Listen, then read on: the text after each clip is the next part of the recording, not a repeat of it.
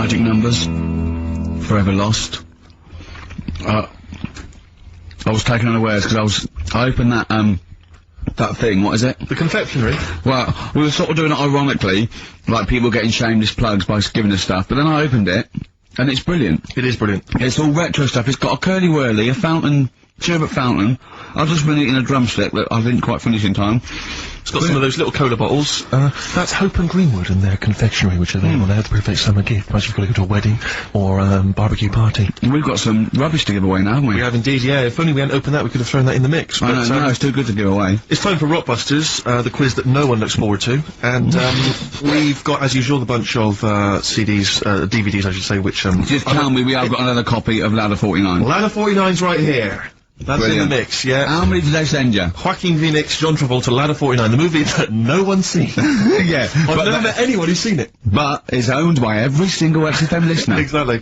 Also in the mix, as I said before, we've got Priscilla, Queen of the Desert, which, if you haven't seen that on telly, I'd be very surprised. French and Saunders at the movie, the best of all the French and Saunders movie spoofs, which is, I think, on TV every single night. Yeah.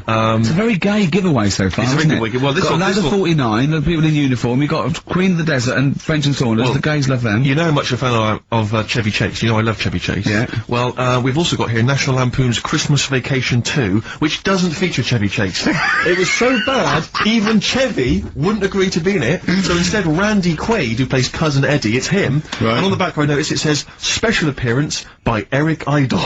Brilliant. I mean, let's be honest, if a film's got a special appearance by Eric Idle, I know. it's probably not classic, is all Do you I'm reckon saying. they do, always walk on the... look on the bright side of life? Anyway, that's just some of the DVDs which you can win, and obviously the real reason you should enter is because you go forward to this big prize draw, which is in our last show, where you can win some actual quality. Yeah, a signed, Matt Groening drawing, and if you can see him drawing that on rickygervais.com, it is totally genuine. It's just there, him actually drawing it in front of your very eyes. Also, us, made us, Flanimals, and a signed, poster by Nigel Tufnell. Christopher Guest. Sure. So proper good prizes. Yep. Just that this is the, I think it should be the last one to get into it. Maybe next week, the 4 that we've got get down to 2 maybe. And then we get them on the line in the last, what do you think? Well, I'll be honest, I wish we'd thought it through. I don't know about you, but I wish we thought this Chris Campling, if you've got any ideas to how this show could have run, see, we should have scripted this. What we said, we just said the go in a drawer, didn't we? Did we? So Yeah, we hadn't thought it through though. yeah, but we can't keep swapping and changing. Well, we haven't done it yet. We can do what we want, yeah. You know how many BAFTAs we've won? We can do exactly what we want. High five. Well, listen, right, let's get down to business then. Right, so Rockbusters, let's explain briefly what this quiz is for those that have only just started listening to the show. It's basically, Blockbusters. Well, you say that, Rick, but it's not, is it? I mean, that Blockbusters made sense. Yeah, well, It's just incoherent. Carl thinks it's a cryptic clue going, right, a fella is walking along and oh, look, there's the fish. What does that mean? Do you trout spinners? Some of them are hard because they've dug them all out. Some are hard because they don't make sense. No, but they've dug them all out because they're going to put them all on the website for people to play along with, and they came to me for the answers, and some of them are pretty tricky. I couldn't answer them. So, I love that. Anyway, the only man that can outwit himself. Right then. So the first one then, here we go. Why don't you borrow some land off Mr. Boardman or Mr. Laurel or Mr. Fletcher? Alright? Why don't you borrow a little bit of land? Oh, it's changed already. Already changed. Already changed. Mr. Boardman. Well, no, do it again and do it exactly the same each time. Do it again. Why don't you borrow some land off Mr. Boardman or Mr. Laurel or Mr. Fletcher if you need a bit of it? What's changing? Okay, and what are the initials? Right, LS. LS. LS, that's a band or an artist. Who am I talking about? Second one.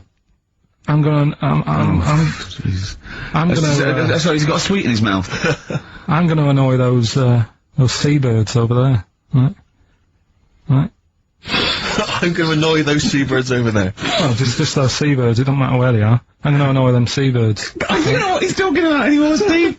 Honestly. B is the initial. I love the fact that he was fascinated by the strangest village in Britain, but the stories he's told us about where he comes from, there's him going around with 2 fellas with big heads, webbed feet, a little pigeon-chested bloke, him on his grifter with Maggie pecking at him, his dad in the telephone box nicking groceries, and a horse in the house next door. I mean, how strange was his upbringing? Yeah. And him hanging from his satchel. Unbelievable.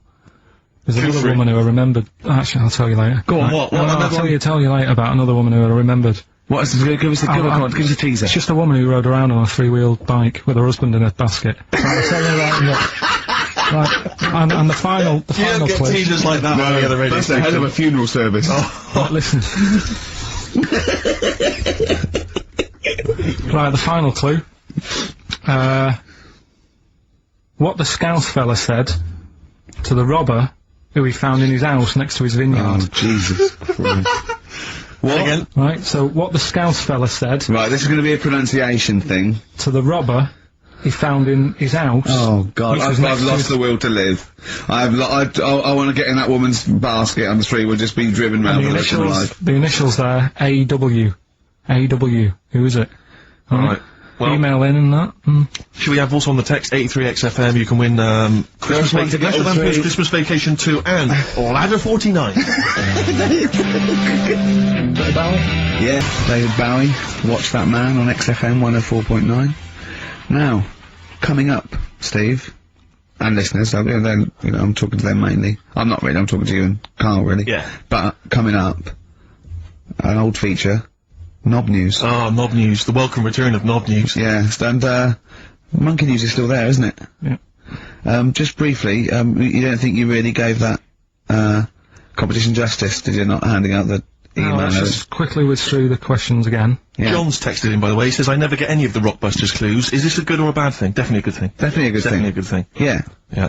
All other people do. Well, First one. Why don't you borrow a bit of land off, Mr. Boardman or Mr. Laurel? Or even Mr. Fletcher? right. LS. Second one. I'm gonna annoy those seabirds. Right? B. And the last one. What the Scouse fella said to the robber he found in his house next to his vineyard. AW. If you know what they are, email in or text. We need the answers quickly, Carl. to Rockbusters. We're running out of time. We've got Rockbusters and Monkey News to come in this fun-packed show. Give us the clues, give us the answers. Right, the first one was, why don't you borrow a little bit of land off Mr. Boardman, or Mr. Laurel, or Mr. Fletcher? Go on then. Right, what am I getting at there? The initials were Yeah. LS, Yeah. right? Lease a Stan's field, right? Because you're borrowing it, that's leasing it. It's Stan Boardman, Stan Laurel, and it's a field and that, innit? Second one, I'm gonna annoy those seabirds. That was B. What you doing when you're annoying a bird? You're bugging it. What's a seabird? A gull. Buggles. Right? Buggles. I don't know where to start, mate. Right, don't worry about it. I don't know where to start. If we had more time, Don't worry. I'd throw him out of a window. Right. What the Scouse fella said to the robber he found in his house next to his vineyard. Go on That then. was AW. Yeah. That was A, me Winehouse. Right? What? A, me Winehouse. What? Tell us about the woman. What's the text? Quick. Or 83936 on the text. Ricky.gervais@xfm.co.uk on the email and that. Alright, and that. Right, that one down. Make a note of that. And that. Right, tell us about this woman. Well, it was just because you were saying about the, our living. We are broadcasting now, aren't we? This is actually going out. This is live. This isn't us sort of like. Yeah, sort but of- you were just talking about how I lived in an odd village Yeah. with kids with big heads and all that, right? And what I wanted to do. What is that again? There's two kids with big heads. Yeah, they just had sort of big heads and webbed hands and that. They went to my school, and when I spoke to my dad the other day, because I'm going out to see my mum and dad tomorrow. Oh yeah. So I said, have we got any school photographs with the big-headed kids in? And he said, no, nobody bought those sort of school photos because they were in it, so it was always a bit ruined. But I said, well, No. he said sales were, because he obviously talked to other dads and stuff like that, and he just said, oh, no one bought them. But anyway, so I would love them. Yeah. That's why I'd buy them. yeah, but I wouldn't stand out, would I? If And it's on that's the saying something. mantelpiece. Yeah, well. But anyway, so I was talking about, When you say they had big heads, what do you mean? Do they look like someone from Doctor Who? they were just quite big. But they weren't related. No. So why did two blokes with big heads and webbed feet? I lived in a weird area. There was a there a chemical plant close by. I can't believe you've never told us that before. That explains a lot. Not just the freaks in your neighbourhood, but No, well, loads of truly. weird, there was loads of weird stuff going on. There was this, like I said, there was this woman who used to like live in one of the council flats, right? And she had a three-wheeled sort of big. What do you call it? Son, three-wheeled son. He was the weirdest bloke we ever knew. What do you call it? Like a big tricycle, but for an adult rather than one for a kid. It was a big It one. wasn't a motorbike though. It was a No. It was a push bike thing. Right, yeah. And she used to sort of ride down the road with a fella sat in the basket on the back with his like legs dangling over, and they'd be going to like the pub and what have you. Was it a different fella each time or the same one? Yeah, little sort of bald-headed fella. So it was in collection for like organs and things. Bring out your ale. And then people just throw Grandad just in the back and go, right, we're getting £4 for Grandad. But she's He's got a lovely pair of testicles on him. They're very low, but they're Bring out your dead or nearly dead. She used to pick on her husband quite a lot. They'd be in the pub and what have you, and they'd be sat by themselves, but she'd always be sort of, you know, having a go at him, moaning at him, sort of pushing him about and that. So my dad and his mate, right, they went round to their house, knocked on the door, she answered, and he said he was a copper, right? He said, you know, Detective Pilkington, gonna come in and have a word. So I'm just going to make a note of impersonating a police officer. For the good, he went in and sort of, now, I've heard, It's the superhero. Yeah. I've heard, you know, you picking on your husband a lot. Yeah. We'll be keeping an eye on you. Do it again, and there'll be trouble. And she backed off after that. She That's was good. alright. And how was the husband? Was he still in the basket though? Was he allowed to ever sort of like ride up front with her? Or was he just always in the No, basket? it just she'd sort of stopped picking on him in public places and stuff. That's good. Just You did it behind can't her get done, can you, just for doing that? I think impersonating a police officer. Well, you is a criminal probably did. offence. There was no gain. I think you can't impersonate a police officer full stop, but I think they'd probably be lenient on him that he was, you know. But let's face it, he's not going to be caught because why would anyone know? But it's not like his son's going to say it on a radio station, is it? And stitch him right up. Is this something you did generally? Kind of a little bit of like vigilante work? Just whatever, him and his mate, just, you know, if they saw something going on, they go, what can we do? What little scam can we do, or whatever. That's fantastic. Out of all the people in the world to have a chat with, do you know, what's his face? That German doctor. Which one? The guy that displays the human body? Guns Traven or something. All right, yeah. Well, I don't. Is he a proper doctor? Because it's just that it's always. I mean, I could cut a body up. I never see him sort of put it back together. Is anyone keeping an eye on him? Sort of going, well, who is he actually? I'm sure he is a proper doctor. I mean, he doesn't answer everything. Like he doesn't say. I don't understand why the intestines have to be that long.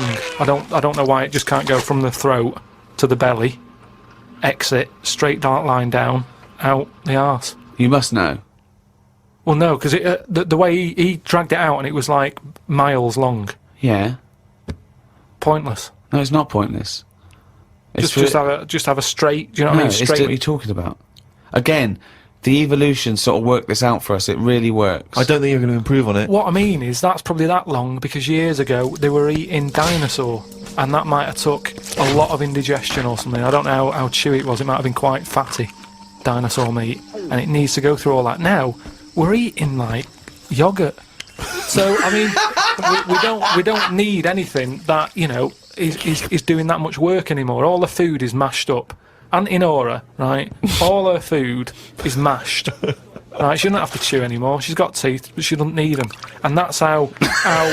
She's got teeth, but she don't need them. No, but that's how Or we're she could have moving her on. intestines removed then. Well, no, but this is That what would I'm sort saying. our other problem, wouldn't it? We're changing everything all the time, aren't we? I mean, there's some fella who was looking at on the internet, identical twins, right?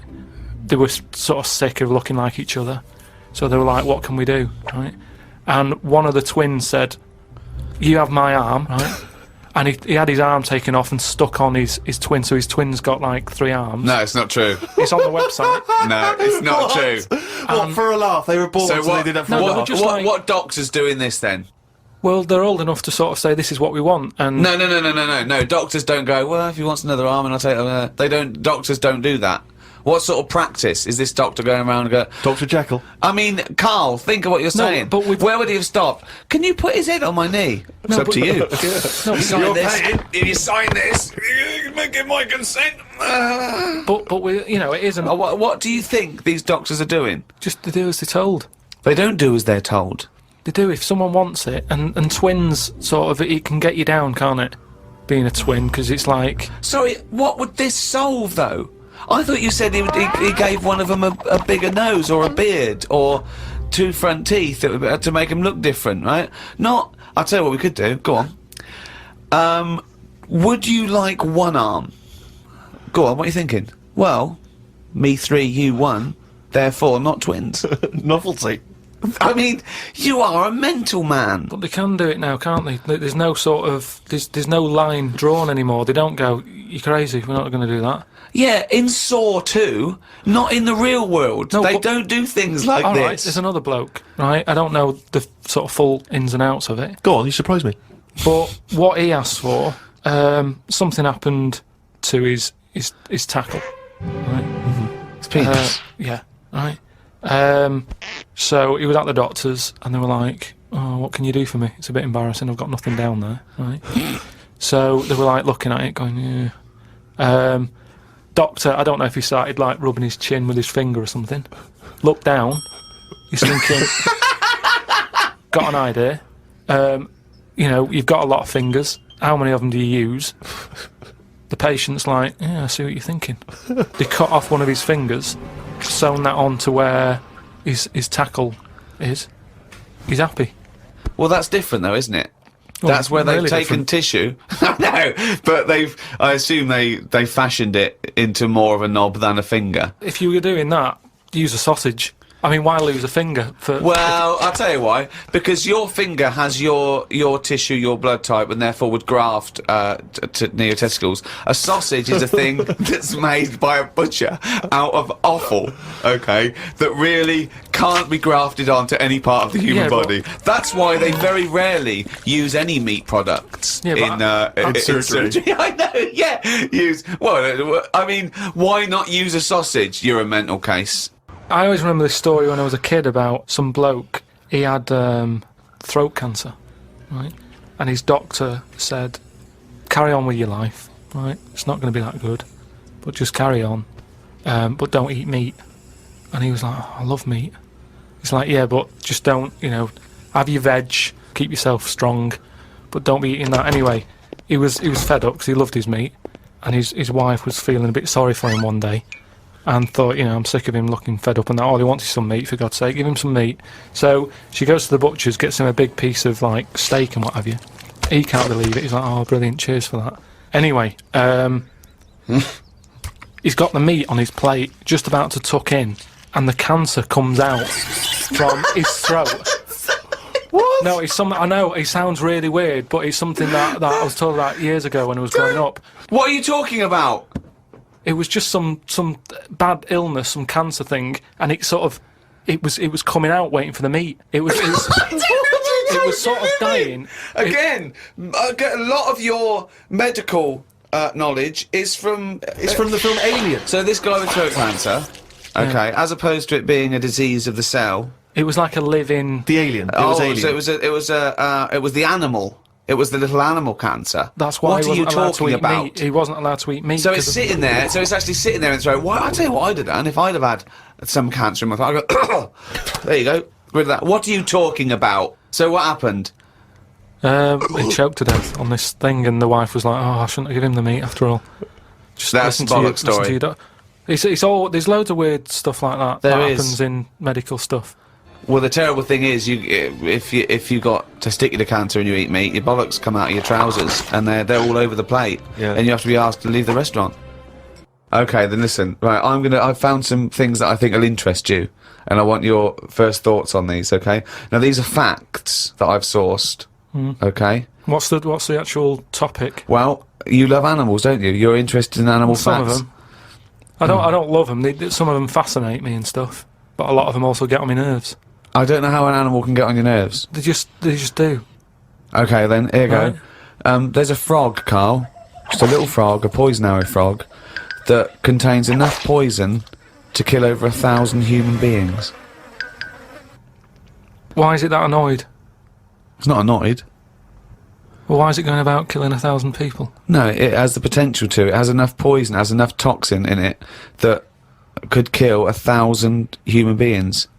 But does it need that? Whereabouts is this? Where's it living? Rainforest, I think.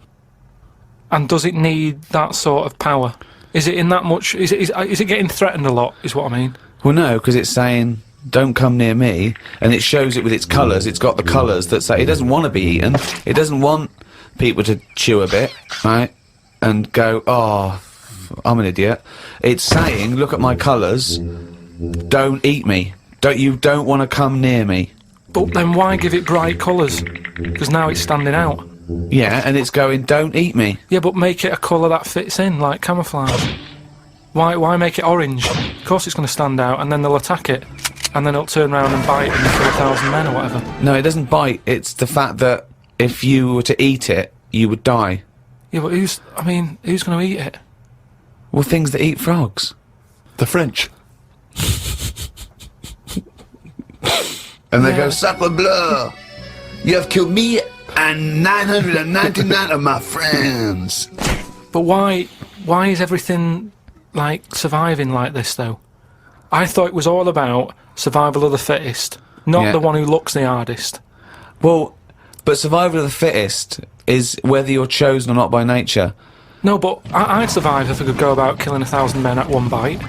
It's not fair. It doesn't bite. It's well, whatever. If it licks you or whatever. Well, no, not if it licks you. If you lick it. Well, I'm not going to lick it. It's not going to happen. I will not be licking a frog. So it's of no danger to me.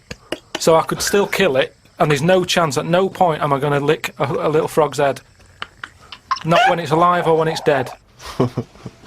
I love the fact it's all about you. It's all about how it relates to you. And he's annoyed that they're getting away with something. He doesn't like any sly animals. He doesn't like animals hiding. Then he wants them to hide. He doesn't want animals killing things. Then he wants them to kill things. He doesn't know what he wants. When they say survival of the fittest, they don't mean that, say, lions have been working out in a gym.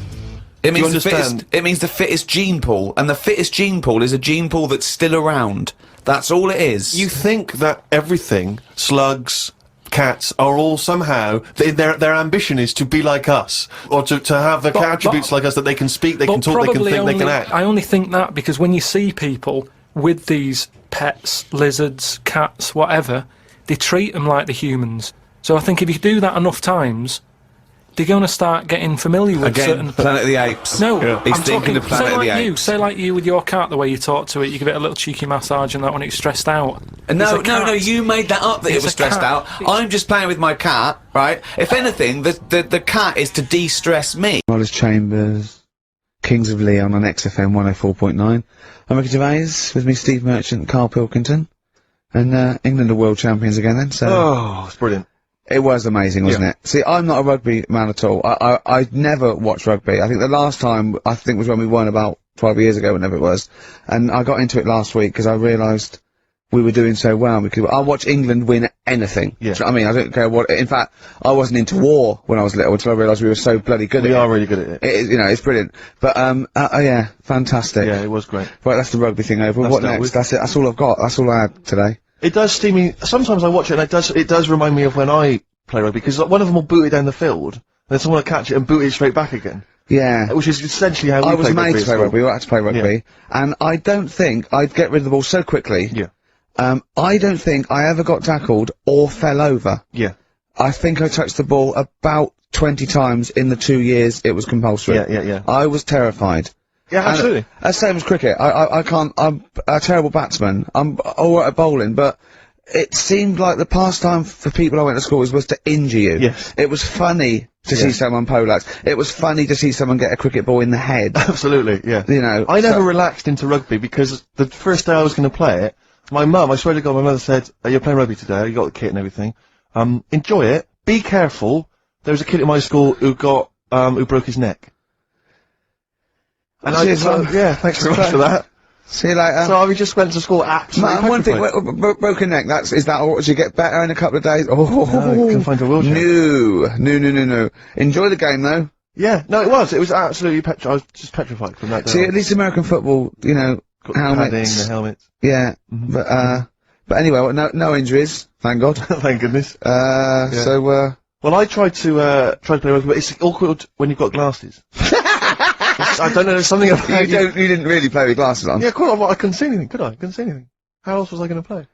Oh my God! And So you're bound to be cautious, because inevitably you're a bit more cautious when you've got glass you were next the to your tallest face. person on the pitch as well. Yeah. I mean, you were when you were about 14, you were probably 6 foot already, weren't you? Yeah. And everyone else was what, 5'2"? Yeah. So you were Towering above them. with glasses on. Just with the glasses on. And you've got pretty cool glasses now. Thanks very You've much. had a bit of a makeover. It's like Trinity and Suzanne said, first thing to go, the glasses. Sure, sort them out, yeah. Yeah. And presumably you used to have those mouth-to-mouth sort of bottle. Pretty much. Yeah. Is it true? You've never been able to mosh at I a tried to concert? mosh. Because I've always watched people stage dive in, moshing at concerts. I've always thought that looks like brilliant. You know, when they ride above Like a everyone's wave, heads. like they're surfing On across someone's the, hands and stuff. Everyone's like, yeah. And I've always wanted to do that because I'm a big rock music fan. And the only time I did mosh was at Rage Against the Machine. I've heard of mosh at Rage Against the Machine. I love the idea of a band called Rage Against the Machine. Yeah. Aimed at a man with glasses who Yeah. won't mosh. Well, it was at the Reading Festival, and I think the lead singer, I forget his name, he went, can I just remind everyone that racism and fascism are on the rise in Europe again.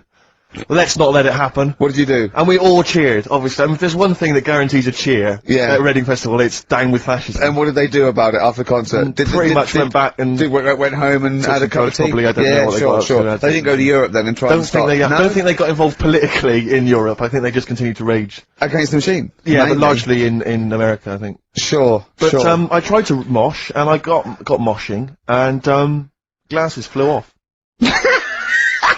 And I remember, because they were playing away, you know, hey, you know, do what you tell me, And I was just going, careful! I've dropped my glasses! Can we be careful? Loads of kids in hooded tops. Yeah, exactly. Just going mental. Yeah, and they're all jumping up, can we just calm down for a second? Let's not be silly. Yeah. Yeah. It was absurd, and I had to kind of, you know, scrabble around on the floor, and thankfully they were okay, and they didn't get broken. So what couldn't you do then?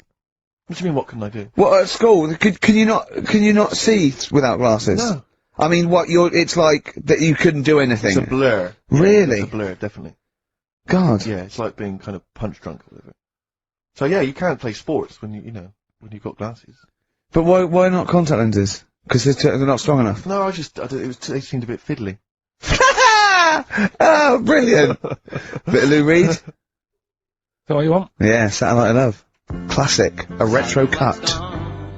Lou Reed, with a little help from David Bowie there in the background. Satellite of Love on XFM 104.9. I'm Ricky Gervais, with me Stephen Merchant and KARL Pilkington. Now, Steve, you know how KARL won't do anything outside his jurisdiction. He moans about stuff. Whinges He's got constantly. one job. We're doing about 5 things in the Always week. plate spinning. We just turn up, but he's always available. He moans about it. He goes, "Oh, lucky you caught me." Right? He's chatting. He's one of those people that whinges enough, and people think he's overworked. So he got Mondays off. Right? He's just a whinger. Yeah. I haven't He got won't- Mondays off though, have I? Yeah. Well, anyway, 2 hours on a Saturday. This is what the phone message he left me Wednesday on my mobile. But I just he's chatting about certain things that are going on at the moment. What he does need to know. Duncan, who mentions, is my agent, and you know you'll understand a few other things. But this is the sort of message I get from KARL, right? Window. Old messages. Alright. 12:10, Wednesday. Just getting loads of people calling me all the time about shit. Yesterday, DVD's signing for BBC London. I don't work there, but I've been dragged into that. I've got a woman on, leaving a message from Talk PR, going on about, do you want to go and see Pop Idol again? Right? Just saying, you and some listeners can go. So I'm sure you'll love that. I've got Jim Benner wanting you to introduce the tin buckets at the Astoria. So can you just let Duncan know that I'm doing his job whilst he's sat on his arse with his thumb firmly up his arse? Can you let him know that I'm running around like a here sorting shit out for you? Alright, see you later. Message So letter. 12. Do you know what I mean? I know, but that's the kind of phone message he's leaving. But Do you remember who he was before you... But is started it working even with him? annoyed that he gets a phone call? I remember he got a phone call for you to do a voiceover and didn't pass it on. You missed a voiceover. That was thousands of pounds. No, I did 'Cause did pass it on though, I told you. You I did, said a you woman... said someone had phoned. Yeah. That's not good enough. But who's that? Well, she didn't say, and I didn't ask, but... Of course it's not my she job to do said. it. She didn't say. Rubbish. So you didn't take the number down? She went, oh, can you tell Steve to call me? And you went, yeah. Yeah, well, I just thought you'd know her already. I should have known, it was a woman, so... I should have known. He's having a go, you see? Unbelievable. I don't know how it's gone back on me. You're the one who was picking on it. Yeah, exactly. I'm saying. I'm defending. Why is he having a go at But you? he never Because picks on Ricky because he knows you are his bread and butter. Seriously, you know what I mean? The only reason he's got Mondays off is because you're still doing this show. yeah. That's why he's scared of you. That's why he's like, he has a go at you on the phone, but he always picks on me because he knows, you know, I'm a pushover, I'm a nice guy. He's scared of you. I can't believe, I don't know how it works. Is that true? Steve, I'm always sorting you out, I look after you. I'm not Sort you saying out you with don't, tickets, I I'm not sort saying you you out don't, but I lager got out. you today. Why are you What, picking on me? what do you mean you sorting out tickets and lager? What's this? Right, whenever you want tickets. Yeah. Yeah, sorry, like I don't want to use this as like moaning time and that, because I don't like to moan, I'm busy and that, right? I've sorted you out tickets for gigs, Yeah. right? What somebody doesn't even turn up to. Yeah, we won't even go on about that, Yeah. right? Lager, He was sorting out the Cure, he complained it was boring. yeah. There was that big drum of lager that you had, and you said, oh, put that in your room for me, Yeah. because I don't want to carry it home, right? Lazy. So I said, alright, then I'll put it in my room. It goes missing, it gets nicked. Then you have a go at me because it got nicked. Yeah. I get you another one, you make me carry it around town for you for half an hour, then you say, oh, I can't be bothered taking it home, can you take it back to work for me? Yeah. Yeah. But interestingly, this is like a year ago, so it's obviously, it's still pressing on you. Oh, isn't hang it? on, and I forgot the one when we had an argument over 50p. Yeah, I went you out didn't for a want to give me coffee. 50p back that you owed me. That was that same day you'd given him about 40 quid worth of lager. But, see, this is my problem, this was my point at the time. It's not the 50p in terms of money is not what's important. The fact that you think you don't have to give me money back because it's only 50p, that was the point at stake. It's me who makes the decision, oh, don't worry about the 50p, not you, it's only 50p, I'm not going to give it to you. Do you know what I mean? There's got to be rules, otherwise it's chaos, Carl. Come on, mate. Alright? I don't want to fall out about No, it. that's not alright. Should we kiss and make up? Do you want that? Do you want It's that? alright. Yeah. Well, should we play a little record and come back to this? Because I can't believe it started with you slagging him off, Rick, and I've ended up I know. as the monster. I know. Bit of R.E.M. Yeah. R.E.M. and Animal. Animal. I think that animals would be R.E.M. and their animals. What are you talking about? Well, no, I'm just thinking. I wonder if there's done a video for animals and the animal What? on a DVD, an animals DVD. Huh? What are you No, I'm talking just about? saying. I'm just it's REM there. It's just a good link. REM animals on a DVD would be. I've got an animals DVD out. My You've got an DVD, animals yeah, my DVD DVD, my live stand-up's out. Buy it. HMV and I don't think Virgin. you should- Well, no, I don't I'm just think you should saying. plug Animals, your- no, it's I don't funny. think you should 'cause plug no, your no, stand-up no, I'm on not the show. plugging it. It came up in the animals from REM. Came I don't up. think you should plug your DVD. Well, buy it now. It's a really good stand-up DVD. It's out, If you're going to but- buy anything, I mean, I think I ought to balance this out really. If you're going to buy a DVD, you should probably buy the Office series too, because Well, I get no, money for that's that. been on telly. Animals. See, Animals hasn't been on telly. The Office has been on telly. It's born with it.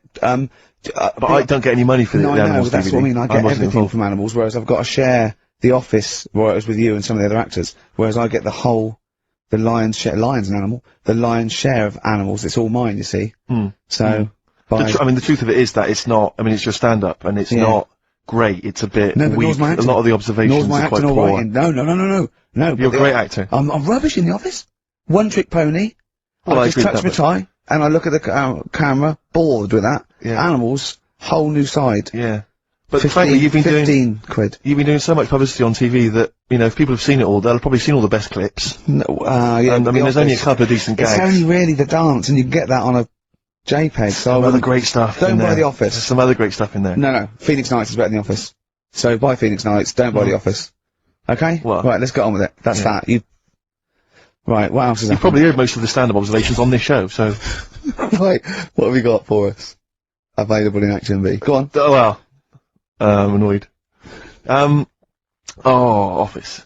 Signs on XFM by Snoop Doggy Dogg and Justin Timberlake and a bunch of other people. Ricky Gervais, Steve Merchant, Carl Pilkington. Sorry, I was just enjoying You're that eating. Hope and Greenwood confectionery. Lovely. I wish I had something to wash that down with, Rick. Won't you have a glass of lovely Ban Rock Station red wine. Oh, lovely. It's barbecue friendly. Yeah, perfect. Good. So just keep sending stuff in. For Free stuff, please, free Good- stuff. Good stuff. Karl, what we talking? What we doing? I've got something to tell you actually. You know we teased Steve about not ever spending any money. Careful, I'm careful with money, I'm not. Yeah. Guess what? He's treating it like he's nurturing this, right? Like he keeps running off, right?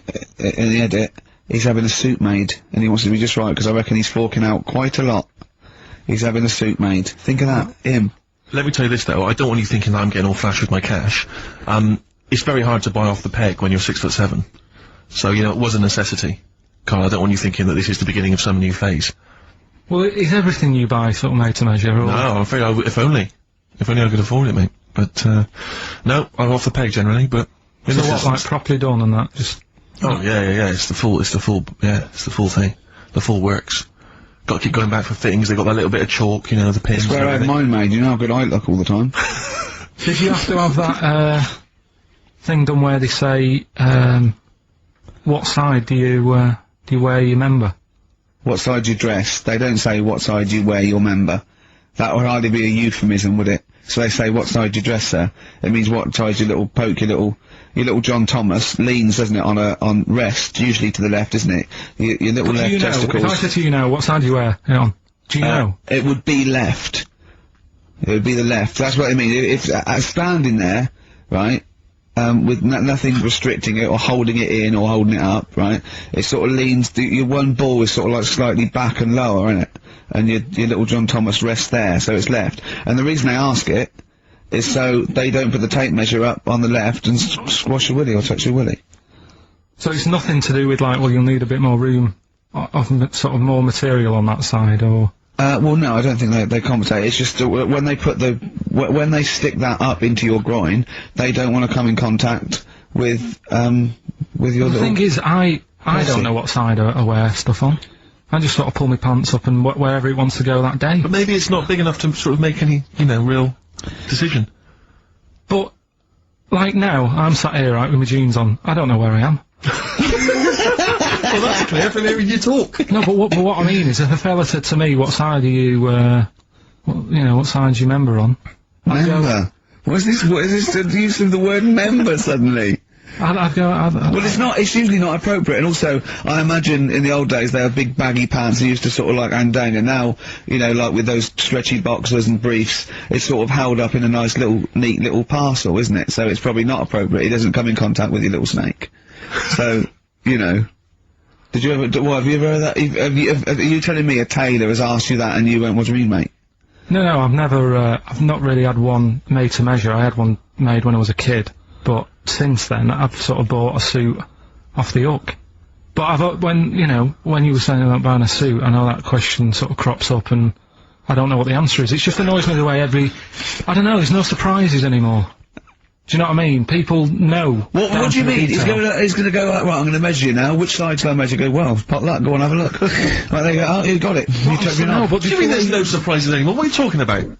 Everything you say is a surprise. Everything you say, every opinion you have is a surprise to me. What I mean is, why aren't people just happy just to go, well, depends, doesn't it? I'll just pull the pants up wherever it wants to go, I'm happy. What do you mean? Why is this such a big issue? But Karl, when they ask you this question, they're not making a note of it somewhere. It's not statistical research to find out what the kind of common leaning is. It's a question so he doesn't touch it when he's using his tape measure. Just be careful. But he's being careful by asking the question. But what's wrong with him touching it anyway? If he's, I mean, it's only like a slight. Fair enough. But if he just sort of, knocks it a little bit, you can just go. Do that again? To me, it's the same as the prostate thing. It's just happening all over again. But the doctor doesn't go, oh, what side's your arse on, sir? Trying to avoid the arse. He wants to go, he knows where your arse is and he's aiming for it and he wants to get it up there. He's aiming for it for a good cause. This little fella's going, well, I've got to measure his leg. I don't want to touch the knob. I'll just ask him, sir, do you mind telling me where your cock is so I can avoid it? It's a big difference. But like I'm saying to you, I'd have to have a look first. To let him know. I don't know where it is now. I don't know, it could be the left, could be the right. Are you telling me you don't know where your knob is Without now? looking. Well, what do you mean how well looking? How could... Well, you're saying it as if, like... Should we have a guess? Well, have a look and tell us where it is. What are you wearing? What sort of pants are you wearing? I've got my jeans on. But you got pants on underneath them? Yeah. What are they? Briefs? Or boxer shorts? Boxer shorts. Boxer shorts. Well, it's probably free, but the jeans are probably stricken it. I think it's probably either in the middle, dressed in, or just slightly to the left. Have a look, and we'll tell the listeners after the break where's Karl's knob. Competition. Oh, brilliant. We've got to send this to the Sony Awards people. Run, Snow Patrol on XFM. Well, big question. Where was Karl's knob? That's what people have been hanging on for. Yeah. Where was it? Well, I can't believe people have been texting in. Hey, well, guessing where it is. People saying, is it in the middle? Is it in the left? It cost them 10p. Cost them 10p to find out. Just wait, I'm gonna get out the answer. You don't win anything. Right? Let's strike it lucky. Right? Bottom or middle? Right. It was to the left. Oh! Yeah. I went with the right. That's annoying. See, I thought it would be to the left. If not, maybe if it was all scrunched up, sitting down in that right, it might just pop up to the middle. Just pop out, like, you know. Well, next week we'll be finding out where yours is. Where's Ricky's bollocks? Right then, which leads us nicely into... Knob news. Oh, it's the welcome return of Knob news. Right, okay, it's very much like the news at 10, this, isn't it? I do a bomb, or in this case a schlong, and he gives me the headlines, the knob news of the day. The big, where have you collected all this knob news? Was there a lot of knob news this week? It was mental this week. The amount of stuff. The way it works, you give us the bong, Yeah. I'll give you the headline, Okay. Steve decides which stories we're going to talk about. And now on XFM, knob news. Schlong. Man grows knob on his arm. Schlong. Man gets doctors to make him a second knob. Schlong. Turkish prisoners made hole in cell wall to produce third inmate. Schlong. Doctors accidentally remove man's testicles. So, well, can I straight away go for the accidental removal of the testicles? Well, it's happened before, hasn't it? We've talked about that before. How does that, what did he go in for a tonsillitis, what are they called? Tonsillectomy, and he went in the wrong way. What are you talking about? How can they accidentally remove his testicles? It says, he didn't look at his folder, and the doctor said to the fella, "Oh, we've removed your testicles and we wanted to take out your prostate gland." So that's what happened. There's the story. This is what I mean. That's why I don't like going to the doctors. It happens, doesn't it? Because all these sort of it's when they say things like, "Oh, it's just we do loads of these operations." That's when they're not concentrating. Brilliant. Do you know what I mean? When they say it's procedure. That's like having a boring job that you do every day when you're not going to be concentrating. I prefer them to go, "This is a tricky one, this." I know what you mean! I sort of do know what you mean! People, you watch TV programmes about, like, you know, removing someone's second head or whatever, and it's like the best surgeons from all over the world. It's televised, they can't make a mistake. They can't go, "We took his legs off by mistake." Whereas the fella who's having a prostate's like, "Oh, do you want to do it? I'm sick of doing them." Yeah. And they're probably doing a crossword whilst we're at it. Of course they are. I've seen that actually in operating theatres. They're doing a crossword. That's what I mean. Yeah. I was just examining some of the other knob news, Rick, a little bit more closely. Man gets doctors to make him a second penis. I'm sure we're all interested to know what happened there. Yeah. A German who persuaded doctors to give him a second penis has lost his wife after he showed her the result. Biker Michael Gruber lost his original penis in a motorbike accident, and doctors built him a second one using a mixture of skin, bone, and other tissues. Bone? Apparently, the penis worked so well that he was even able to father a child with his wife Bianca, but Gruber was still not happy and asked doctors to repeat the operation and build him a better organ, to which they agreed. From his hospital bed, he said, "I've got 2 penises, but no wife. I'm hoping when I get rid of one of the penises, I'll get her back." What do you mean? Sorry, he had 2 put on. What side does he wear? So he's had both. So he's had 3 then. Yeah. Yeah. This is probably the thing that happened with Hitler, when he had 1 ball, but he had 3 at one point, didn't he? So he just got one in the other ball, gave his mum one, and got the other one. Man grows penis on his arm. I mean, why people are constantly losing their penises around the world, I've no idea. Well, why I didn't realise it was a bit... What do you mean why on the arm? It's just a graft, isn't it? Yeah, but put it on, like, your buttock or your side. You can't wear a short-sleeve shirt. Why did they've done that before? I don't understand it. Why not just graph it onto the side of your leg or something where it's high up, close to where it should be? I don't know, to get it used to the environment. Like when you were, like, released a duck into the wild. I've never understood that. If there's a doctor, again, you know, we had a doctor last time, if there's someone who can let us know why they put it on the arm. So they can keep an eye on it, presumably. He's not going to work with this knob on his arm. He's probably in a hospital bed and under examination. Right. So what do you think? They pop the knob on the arm, say, come back in 3 weeks. What do you do, by the way? I'm a mechanic. Keep the knob, keep the long sleeve shirt, because the blokes will go, why have you got a knob on your arm, mate? What are you talking about? He doesn't go back to normal as a teacher. Sir, what is it, Simpkins? You got a knob on your arm. No, don't worry about that. Do your maths. What do you think this bloke's walking around with a big knob coming out of his arm? Why on the arm? So they can keep an eye on it. So it's not... But if he's in bed, just get him to not put any undies on or whatever, and just have a little sly look at how it's going.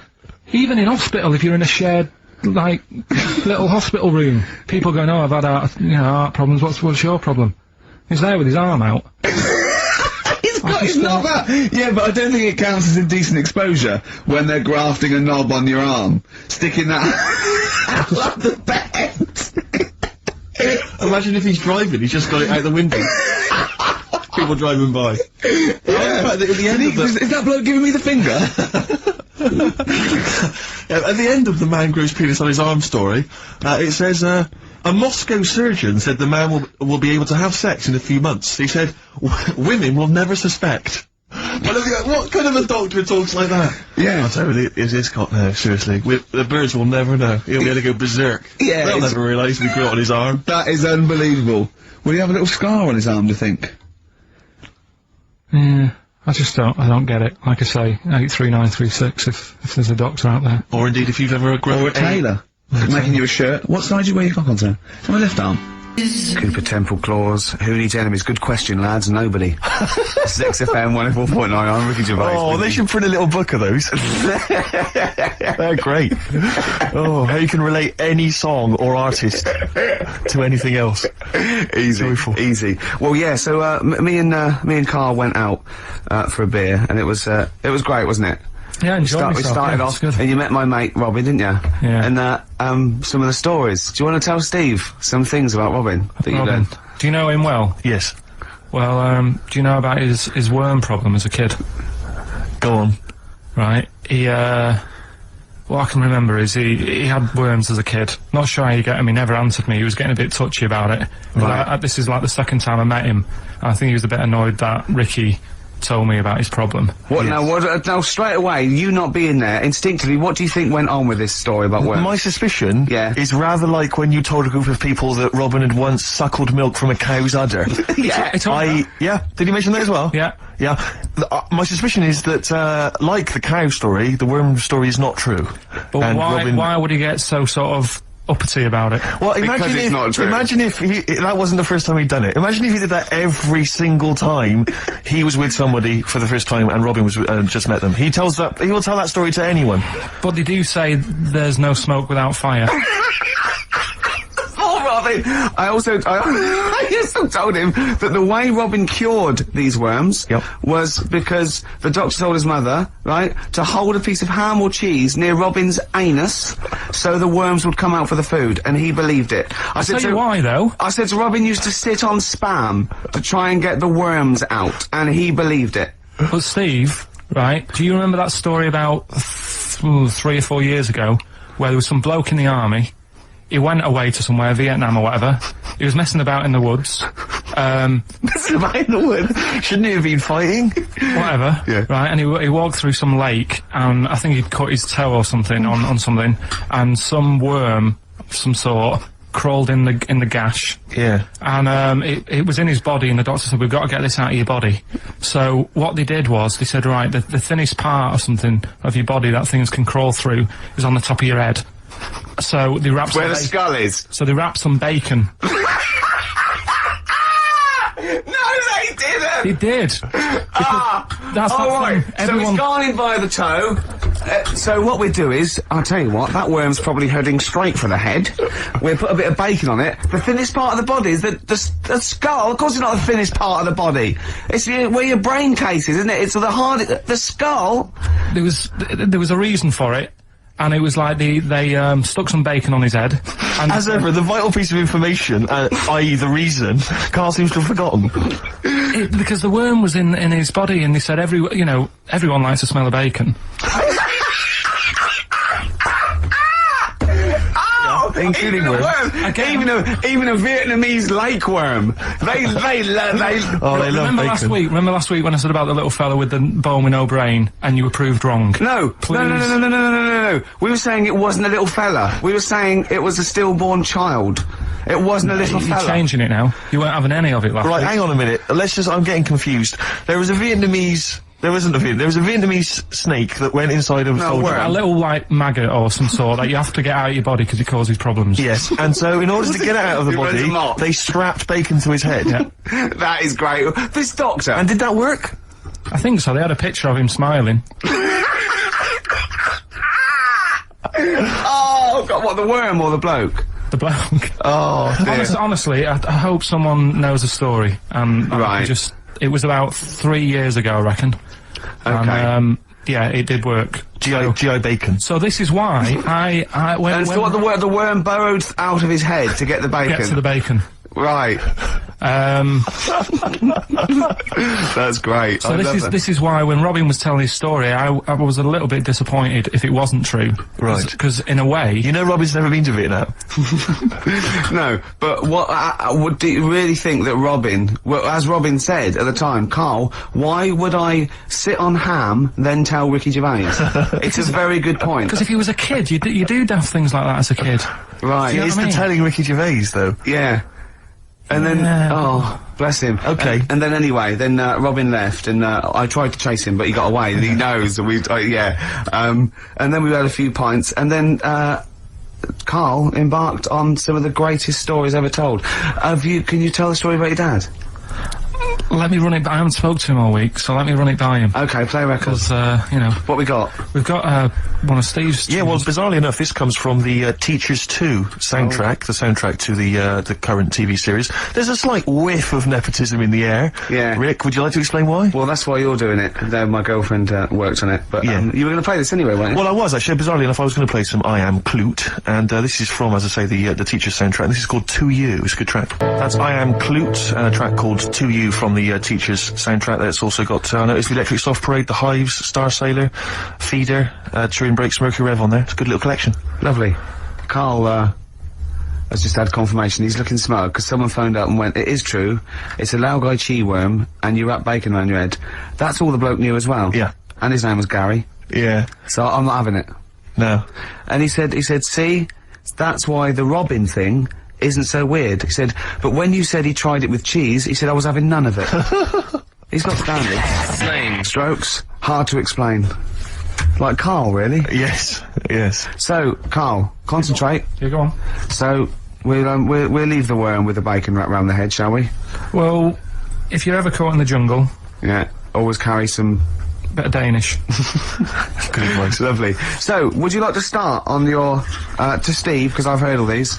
Well, we won't do them all. We'll start off with the Mr. Freeze. Tell Steve the story of Mr. Freeze. This is the first time he nearly died. This is the most serious of the lot, really. So, what it was, do you know, like, I don't know if your mum and dad did the same thing, but, like, they do the weekly shopping on like, a Friday. Yeah. So when you got to Thursday, there wouldn't be much stuff left in the cupboard. It'd just be like, you know, your Jacob's crackers and stuff like that. So when they'd been to the supermarket and they came back, I was like, you know, what's that saying? Like a pig in... You know, I loved it. It was like loads of food coming in, loads of biscuits. What is that saying? He nearly said pig in shit. Right. Is that the same? Yeah. Right. So yeah, all this food comes in. Thank God he didn't. Otherwise he'd have been in trouble. That's true enough. Because he's culpable for our actions, because Exactly. he's the producer. So technically, that twat's in charge. Go on. Right. So anyway, so there's loads of food, and I'm like, oh yeah, look at this, and chocolate biscuits, and you know, penguins and stuff. Bacon.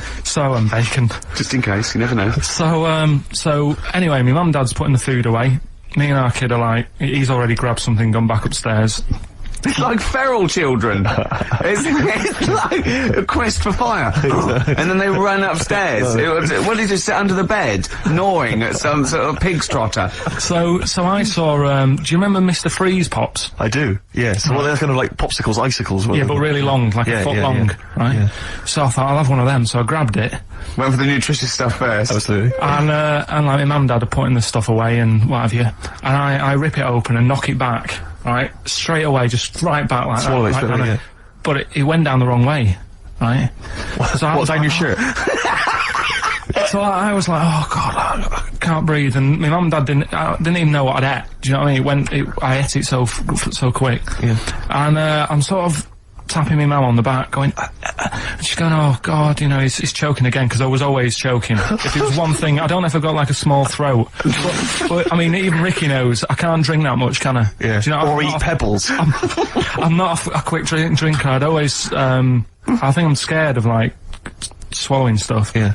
And it was like bottle tops and mint imperials and stuff. I was always choking on stuff. Oh, jeez. So anyway, she's going, oh God, what's he picked up on it now? Drop it! So- hit his nose with a stick. So I was going, oh, I'm choking. At this point, my dad had like, I think he'd put his share away, you know, his food away, and he'd gone. His share! I love it! Yeah. He'd gone to watch like Winner Takes All or whatever in a lounge, and I was in the kitchen, and I was starting to like I didn't care anymore. Do you know what I mean? I just got to that point where I wasn't struggling anymore. You just thought, I'm done I just for. was like falling to the ground. And my mum's going, you know, get in here, I think it's serious. And my dad comes in and sort of starts shouting at me, saying that's what you get for being greedy. He didn't even know what I'd eaten. Well, it was the moment to teach you a lesson, certainly. So he's there like that, and my mum's going, oh, look at him, and my lips were going purple, and my eyes were rolling into the back of my head. You look like Marilyn Manson. And so anyway, she grabbed me from behind and did that fireman thing. The Heimlich manoeuvre. Yeah. And, you know, winded me. And it came up, and I was alright. What, the whole popsicle came flying back out? You see, that's what I don't understand. Because there was nothing there. No, just a little bit. No, it swells up, doesn't it? Because it irritated it. So it went down your, just sort of like your epiglottis. It went down the wrong way, like it went into your air canal instead of your throat, and it sort of spasms, and that's the fear. You just got to calm it down and relax. So in time, I would have been alright. Yeah, anyway. you don't. Well, no, you might have. So that's so that's hang on, one. No, but the weird thing is, like, for like 3 days after that, I felt like a sort of special person. I went to school. I'm saying nothing. I did full days. A special needs person. Yeah. I went to school the next 3 days after that. I didn't like wag it or anything. I did full days. I love that. 3 days, turn over Yeah, the leaf there. exactly. After 3 days, you thought, screw it. Yeah, did a quick history exam. Ash, there's a star on XFM 104.9, 1:05. That means it must be well in. 5 minutes in to the Ricky Gervais show. With Steve Merchant. Yeah, he's here as well. Yep. Well, we got some great tunes lined up, haven't we? We got Eminem, we got Coldplay, Oasis, we got Brilliant. De La Soul, Chemical Brothers, Dr. Dre, Garbage, R.E.M., The Manics, we got Sure. Muse, we got Feeder, we got some classic I mean, you've said all those Radiohead. names, Rick, but the chances of us actually playing all of those are quite slim. We might not get to them if we talk too much. And obviously, we'll drop a couple of those to play our own tracks as well. Yeah. Well, they are our own tracks. Yeah. You know. Well, I'm not gonna get into that now. right. Here's Eminem. Eminem, the real Slim Shady. Now, even though that sort of record is you know, relatively recent, and it's, you know, it's quite hardcore what's going on about, you know, subject matter that is adult, really. Certainly. And it's quite aggressive, and it's cool, and everything. But he still managed to make it sound like a novelty record. It is, yeah. So, I mean, it's like a little I know that's the intention, and that's good. But Yeah. I mean, I think it's nice that he's got a nice little tune. It could be like a little cartoon figure. Here comes Flumpy McMump. yeah. But the irony is, isn't there like a video you can get now, which is a cartoon Slim Shady, The Adventures of Slim Shady? Really? Because I know there was The Adventures of MC Hammer, the cartoon animated series, which sadly I never got to see. And New Kids on the Block, I think. The cartoon went a bit mad and started, you know, spending a lot Yeah, of exactly. money. And going it was, crazy. You know, MC Hammer now apparently he's like he tours on the kind of religious music scene. Does he? Yeah, he's gone sort Well, of. he was always, wasn't he always a preacher or something, or started in gospel or something? Was he? Yeah, I think so. Because he used to Yeah. I don't know. I mean, I just assumed he was off the streets. He used to keep a lot of Bibles in his big trousers. Yeah. So he could go around giving it to poor people. Yeah. Well, apart from the great music we've got lined up, Steve, we've got, obviously, our regular features. Sure. We've got, my classic film review. Always looking forward to That's already getting a little bit of, attention. From who? Wow, just various people. Go on, name some. Well, I can't name them, what, by name or just... Yeah. oh God, what's that one? Oh, Scorsese? Right. You want me to talk about Yeah. one of those films? Okay, good. Yeah. You going to talk about one of his today? Yeah, no. What we've got lined up? Spielberg. Right. To do a Spielberg film. Okay. We've got, That Film Sounds Good. Yeah. Now that's not my film review, that's where I take a track off a soundtrack of a classic film. Yes. And it's a great track, and I go, oh, that film sounds good. Brilliant. So, Yeah. because it sounds Yeah. good, you see what I mean? But please don't be confused and think that that's the film review. I hate people to think that. No, That's because- what I wouldn't want. Yeah. We've got Song for the Lovers, we've got Song for the Ladies. Yeah, I'm going to be playing a hip-hop track. It's called the hip hop track. It's called, Steve says, hip-hop hooray! Hip hop hooray. That's not bad, is it? Oh, it's just brilliant. come on. If there's anyone listening, like, Saatchi and Saatchi or McCann Erickson or, those people that do advertising, then we are the people. We're the people, man. We can market. We'll market anything. Maybe you're a two-bit band. You want to email in or something, and Yeah. just say, how can we publicise our music? Yeah. We'll Well, find a if way. we were marketing, say, a band, we wouldn't say, this is a two-bit band. That'd be wrong. Was that We'd the say first this is thing? yeah. We'd say this is a brilliant band. They're going, going from places. the excellent. I like it when it's always the same reviews. It's sort of like, Mark Goodyear, inevitably. They go, the excellent single by Coldplay, Yellow. He goes, oh, Yellow, that's Yellow by Exactly, Coldplay. yeah. Why do they do the bit that says Yellow? We Yeah. said it, just to Yeah. show, I want to see something else in the song, maybe the mid-late. Yeah, it would always be the brand new excellent album from Travis, featuring the hit single "Sing, Sing, Sing, Sing." That's the brand Sing. new album from Travis. It features 12 other new tracks and Sing, Sing, Sing. Brilliant. Well done. Actually, Cheers. I'd buy it. No, I would. Based on that. That's all the features we've got, isn't it? That's all the stuff we lined up. We were probably gonna, I don't know, probably rabbit on about other stuff. Yeah. Carl, unless I'm very much mistaken, we've got something to give away. Is that right? The K-Man's with us, of course, pressing the button. Yeah. KP. You alright, mate? Okay, man. Yeah. We Pilkington. have- Hold on, can I just say there's nothing funny about that name? Just straight, It's no, straight nothing. away, seriously. Let's just clear that out straight away. You know, the idea Carl that people Pilkington, are isn't it? laughing. You can't- so in school, they'd go through the register, Anderson, they'd go through them all, Camfield, Sturgis. Well, no, it wouldn't go to Sturgis yet, would it? Oh, she wouldn't be there, would she? Well, no, P's before S, isn't it? She just wouldn't be at school. She'd be out Too busy in rehab. Pilkington. Okay, settle down. There's nothing funny about Pilkington. What's up with it? It's Pilkington. Pilkington. Yeah. Sounds a bit like Plonker. Yeah, or Pilchard. Yeah. So anyway, we've got tickets for I don't think anyone's ever mocked the name before. I think we're the first ones to do it. Oh, we're brilliant, we I are. don't think people Yeah, up north figured that out, that it was a funny name. Well, it probably isn't up there, is it? Because they've all got names all like, called that, aren't like they? Ramsbottom, Yeah. Wilkinson, Pilkington. Piddle Trent Hyde. Oscar Piddle Trent Hyde, what are you doing? You're late. Anyway, Gervais. Well, alright, okay. Now, that's an exotic name. It's a Don't bit have go at French, it's a bit He pays your French. wages. Blimey, here he comes. Having a go at the star of the show. Yeah. Blimey. Yeah. Do you want to play a record and get back to it? We got tickets to give away, that's what we're saying. Carl, what's the tickets? People want to know what the tickets are. After this record. Clever. Shinobi versus Dragon Ninja. That's what I like about sort of rock and roll. It just, sings, tells a story about everyday things Yeah. you know about. Shinobi versus Dragon Ninja. Yeah, Did old was there any experience. reference to Shinobi or the Dragon Ninja in the song? I wasn't I listening. wasn't really paying attention, but I'm assuming that some of that screaming was about Shinobi and the Dragon. I don't know who won. If anyone knows who won out of the Shinobi and the Dragon Ninja. Or maybe it's like a trilogy. Maybe they sort of get together in one. Then the second single, there's the fight, Right, like sure. the mid thing in the film. Because I know about film structure because I do a film review. yeah, sure. And then the final one is the The two of them pairing up against maybe a larger villain. A Godzilla type. Maybe. That's interesting. I don't know. I mean, who knows? Okay, well no, they do. Lost Prophets. Unless they If you're haven't written it yet. Are the Lost Prophets English? Are they British? What's the deal? Who are the Pilkington. prophets? Pilks. Who's the profs? Pilky. Yeah, I think they are, yeah. Yeah. What was the answer? What was that? Are they English or American? I'd say they're American. Just have a guess. Why didn't you just say I don't know? Instead of trying to fool us.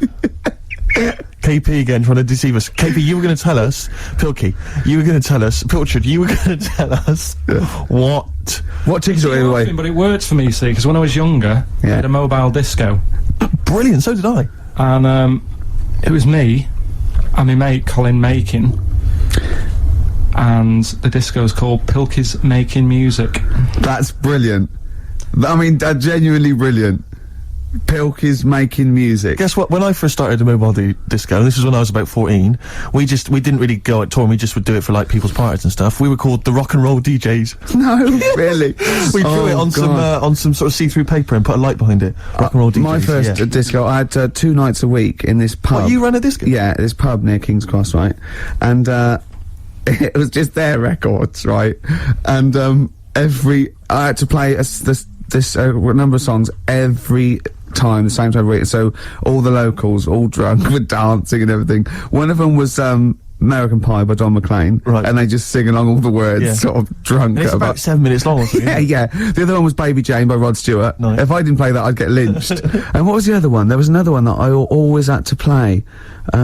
It was a ballad. I have to remember that. But yeah, so Carl, do you think, and maybe Ricky as well, do you think you know much about DJing for, like, you know, the sort of the wedding party or maybe someone's 18th? Oh, really? Okay, let me just offer a little hypothesis for you then. All right, the buffet's been served, right? Yeah. A few people have done some speeches, like it's a wedding do. Yeah.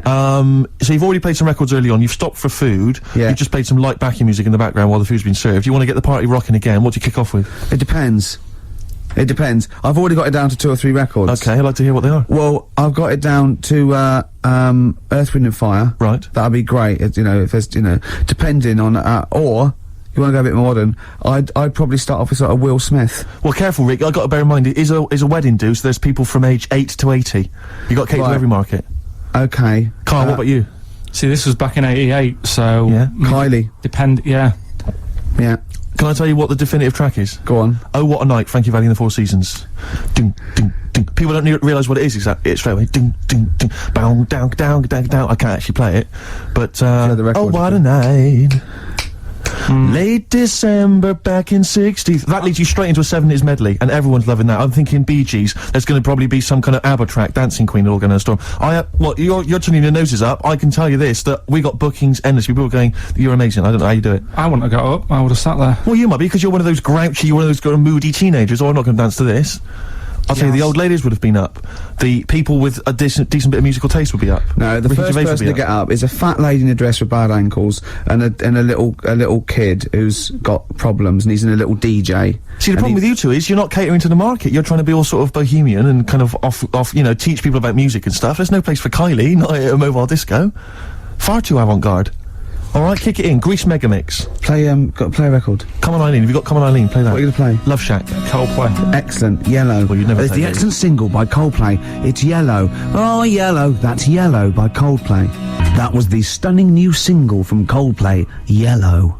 Yeah. Are you ever asked to, when people are doing, like, you know, Sharma's Britain, or, you know, people are doing, like, big historical programs. They say, well, we'll ask Carl about this. He might have an opinion. Yeah. They've got. I'd like to see you as a pundit, definitely, on those kind of on Newsnight. It's just that I think it's a funny one, because the whole idea of sport is to keep fit. Yeah. And that's sort of, you know, it's a bit of an odd one, isn't it? Well, it's the same as sort of like weightlifting. You have to go through all that all year to see if you can push up, you know, something heavier than someone else. But you have to walk round in a golf buggy to you know, to that one. And take steroids and. But I mean, look, the other day, you know, I don't do much sport. I think living in London, there's not that many areas you can go and. Actually, I'm probably wrong there. Well, there's all the gyms and sports clubs and I'm stuff. probably wrong and the on parks that bit. and the roads. But look how, like, excited I was going round to your place, Ricky, and you had like a little garden. Yeah. I haven't got a garden. We played football, didn't we? And we had a little. Well, I did. No, you were rubbish. I beat you in penalties, 5-2, and then I beat you on knockout, I think 10-4, and he always makes an excuse. He goes, "No, start again. We didn't say that." I'm cracking up. So, have you seen Ricky play football? No, I've not really seen either. Right, play It's not football. You sort of do it like it's like when you get a cat and you chuck it some wool. You sort of jump on it and lie on top of it so you can't get it, and then sort of kick it with his feet, lying on the floor. Really? No, what I mean is, he fouled me, and I was on one hand. Are you sure he didn't just collapse because of all the stress and the exercise? That's the other thing. He just tumbled on the floor, Stilton poured out of his mouth. I was too strong for him. No. I was too strong for you. Yeah, but you didn't last long, did you? It was like if football I didn't want matches, to last if football long. matches went. They just bring me on for the first 10 minutes. Who suggested that you two play football? Did you suggest this, Rick? I Yeah, can't we went believe round it. there. Yeah, well, yeah. We had to go and football in the garden. Yeah. Yeah. What else do we do? I Oh, just had a look at your salamander. Right, is that euphemism or?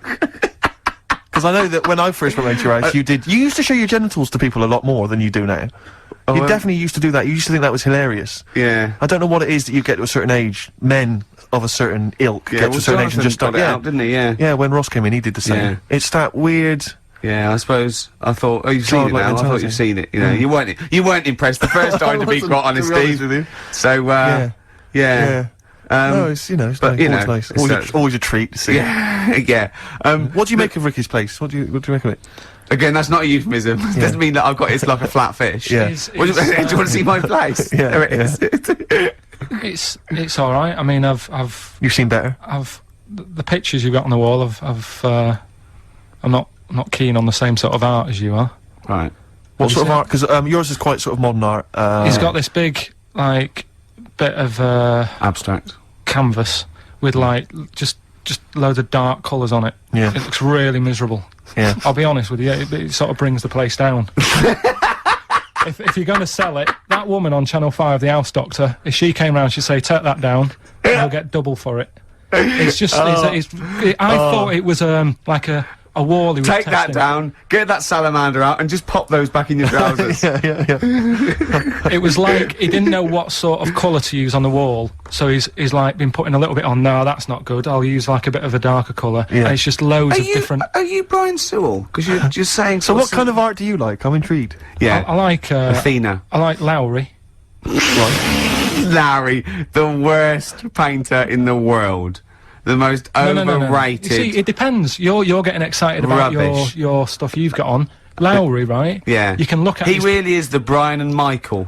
No. Of the, well, but it's real, isn't it? Right? what do you mean it's real? It's real. You look at his picture and you see like little disabled people walking about.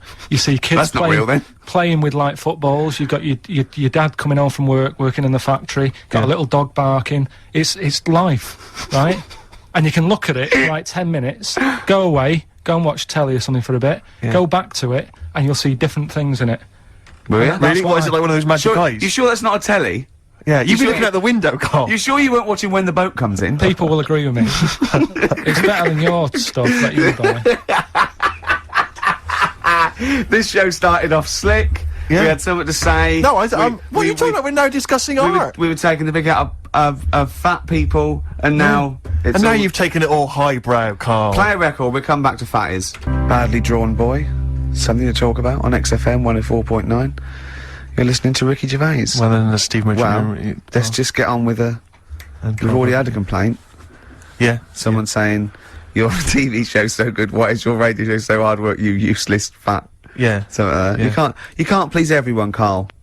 It's like Lowry. Some people like Lowry.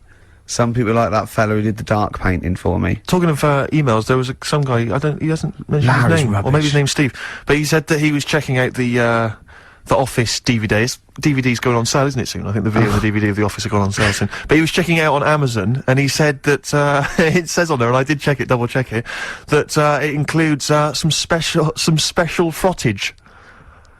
Or special frottage. Oh, Is that how frottage. it's correctly pronounced? Is that mutual doing it to each I other? think it's or is it sexual. or is it the rubbing up against each other? Yeah. It's one of those, It's isn't what- it? yeah, It's is some that sort what it of- is? Is where you rub up against people? I don't know, it's something like that. Yeah. But so there's some special frottage on there. Yeah. Look forward to that on the DVD. I think they mean footage. I'm imagining so. If you're buying it for frottage, you are going to Yeah, be you're gonna be sorely disappointed. disappointed.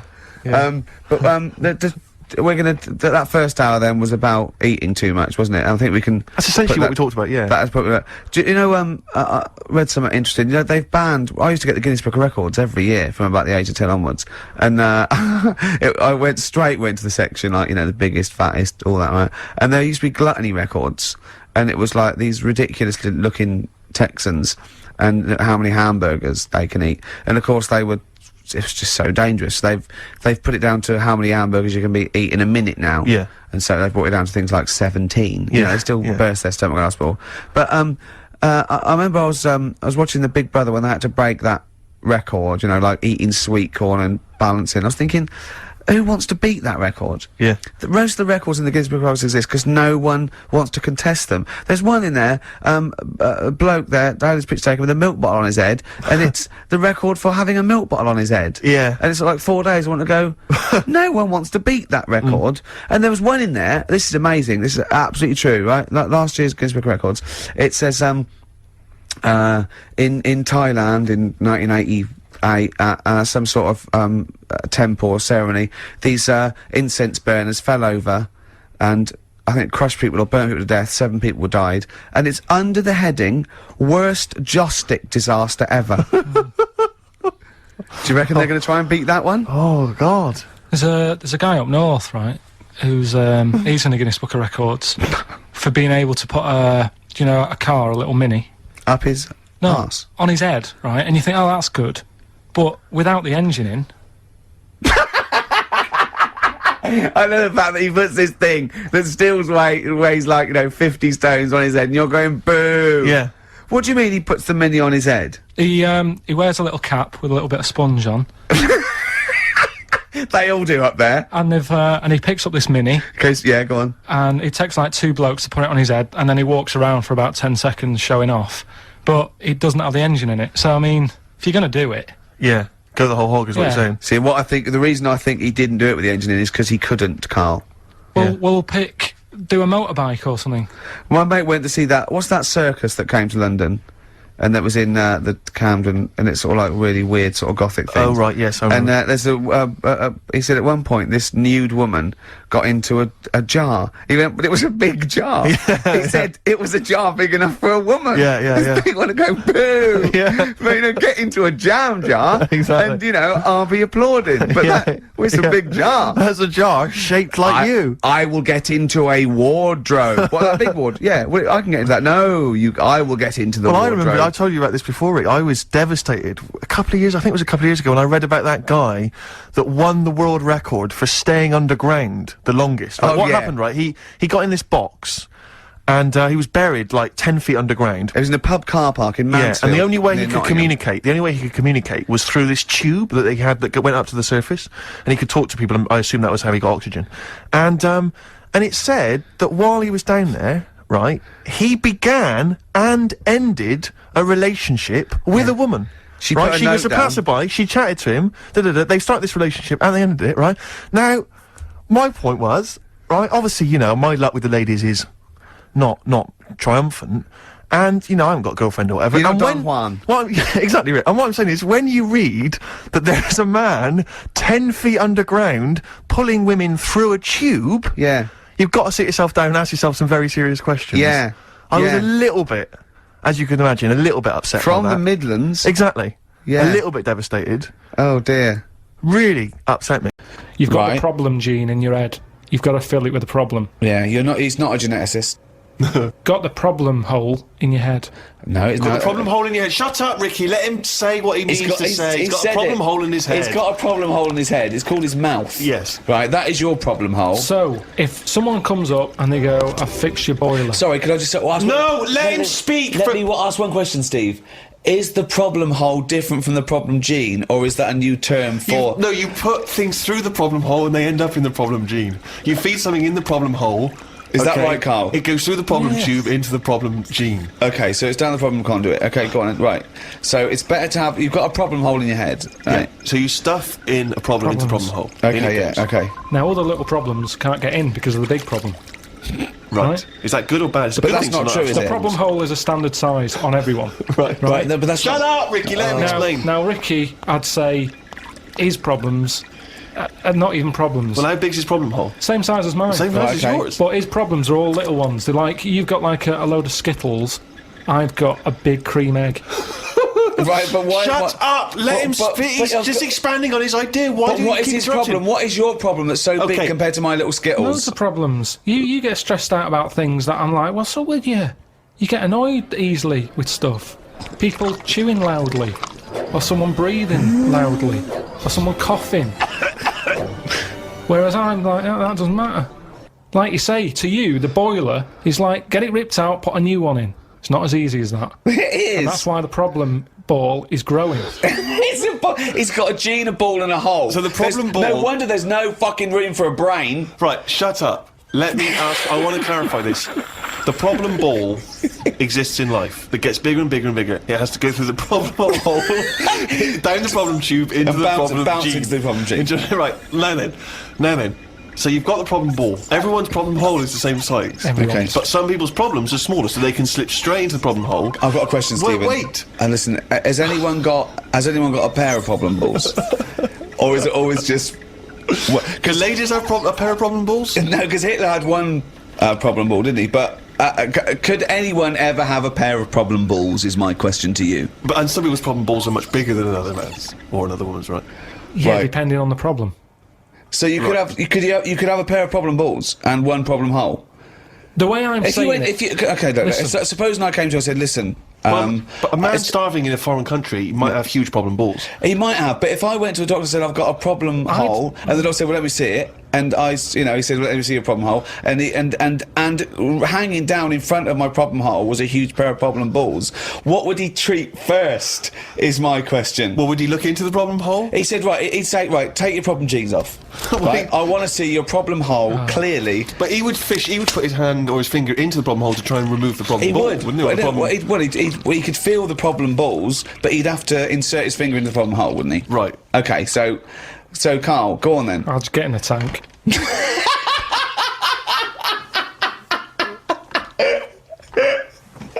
What do you do towards enjoying your life?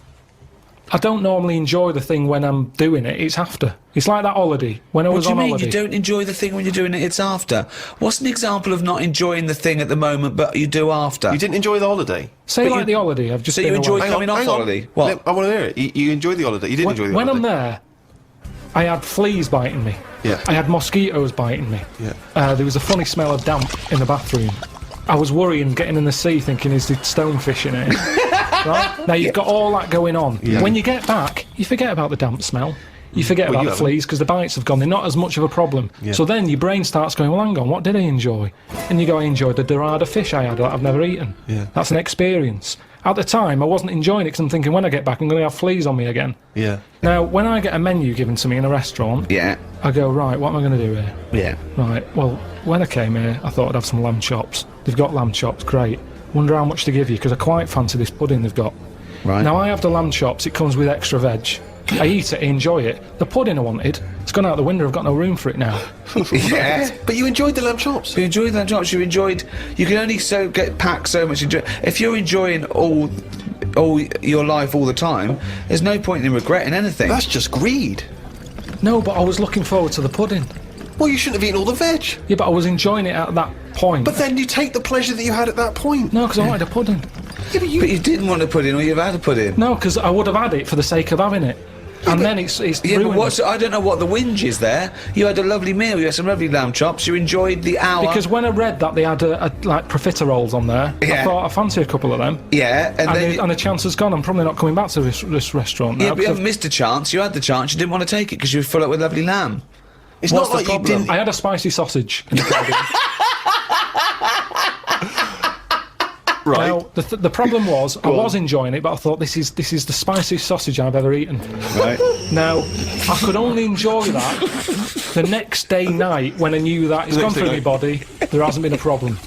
So I'd go, that was a nice sausage. I'd have one of them again. Right. That was a nice sausage. But then the next time, surely you'd be enjoying it because you wouldn't have the trauma of the next night because you'd lived through it, and now you're just enjoying But the the lovely problem- spiciness and the sausaginess of the spicy sausage. Yeah, but the problem is, once you've enjoyed something, it's very difficult to replace what you got from that spicy sausage the first time. Then why are you looking forward to having another one? Because let me tell you, Go on.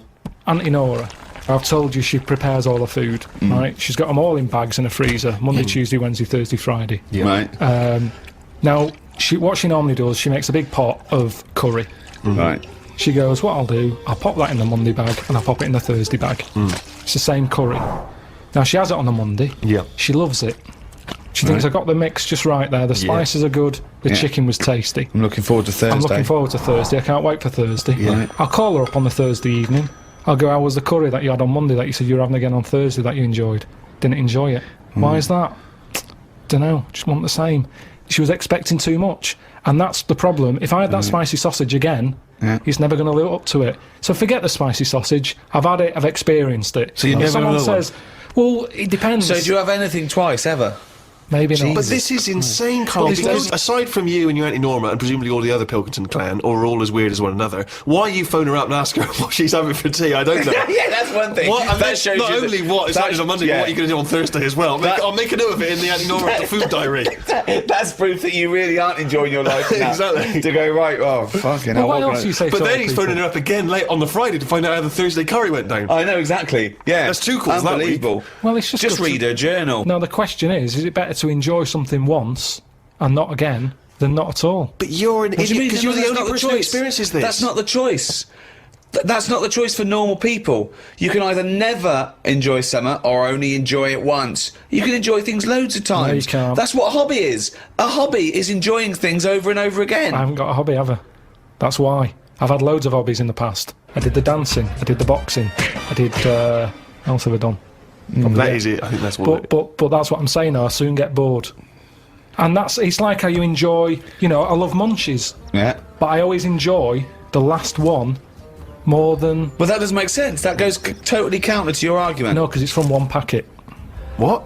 It's from one packet. What difference does that make? The first one's surely your favourite. So hold it's on. not. So if you were to have one munchie, I'll go, as a munchie, mate. You'd No. go, I'm not going to take one unless I can have all of them, particularly the last one. But what Well, is? no, I'd like to have them all, please. What? No, you can't have them all. Don't be so greedy. Have one munchie. Have the first munchie. There But you I'm go. going to have one, and I'm going to get a taste for them, and I'll probably want another. Well, no, they're my munchies, aren't they? I'll Do you keep them then. Forget it. Well, look, so you'd rather have no munchies than one munchie? I'll go and buy a packet. I'd prefer to go. Do you know what? I fancy a packet of them. But why do you enjoy the Okay, why wait. do you enjoy the last munchie more than the first? Whereas you know you that's the enjoy the last first one. curry, but not the But second you know it's the curry. last one. Because I'm eating them all in one sitting. I'm not going. That's for Monday. That's for Tuesday. That's for Wednesday. I'm Right. talking about a packet of munchies. Right. I eat them. There's probably about 12 in a packet. Okay. I shove the first 4 in without even thinking what I'm eating. You shoved the first 4 in! Without even thinking about what I'm Right. eating. Now, then, when you're getting towards the end, you make them last more. You might bite the top off them. You look what's inside them. You go, I'm liking this. You But know hold that on, last what, one? every time? What, every time you buy a packet of munchies? Yeah. Yeah. So, hold on, though. You must enjoy a packet of munchies regularly, then? Not as often as you think. They have Well, I an don't offer on know. them. Well, No it's not opinion. as I think. I don't know. So tell me how often you enjoy a packet of munchies. Normally after sort of maybe once a month. So, every month, you look forward to a lovely packet of munchies. And the same experience. Yeah, You but like at the first end, I one. like the last one. The only thing you know you enjoy, look forward to enjoy, and it fulfills all those expectations is a fucking packet of munchies once a month. Fuck me. What do you think happiness is? Again, you only know the happiness because of the badness. You've got Well- to have a yin and a yang. Well, I know what you mean there. I agree with you on this because it's sort of no good to be handed it on a plate. I mean, just from my own experience, working for someone does feel better because you've got a pride and a satisfaction. I genuinely think it's better to start a business, struggle, go bust, come back, than win the lottery. Yeah, I genuinely believe that. but you need the mixture, don't you? So you find out what your favourite thing is. It's like a bag of Revels. Yeah, but you can't cherish guilt or shame. Did you just can say life is like a bag of Revels? Isn't that dangerously close to life's like a box of chocolates? In Forrest Gump over there, yeah. No, Jesus, but it is, isn't it? There's one or two in there that I don't like. like what? The raisin. The No, raisin no. with chocolate. Yeah, no. Now what I'm saying metaphorically, is, what's the Yeah, well, I'm actually using- named what Reveille doesn't like? yeah, well, I'm telling you because it works in life. Go on then. But the Revel You like is raisins? there. Go on. Well, maybe if you have What? enough raisin ones, Yeah. you eventually go, do you know what? They're not that bad. What? And that's the thing in life. What would you have written to Jim will fix it to fix for you? What would have given you pleasure as a kid? Dear Jim, can you fix it for me to do what?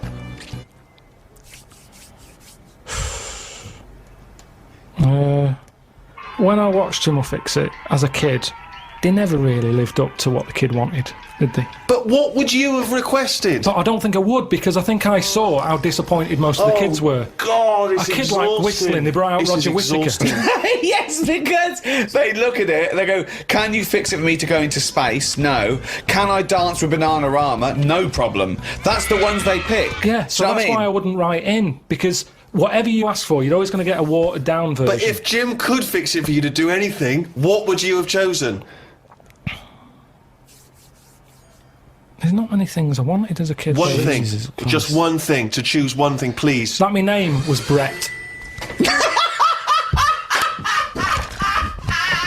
Oh, fucking hell! It's not unbelievable! I mean, it's extraordinary. There is no predicting that. Okay, you know what? I can make that dream come true for you right now, Brett. We can just call you Brett from now on. Not a problem, Brett. Brett Pilkington. One more fact from this book for you, Carl. Apparently, officially, the Second World War is not over. It's not actually over because there's never been an official treaty signed between Germany and Russia. So it's still going on. Interesting or not? Not as good as the monkey one and And the woman who eats dirt. and the Peter the Great and that. Sure. But yeah, it is over, isn't it? Isn't it though? That's what I mean about you annoying me with stuff that you go, oh, that's interesting. I don't think that is interesting. Okay. Okay. There was what was it I learnt? What was it I learned? Think of that as a question. Well, we're all trying to figure that out. Yeah, go on. Leonardo, DiCaprio? the painter, Da Vinci. Da Vinci. He could write with one hand, draw with the other at the same time. Right. Yeah, that's good. So That's interesting, isn't it? yeah, it's all right. Well, if you have an interesting fact for Carl Pilkington that you think he might be intrigued by, email ricky.gervais@xfm.co.uk. What have we got coming up? What have we got coming up? More education stuff, some good tunes and that, Yeah. and bit of Outcast. Yeah. Outcast. Hey Ya on XFM 104.9. I'm Ricky Gervais. With me, Steve Merchant. And over there, Carl Pilkington. Now we've got a new feature. Well, I don't know if it should become a feature every week, Rick. I'm not sure it's got legs for that. No. But maybe in the absence of Rockbusters. Basically, I was looking through the pigeonhole, and we got a lot of stuff sent to us. A lot of junk. You know, stuff we don't really want. Yeah. And a lot of people, for some reason, they send Begging us... letters. Begging letters, a lot of that. We get sent a lot of CDs by people, bands, artists, who have not yet been signed. Maybe they've knocked something together in their bedroom. They got a band. And they just, for some reason, they want our feedback. They want us to sort of give them some thoughts on what they think, where they're going wrong, stuff like that. And I just thought, I was having a clear out, and I thought, why not just, give them a little chance, you know.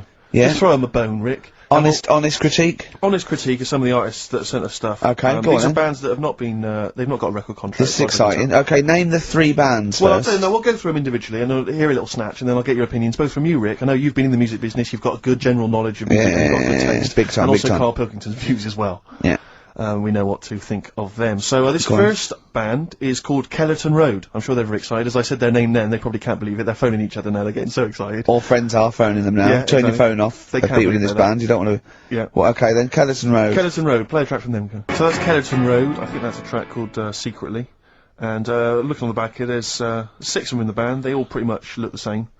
They got the long hair, the usual sort of look. What do you make of them, Rick? Alright. Yeah? Quite like Yeah, that? good, yeah. I mean, bit generic. The chorus was a little bit simplistic, but I like good production, good Yeah. good Reminds me of musicianship. something maybe like the Thrills, that sort of thing.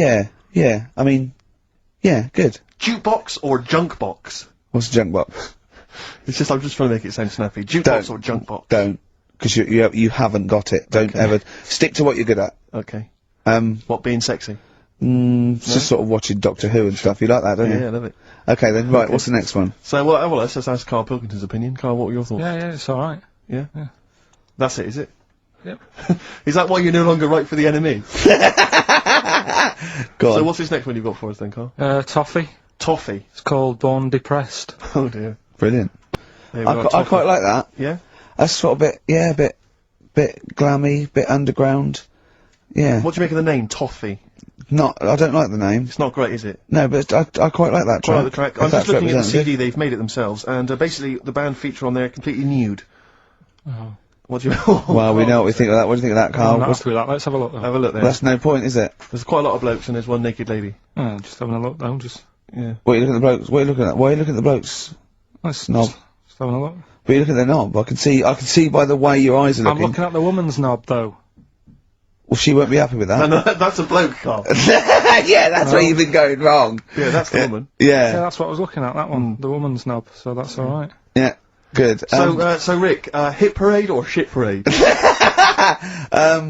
Oh, I don't know if it's going to be. I don't think it's going to be a hit yet because I haven't got backup. But I think we're looking more about whether they get A record deal. Do you think they deserve one?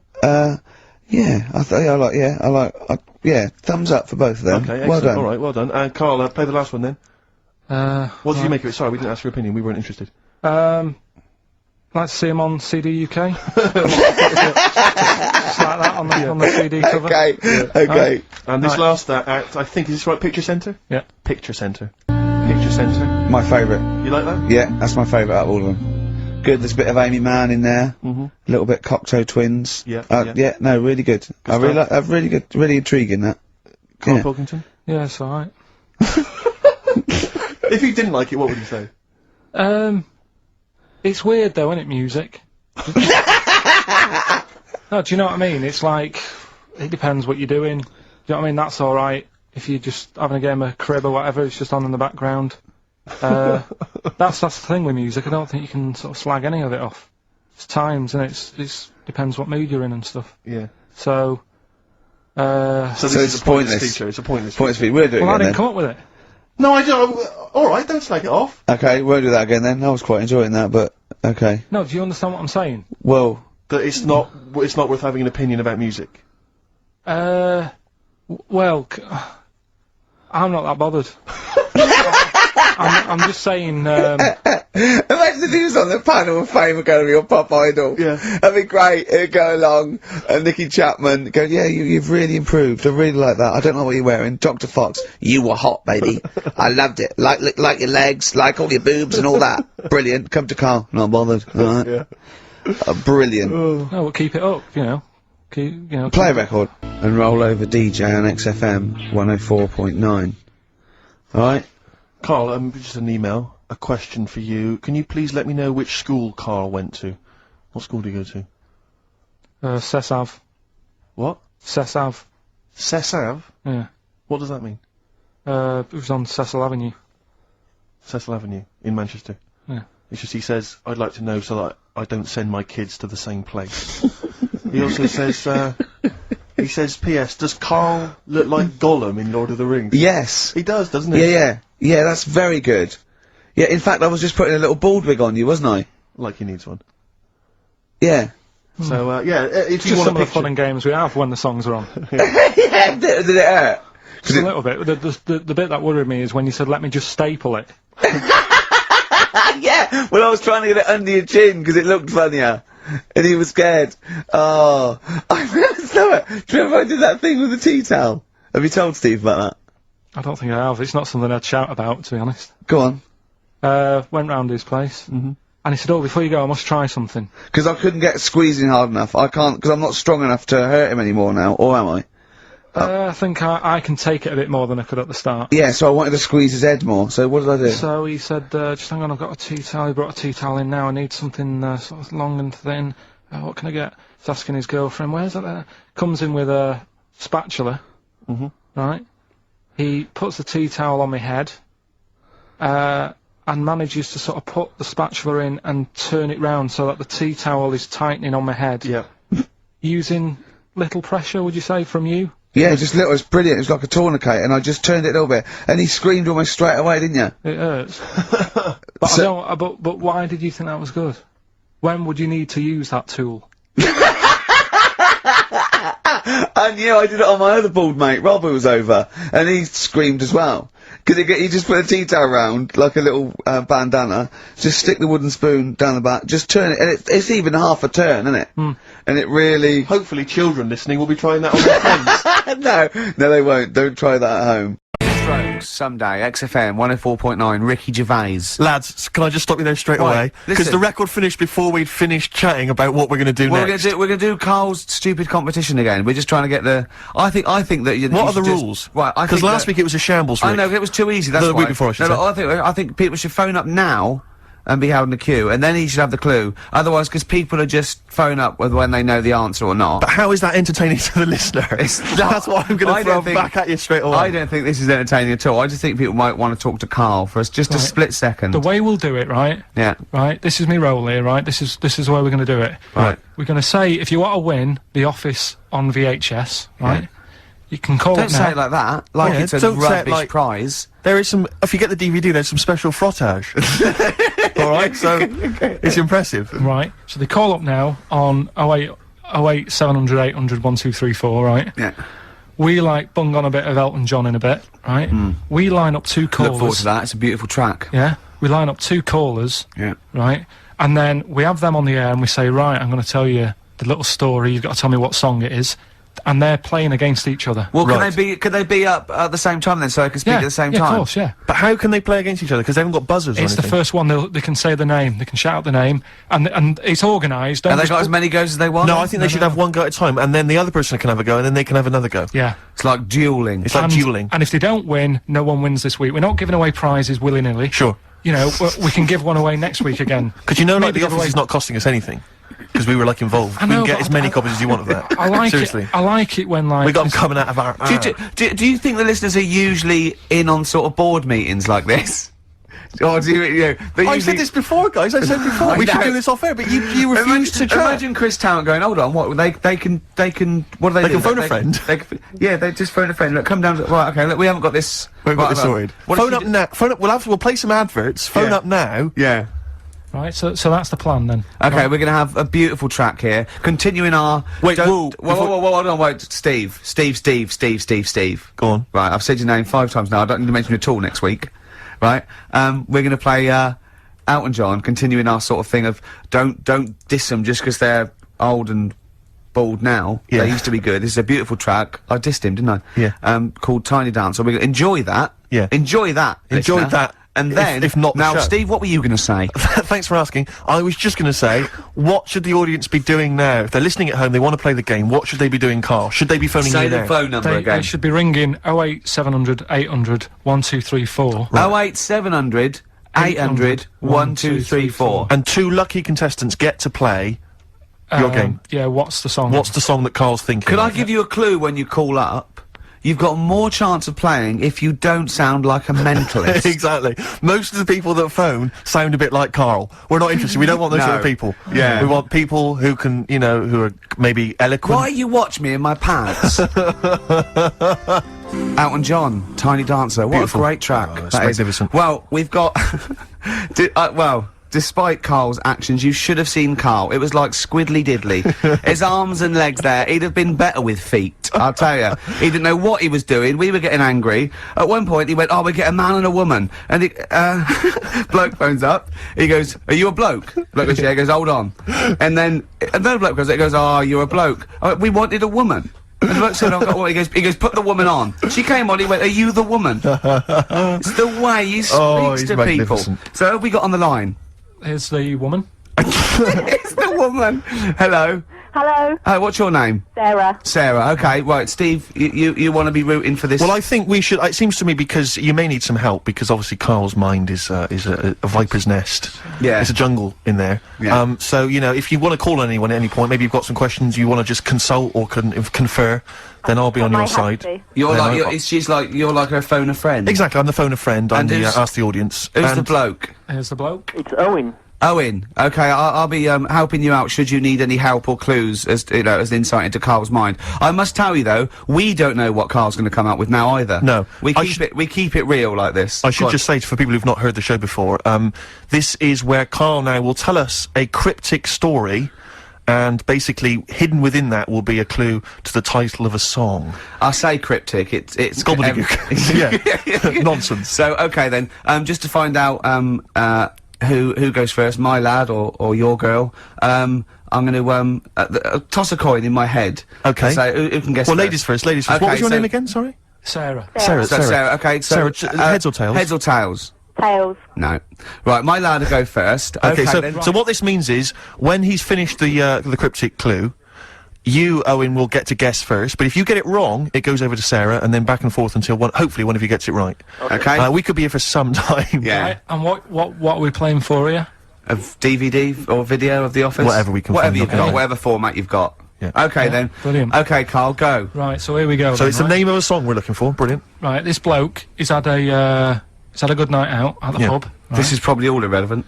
Remember that, Owen. This could all be irrelevant. Yeah. Okay, right, so he's had a good night out with his mates and that, and he's really enjoyed himself, and he's on his way home, and it's just like any ordinary night, right? Everything's just normal. He's seeing the same people leaving the pub, going home, and he's like, see you tomorrow night. I'll be out tomorrow, 7:30 and what have you, and they're on the way home, and it's a nice night.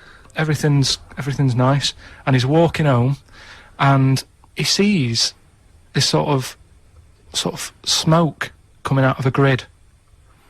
Right? Some smoke coming out of a grid. Yeah, a bit of like smoke, and he thinks, what's that? Right? And this is what's weird, because it's like any other normal night, but this time the smoke coming out of the grid, and he goes over to it, and he can hear some moaning. Right? It's like, ooh. So he thinks this isn't right. So he stands over the grid, and he's looking down it, and he can't see anything. So he lifts the grid up. Right? Do you mean a grill? No, a grid. A you know, like grid? a grid in the street. What? Yeah, he Not means really. a grill. A grill. He means grill, yeah. Okay. Okay. And he lifts it off, and he's looking in, and like more smoke's coming out, and he can hear the moaning getting louder, and then this little demon pops his head out. Oh. Right?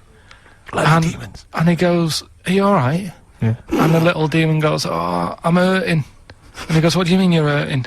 He said, oh, it's dead hot down there, you know. and it's weird, because he works it out that it's, like, come from hell. Right? Yes. And he's going, oh, I'm all hot and burning, and all his skin's sort of really red raw because of all the flames in hell and stuff. So he goes, oh, he said, I tell you what, I'll take you to the doctors. And the little demon's like, what, you'll do that for me?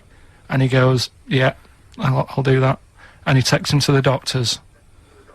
What's the song? That was Ricky Gervais, Next FM. It's 3 o'clock now. We're going over to Natasha. Thanks very much. See you next week. Bye. Man, that was quite a long story. Ooh. Is Owen and Sarah still there?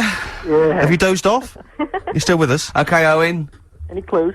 No, not yet. You gotta I haven't make got a guess. clue. I haven't got a clue. I have no idea. Can I think out loud with Owen, do you think? No, To I help think him? Owen needs to at least have a guess before Go on, have we a can- guess, Owen. Smoke on the water. No. Well, it's not, is it? So, not gonna be that. okay, over to Sarah, you. what do you think? Bat out of hell. It's a good guess. No, not. It's not right. Not right. Right, Carl, you'd have to give him a little clue. Well, think about the little fella. Think about the little demon. Yeah, Okay, there's the clue. brilliant. Thanks for that. Where did I say he came from?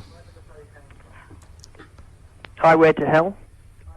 On the right, along the right lines, but not the right song. Back Sarah? to Sarah. Stairway to heaven.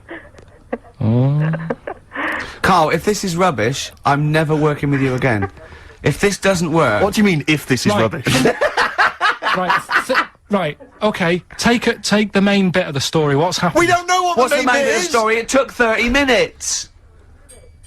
The grid. There's the grid. We got the grid, the yeah. smoke. What's It's he got- done? How did the story end? He He's went to the taken doctor. He went to the doctor. That's He the went to clue. the He went to the doctor. doctor. Who did he take to the doctor? He took The little demon fella. Why did he do that? he was- Sarah, 'cause come he- on. That's a big clue.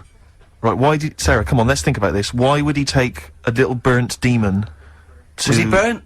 He was Well, burnt, wasn't he? He's from hell. Yeah. All the flames and that, and all his skin's Hell. really raw, and he was moaning in pain. And the little fella goes, yeah, I am on the way home. My tea's going to be in the oven and everything, but do you know what? I'm going to take you to the doctors and sort you out. Sick. Doctors. Doctors. Oh, God. Is there man. anyone you've got there in the house who could maybe help you? Like a sort of 8-year-old child? yeah. An alien. Yeah. I've got a 3-month-old baby. He probably talks more sense. Yeah. Not than you. Than Carl, we mean. Right. Right, I'll tell you what, let's play a record. But let's all have a chat. These poor people have got lives. Sure. They've Oh got yeah, to like do we some- haven't. No, but I know Carl, this is... There's so many things I could be doing instead of this, Rick. I know, but Carl... We'll play some ads, right? And They come can't back. stay on the line They've for got 3 minutes. They're playing for a video here. They've got 3 minutes to think about it. Is that all right with you? Okay. Yeah, and is that all right, Owen? Yep. Sorted.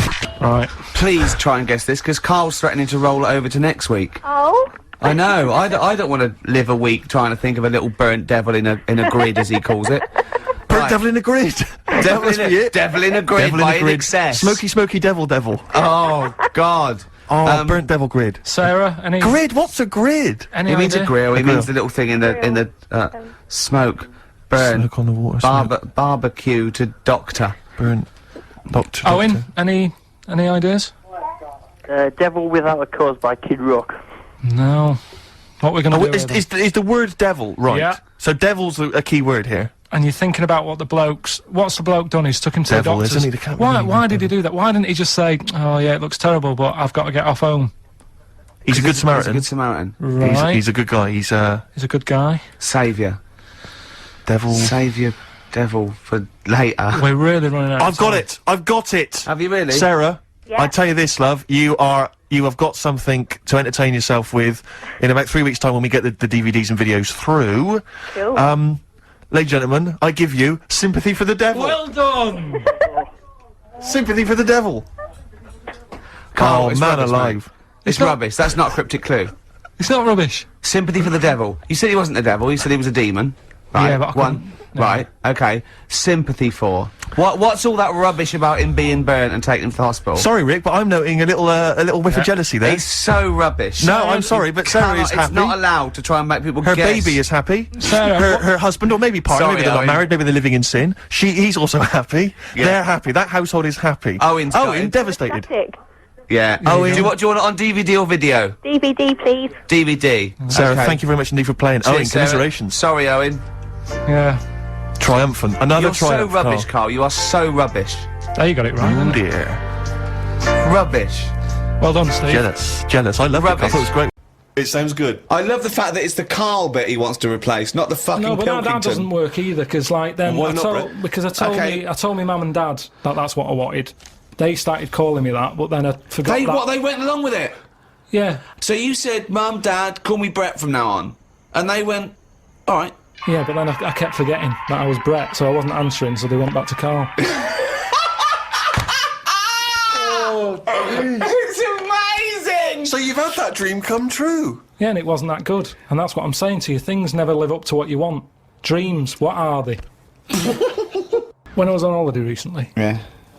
I got talking to an old fella, because where I went, it's mainly for old people. I got chatting with him. You could tell he had a lot of money. Yeah. He sort of tanned. He had that sort of rouge-coloured sort of jeans, Oh, yeah. which is always sort of... Telltale sign. It's kind of like he's got money. Yeah. And, The red jeans are twice as much, sir. That's okay, I've got money. yeah, it's either that colour or yellow. But you Yeah. can carry it off when you're an old man, and especially with the tan. You think, yeah, he's got a few quid. I'm a millionaire. Do you have any yellow jeans? We've got one pair, sir. But They no, are the most expensive. yeah, of they're in the back room. Could I just see your bank account first? There it is. Oh, yeah, you can afford yellow jeans, all right, sir. Come this way. So I got talking to him, and it turns out he had a cruise ship. Right.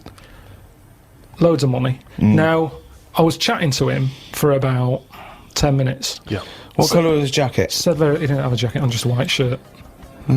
He's wearing red jeans and a white shirt. Yeah, sort of leather slip-on shoes, what I can remember. And how old is he? It's hard to tell because he was well tanned.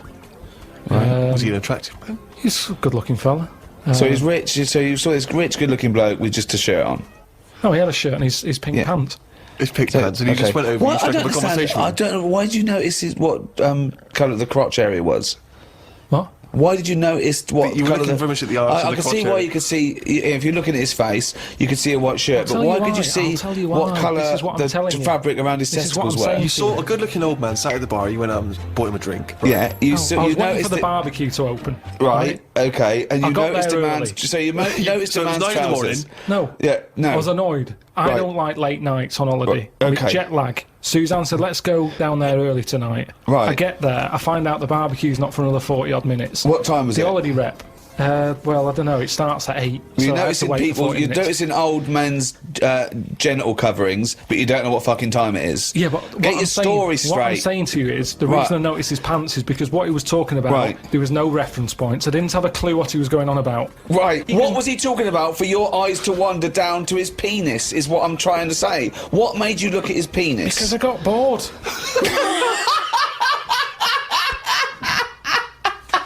I didn't know. What I'm trying to say to you is his reference points, I had no idea what what was he he was going on talking about. about? When you're talking to a stranger, aren't you meant to keep it, Above the waist, keep it looking at his bollocks. to Erect.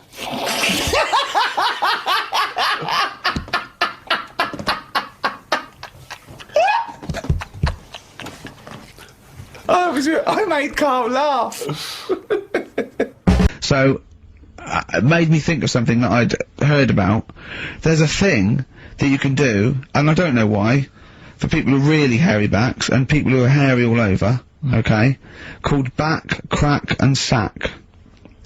They do your back, and there's, you know, there's some people that do look like little monkeys. Yeah, Right? yeah. They do your back, they do your arse crack, and they do your balls. in that order. Oh, That again! Always a question that doesn't matter. no, it does, because what I'm saying is it done from the top all the way down? It's not done in one! What do you think? This is huge 30-foot Band-Aid type thing that you're wrapped in and then pulled. It's done a little bit at a time, isn't it? Right, well, again, it still matters which order. Because if it hurts your back, it's definitely going to hurt the sack. That's what I'm saying. I think... What is it called? Back... Crack and sack. or sack, crack and back? No, it's called back, crack... I don't know, it's probably a marketing person said we've got to put it in order. You can probably choose which order you want them in, Carl. It's back, crack and sack. It should be sack. Sack, crack, back. Definitely. It should be sold like that. Why? Because like I say, if you're lying there, look, you've had half of your back done. If you went, oh, forget it, Yeah. right, there is no way you're going to have the sack done.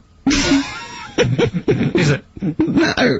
I'm sorry, I wouldn't have the crack and Well, sack I done don't- anyway. I don't know why people I'm are not doing gonna have it. a back done, it doesn't need doing. Where are people going where they've got to worry about the condition of the sack?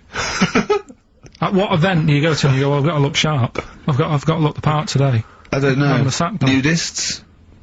No, because they're about being natural and that, isn't it? Normally they are airy, like that woman on holiday. Yeah, the women are, the men aren't. I don't know. Yeah, they all are sort of pretty airy. They believe in just leaving the body as it is. I think little gay fellas like love it, don't they? They like to Why are you looking at me? I don't know. I don't know. You're a little gay fella, and you've had it done. Yeah, Or text in. just text in. What's the text thing? 83XFM, just text in, you know, tell us what? I don't know, is there any information that we're missing? Is it painful? I assume so. Of course it is. Why did you get it done? That's the question. Why did you get it done? Yeah. Why is it important to have a hairless arse? Turing Breaks on XFM. Ricky Gervais, Steve Much and Carl Pilkington. Carl, are we doing your, story with a song? Is that what you want to do? Yeah. Well, Excited about it. like what was it the other week? We did Babushka. Babushka. Yeah. Pinball Wizard. You said if he's deaf, dumb and blind, he doesn't even know he's playing pinball, which is... I just Fair point. don't bother putting money in it. That's all I'm saying. Let him play pinball, but don't waste 20p or whatever. Good point. This week, right, do you know how I was saying... It is a good point, actually. It is a good point. Again, though, it wasn't a documentary. It was What? just, it's not, didn't really happen. Yeah, well, do you know how I was saying sometimes I listen to song... I like a song to be obvious what it's saying. Pinball Wizard was a good story. You need a song to be obvious. In the ghetto, you know, it's a kid growing up and all the that ghetto, rough area, gets killed for nicking cars and messing with guns and that. Living in the city, growing up in New York, rough area, how you cope with it and that, right? But they've got to be as simple as that. Otherwise, Okay. I'm not that I've got a happy. brand new combine harvester. Yeah, It's I'll about give you like the machine. key. It's brand new. Yeah. It's brand new. But, even though it's new, he's willing to lend it out to other people. No, but what I mean is, if you start trying to be clever, Yeah. the story's lost on you, innit? Yeah. not necessarily me or Rick, but yeah, sure. Go on, we know what you mean. Go on. On primates, yeah. Well, this song here, right, it's not an XFM song, and you'll probably hate the song, to be honest. Go on, what is it? What's the song? Yeah. It's Wonderful Tonight. right? Eric Clapton. Okay, it's alright. It's a bit it's a sort of nothing, isn't it? bluesy sort of ballad from the late 70s. Yeah, it's alright. But I'm always arguing with Suzanne, because every time I hear it, I'm getting different pictures in my head Yeah. of, like, what's going on, right? Okay. And I'm convinced it's about, like, this little crippled fella in a wheelchair, right? And he's knocking about with his wife. Mm. And We this don't is- say cripple anymore, do we, Steve? Do we say I cripple? don't think we said that since, 70s? I think it's the 70s when we stopped. Alright, just a little fella in a wheelchair then. Okay. And the story's all sort of, you know, how he's being pushed about by his Again, wife. that's not literally. By his wife, she's wheeling him about, what do you He's mean? wheeling him about, they go to a party, everyone sort of looks round and looks at him. What makes you think that he's in a wheelchair? What's the clues? What's the words? There's loads of little things, there's Go on. like, well, like I say, something about his wife walking around with me and all that. Well, of course she is, she's pushing him about. But walking around. If someone said, "Oh, she was walking around with me," I'd think they were both walking round. There's a few But that's not. lines. Well, there must be another. There must be a reason why you suddenly thought that fella's in a wheelchair. Right, my wife's walking around with Put on me. your makeup, and I feel alright. No, and she's always saying, "Do you feel alright?" and that she's always asking him how he is. Yeah, but she's. Just listen, let me play, right? And try and picture the scene, right? But now I'm only thinking of a little fella in a wheelchair. Well, have a listen to it, Oh. and you know, just everything that's being said. Okay. Understand why I'm thinking what I'm thinking. No, never. Yeah, there's no clue. But the thing is, that's what I'm picturing. But that doesn't mean it happened. You picture people that are half man, half moth. It doesn't mean it's possible. Do you know what I mean, Carl? What you think is usually not true. Suzanne is totally right. There is no reason. I have never ever thought that Eric Clapton was singing about a little fella in a wheelchair. And the one clue in that, there's two, isn't there? Are you alright? Oh, let me say that, little cripple. Right, and, so I'll give her the car keys. Oh, well, why's she driving? He ain't got any legs. Pushing him around and that. No, pushing around. Well, so we'll do one more next week then. Okay. Jack Johnson on XFM, Carl. Alright. Yeah, we were talking briefly earlier about something that you'd been reading. Well, it's just that you're always having a go at me, saying, you know, you're never happy. True. You know, what cheers you up? What's the best thing that can happen for you and stuff like that, right? Sorry, I've never said to you what's the best thing that can happen for you. No, but I'm like, trying to Steve's- encourage you. Steve's, yeah, and you have a bit. I've started reading more and doing more science stuff, even though some of it does me head in. Like I say, knowledge is almost annoying. Right, knowing about that mammoth is Think of that annoying. being a quote. Think that if I have seen furthest cluster on the shoulder of giants, we will fight them on the beaches. E equals MC squared. Knowledge is annoying. Yeah. That's an amazing one. Carl Pilkington, 2005. No, but it can get you down, can't it? Go on then. Knowing stuff that's going on. Yeah, knowing stuff. But sometimes I don't want to have stuff in my head. When I read a horrible story or someone tells me, I wish I didn't know it. Yeah. Yeah, that's all I'm saying. But at the same time, there was something in the paper about things to do before you die, and it was just stuff that I sort of looked at. I thought, don't want to do that. Cross that off. Not bothering with that. At number one, you always know what's at number one. It's the same thing every time. Swim with dolphins. Yeah. Don't know why. Do you want to do that? What's going on down there that it's so good? What do I we don't not know. know about? I mean, yeah, it'd be fun. I'd love to sort of encounter most animals, to be honest. I mean, there's be a few animals on the top of the list. I'd rather hang out with a bunch of chimps. I wonder if I it's. love I wonder if it's you're down there with dolphins and you're swimming with them, and then they sort of they click away, click. And they tell you a secret. You go into they lead you into a cave, right? But down there, it's like being at like Rolling Stones' house in the 1970s. It's They're like smoking. there's drink, there's women, Yeah, there's don't Mars tell 'em. bars, there's like They're eating tuna. They're loving tuna. they love it, but they can speak. They go, oh, this clicking stuff, it's nonsense. We're Yeah. a wild time. Then they go berserk, go crazy. It's 24 hours of non-stop debauchery, I think it's spiritual, but isn't never it? mention it to anyone else. It's incredible because you know they're so intelligent, and you know. Do you know about dolphins though? That how intelligent they are. Well, people keep saying that, but what have they done? Do you know what I mean? Why? What's someone done that they've gone? They spoke. You know, I've read a book by a dolphin or whatever. What have they done? That makes them so bright. It's the same way they go. you know, they look after you, they save you and that. There's got to be one bad un in that bunch. Of course there... Sorry, I wasn't suggesting they're all flipper. I'm not just they're constantly going round the oceans trying to save people. I mean, they're intelligent, you know. In what way? What do you mean, in what way? Well, what do you mean, why do... Because why they do pass people keep tests... saying they're bright? Because of the things they can achieve and learn. Like what? And, well, they can tell shapes, objects, colours. Sorry, Carl, I mean, they're no match for you. They're not as clever as you. They're way down this, that. But it's all relative, isn't it? For a non-human, they're doing okay. They're up there with chimps, you know. So what do you want to do before you die? Anything? Any achievements you want to have? Well, if I'm ill, I'd prefer to go to the doctors than to go with the dolphins. Yeah. Why are you suddenly ill? It's not, when they say things to do before you die, they don't literally mean the day before. They mean you croak. that you want to experience life. You can do it over the next 20 years. Is that what you thought you meant? Like, literally the 24 hours before like you a priest there going, oh, give me the lift. What is it, Grandad? Dolphins! You know, no fit state, Grandad. Get me in the water. Get me down to Brighton. What do you think that list means? Well, yeah, that, you know, before you die. You're incredible, Carl. You're all this time. Things to do before you die. That's why he doesn't want to do any of them. Didn't you think it was a bit extraordinary that you had to try and swim with dolphins and visit Disneyland and climb Mount Kilimanjaro all in the same afternoon? That's why I said to you, I would be in no mood for a dip.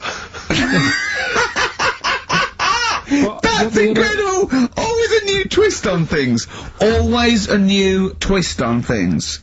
But you say about travelling and that, you like travelling and stuff, but why? Because I've seen and experienced extraordinary things, you know. I went to Kenya once, I met a man who was a vigilante. He was cleaning up his neighbourhood because the police were too corrupt to do it, carried a sword, and, you know, he was extraordinary. He'd been attacked, but he didn't care, he fought them off. He was trying in this little slum area to try and instill some law and order. He had to arrest his brother-in-law once. It was a fascinating story, and he was an extraordinary man. I went to Manchester, and I saw two lads with big heads and webbed feet looking at a house. There was a horse in the living room. Right, straight onto Monkey News. They better no, let's play a record.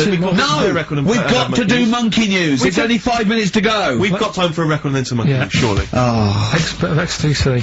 Oh. Making plans for Nigel XTC. Okay, let's play the jingle. Oh, chimpanzee that Monkey News.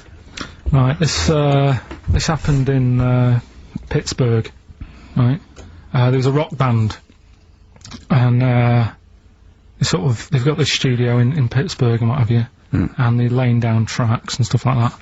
And in the studio that they use, right, there's this monkey works there. Right, I love the way he throws that in. Like he throws that in. This monkey works there. No, it's just got a little gig there. He sort of it carries the equipment in, guitars, stuff like that. It doesn't. He does. No, it doesn't. He just sort of cleans up after the band. No, he doesn't. Emptying the ashtrays. Doesn't that happen. Sort of stuff. It Doesn't does. happen. That's the gig it's got. Anyway, right. Gets women out of the crowd that they want to go visit with one arm. Drag them back. So anyway, right. So the band's in the studio, right? And one of the band members brings some A&R fella to the studio to have a listen to the latest track. Right? Yeah. So they hit play, and they're all there going, "Yeah, brilliant. This is good." Oh no. Anyway. So the fella says, "Yeah, I like the track. I especially like the bass on it." Right? Right, this is bullshit. So this is rubbish. So and they hadn't laid down a bass. So this is. Have you heard it? So Carl, please don't do this to me. So the A&R fella goes, and it's like the band members have stood about, and they're going, "That's good that you liked it." And I'm saying, "Yeah, but what's he on about with the bass?" So no, this is rubbish. This is absolute rubbish. Where did you get this from? Please, because we never get to the end. This is absolute nonsense. So they played it back. Yeah, right? And it's the chimp playing bass. Definitely not. So they were like, "That's weird. We haven't got a bassist." Anyway, so they go, "Well, whatever, right?" So we haven't got a bassist. So they go, "Whatever. Let's go." Oh, forget it. Don't steal our son, please, lads. Thrills on XFM 104.9. I'm Ricky Gervais. With me, Steve Merchant and Carl Pilkington. Yeah. Little Carly Pilkington, little baldy mank whinging little twat. How are you? Yeah, alright, yeah. What are you doing? Happy? Feeling a bit happier today? You look as full of spunk, as they say in America. Yeah, I'm alright. Just a bit of a miserable day though, isn't it? Yeah. bit miserable. Walking in today, right? Do you know I walked through like the sort of the gay district of London and that? Right. Well, you don't walk, you mince, don't you? Well, just walking through on the way to work, and I'm always interested in their little shops and stuff that they have, right? Loads of Their little shops. That's don't be ashamed of. If you want to go in and buy something, go in and buy something. I'm just having a look at, looking in the windows and stuff. Little postcard just near the entrance. Yeah. That's meant to tease people in, to make people go, that sounds good, I'll nip in, right? Little postcard. Free butt plugs with every sale. That's great. How did we get from 5p off milk to free butt plugs with every sale? Wow. What society come to? Well, it's because we're liberated, Rick. Yeah. You know, it's an open society. What did you buy to get them? You didn't buy. No, I didn't. But what's the purpose? What, of the poster or of butt plugs? Butt plugs, because I really honestly You don't. shove them up your arse, don't you? Whoa, slow down, bum. Shove them up your bum. Yeah. But when is that? Just like when you're doing whatever, doing stuff around the house, or I think it's not to keep things out. Is it like you would use a plug in the sink to keep, the water in the sink? Oh, if you're not gay. Get Oh, yeah, no, I know what you mean, yeah. I don't know. No I don't know, entry. What is it? I mean, I don't understand what I don't know, I assume it either feels good or are they, well, I've got to be careful here, or are they sort of like, breaking it in? Right, yeah. Do you know what I mean? Like it's like a shoehorn. or It's like when you stick paper in your shoes if they're a bit tight. Or those people who sort of like put little bits of wood in their lips, and then as soon they've got big plates in their lips. Yeah. Same with the butt plug. It means you can, you're ready for anything. I don't know, do I? Look at Carl's face! Well, if you know what butt plugs are used for, then why not get in touch? Ricky.gervais@xfm.co.uk. What do you think? If there's any... I can't believe we're already on this subject. I know. It's 1:05 and And I was gonna say then, if there's any people who use butt plugs, and I was thinking that Carl would have said, well, they're not up yet. Yeah. Because they go out late. no, but But what is it? We're award-winning people. We've written a TV Not on show. radio, It's highly though. respected. Not on radio. We're rubbish on radio. I know, but We've got nothing to lose. I always say to you, Steve, that I like educating people and that.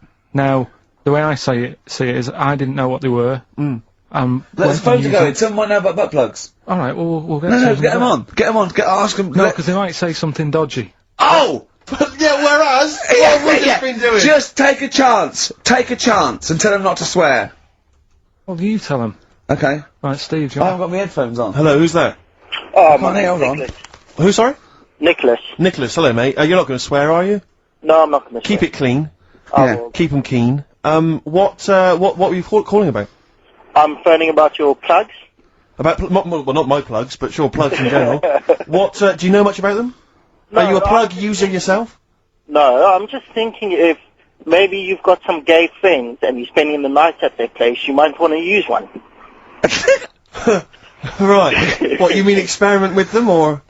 No, so you can make sure they're not going to do anything while you're asleep. Could I suggest, just lock the door? I mean, that is easier to me. Can I make a bigger suggestion? That's probably the most homophobic thing we've had said on the show today. Thanks very much for your call. Right, okay, Yeah. good. Well, that's why we shouldn't put people on the line. Just, without checking first. I think Carl's made a good point. That's the caliber of listener we've got. God Gave Rock and Roll to Ya by Kiss on XFM 104.9, Ricky Gervais, Steve Merchant. I'm on the bloody extra- glad he did, Steve. Thank you, I am. Cheers. Carl Pilkington's with us as well. He's learned some stuff while Well, the song's been on. He's had a couple of calls, one from a bloke, one from a woman who worked in a sex shop, and you learnt quite a lot. I could see your eyes widening. What have you learnt then about butt plugs? I haven't really learnt anything. I still don't understand it. Yes, you have. No, but the woman was just saying, it spices things up a bit. Yeah. Well, what do you need to do that for? The end result is always the same, I think. So why complicate it? Do you know what I mean? Are you with me, though? These people who say, they do stuff all night, it's like, what's the point? That's why I like short stories and that. Yeah. Oh, brilliant. So... Excellent. I wish people could see what he looks like when he's talking about it. Oh, in fact, he's in Heat next week, Steve. Right. Yeah, they put a picture of him. They did a grab off the DVD, Mm-hmm. and he's behind the scenes, and he's got his little picture in Heat, and he hates it, don't you? Well, I'm a bit annoyed because I didn't want it in. Why are you worried? Just don't want people Knowing what you knowing look what I like. look like and that. Why? Were you on the DVD? Yeah, but It's to public domain. Anyone can take it off there and put it on the paper now. but that's extras on a DVD, and I'm just thinking not that many people. If they watch it, they won't take it in, stuff like that. What are you worried about then? Just I don't. There's like me brother and sister and stuff who I don't see anymore. If they know what I look like now, they might. What do you mean if they know what you look like now? They've just got to imagine little Carl Pilkington with no hair. No, I've changed quite a lot because I work hard, don't I? So I've aged quite badly. Right. And I'm just thinking if they You used to have the hair of a Chinaman, But didn't you? sorry, why is it a problem for your brother and sister to see you and to? because I don't see them anymore, do I? And they'll come out of the woodwork now. Well, they're after your millions. No, so they're sitting at home, they're looking at Heat, and there goes Carl Pilkington, oh, Carl's my brother, my brother, oh, maybe I'll go and see him. I don't want the hassle. But they could find out where you are. What's the hassle then? It's just hassle of having friends and family and that. You mean this, don't you? Yeah, it's you know that I'm not into having But mates. if and either that. your brother or your sister came to your door, would you not welcome them in and give them a cup of tea? Do you know what? He bumped into his sister, right, after about 7 years, in a car park somewhere, right? And she went, oh, I got a picture of my new kid, do you want to see it? He went, not really, all kids look the same. And she went off in half. Unbelievable. Yeah, but that's the problem though, isn't it? She hadn't seen me for years and years. That's the way I am. I'm not like being rude or anything. I'm just says what comes in my head. Oh, don't give me that. Don't do that. I'm not rude. It's what comes in me head. That's a rubbish excuse. Not know rude. me, know my ways. Yeah. Right, am I wrong then? Let's look at it. Let's look at the what I said. Hey, there's Nouts Obama's cakes. Know me, know my ways. Get out, you twiddle flunt. What is that? What sort of philosophy is that? Know me, I'm rude and take it or I'm leave not it. being rude. You What? are being rude. What, saying that all babies look the same? It's your nephew. You didn't even bother to have a look. You could have been courteous But and she's had a had- look at the picture. If it was a first, I'd say fair enough, but she's got loads of kids. Oh, fair enough.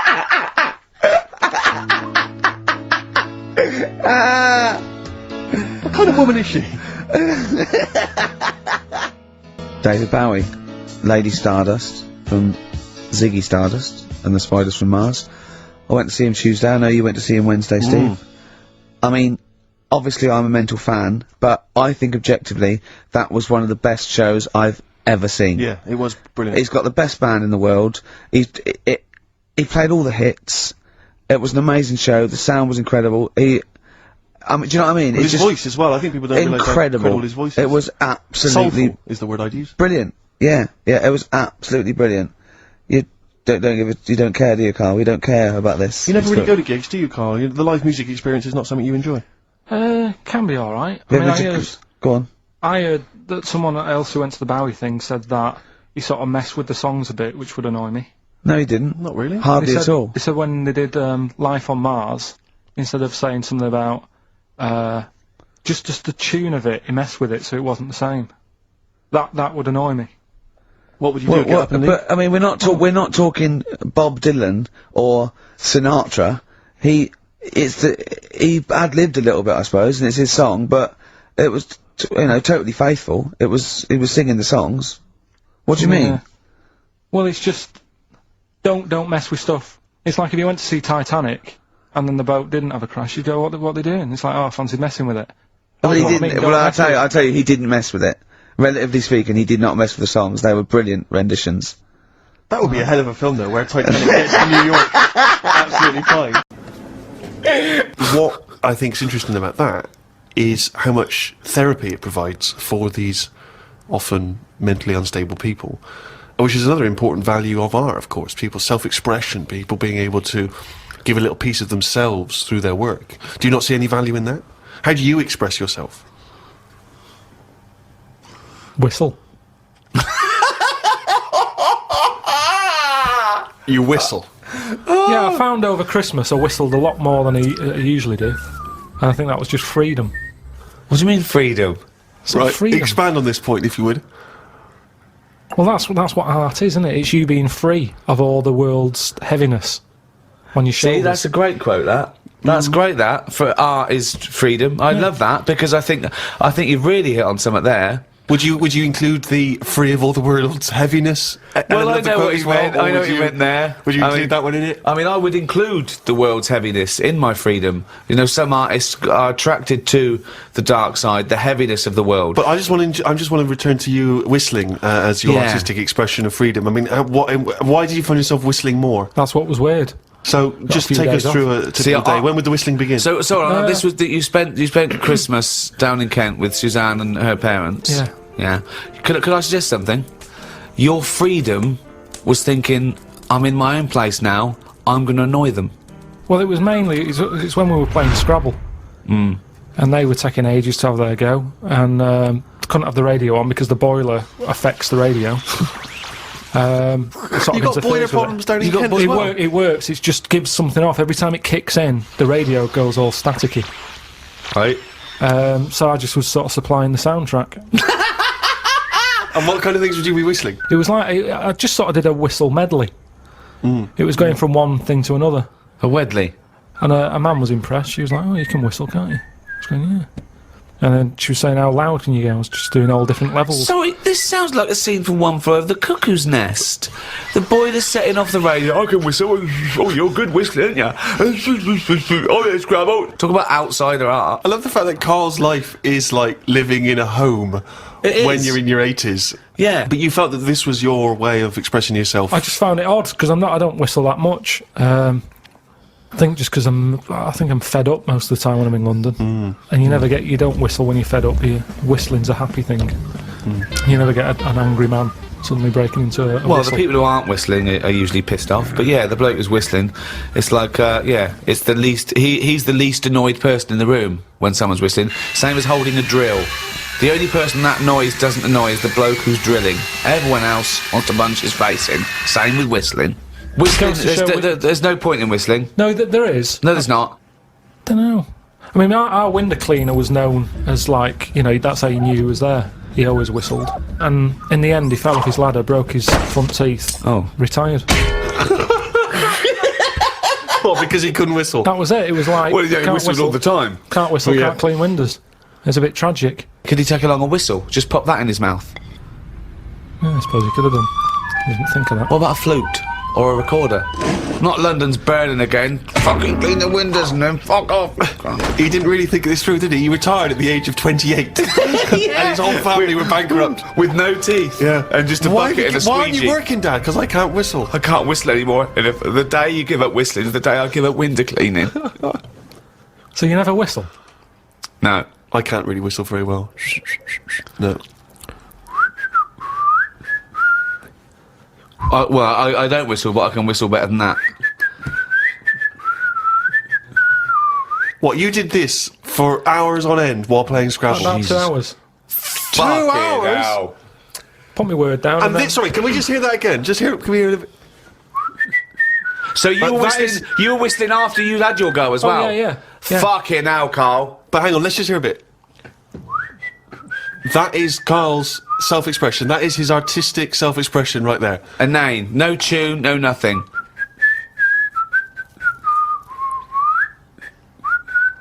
There's mental patients who have smeared canvases with shit who have expressed more than you have in that. Yeah, but it's not about other people. I'm not there to please other people.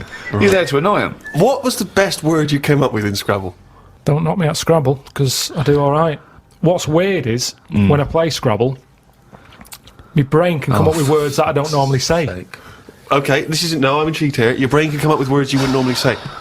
Just words that I'd never drop into a sentence. Tree, cat. Go on. Squirm. That's using a Q. It's worth 10, that. It's not bad, is it? Now, I'd never say that. I don't think I've ever heard you say squirm, no. I don't think you're right, Carl. I've never heard you say squirm. Weird, isn't it? Yeah, it is weird. And yet your brain popped that one out. And then, yeah, when it wasn't my go, just... Anyway, so that's sort of doing art for yourself as opposed for other people. I don't think you can count what you just did then as art. Hobby maybe, craft, pastime. I don't think you can count that as art. I'm not being funny. I'm being a bit snobby here, but I think there's a difference between Beethoven and squirm. There's a cue in that. Robert Nozick did this thing that if you could go into a flotation tank and you led a whole virtual life and it was the best life possible, you did exactly what you've always wanted, you became the person you wanted to be, you did the best things you could ever dream of doing, and you literally couldn't tell the difference. So it was your life, okay? And you lived your biological life out in that tank and died at 80 and had the best life any person could ever have. You could pre-program it. Would you get into that tank knowing what you know now, knowing that you would have the best life ever, with no heartache, no upset, no loved ones dying? So what's happening when I'm sort of having a packet of munchies? Yeah. Am I having them, or are they imaginary? They're imaginary, but you can't tell the difference. It's the best packet of munchies we've ever had. I love the fact that you went into the flotation tank, and your one proviso was, are munchies as good? Yeah. No, absolutely. I'm just taking it back to basics. That is Right. basic. You've got yeah. to pre-program your life. That's where you'd start, is it? Munchies must always taste magnificent. Well, it's just that if you can still enjoy the basic things in life, then that's when you can't go wrong. You do. You enjoy them. It's the life you'd ever want to live, and Yeah, you're bit living dangerous, it. That. Bit Sorry? dangerous. Bit dangerous. Why? Go on. Why? Just, I don't know, because sometimes I think things don't happen for the best, right? Right. Sometimes you can sort of think, oh, I'll enjoy that if that happens. And then it doesn't happen, and you've had time to think about But what this would is have happened. perfect. No, this is built in, because whatever happens is for the best. So not only when you're in this flotation tank are you enjoying yourself, that things just keep getting better or staying as So you good. you never have a bad day. You never have a bad day. But how long would that last for before you go and fed up with this? Well, why would you get fed up with it? Because you do something else. It's the perfect life. Bear in mind, you're not aware that you're in the flotation tank. You've made that deal, but then once you're in there, you don't know. You're not aware of being in the flotation tank. You're living your life, and it's perfect. You're happy. Well, we don't know how you would be happy. You just have munchies every day, and Well, yeah, you'd get in more it then. You'd get in it. If you don't know you've got in this tank, if I somehow go to bed at night, someone injects me in the head, and then they go, right, stick him in the tank now, and then I wake up, packet of munchies there, sun's out, Suzanne goes, oh, it's a nice day, we'll go and do something nice. And I go, you're meant to be at work. She goes, no, I don't have to go in today. Right. I go, all right, let's go out then. Now, what's interesting there is that within this scenario, I gave you any life, you could do anything, and you chose the exact life you've got now, except Suzanne's got a day off. Now, I both love that.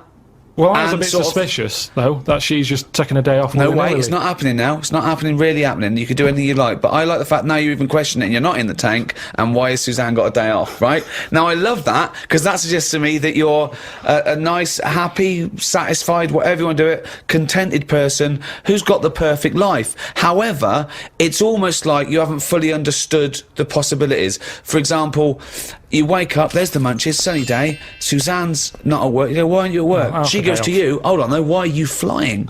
And you go, I just can. But you hadn't even thought that maybe you could fly or swim or hold your breath. you just No, gonna no, have some but- munchies for but breakfast. Hang on a minute, this is day one. Oh, okay. When you go on holiday, Yeah. like I said before, you don't turn up and go, right, it's 1 o'clock, jet ski for half an hour, bungee jumping 40 minutes after that, let's Yeah. have a nice roti, Yeah. and, try a little cocktail. And what do you do? What do you do when you arrive there? Well, you get there, Yeah. the fella takes your case to the room, Right. you have that panic of, am I going to give him too much money? I don't know the currency well enough yet, I don't know how much More things information are. than we asked for. No. And the most mundane scenario I've ever heard. No, but this is what happens in real life. Okay, you're just telling us what happens when you go on holiday. What's your point? Okay. Because you don't want fun all in one go, you want to build to it, because that's sometimes part of it.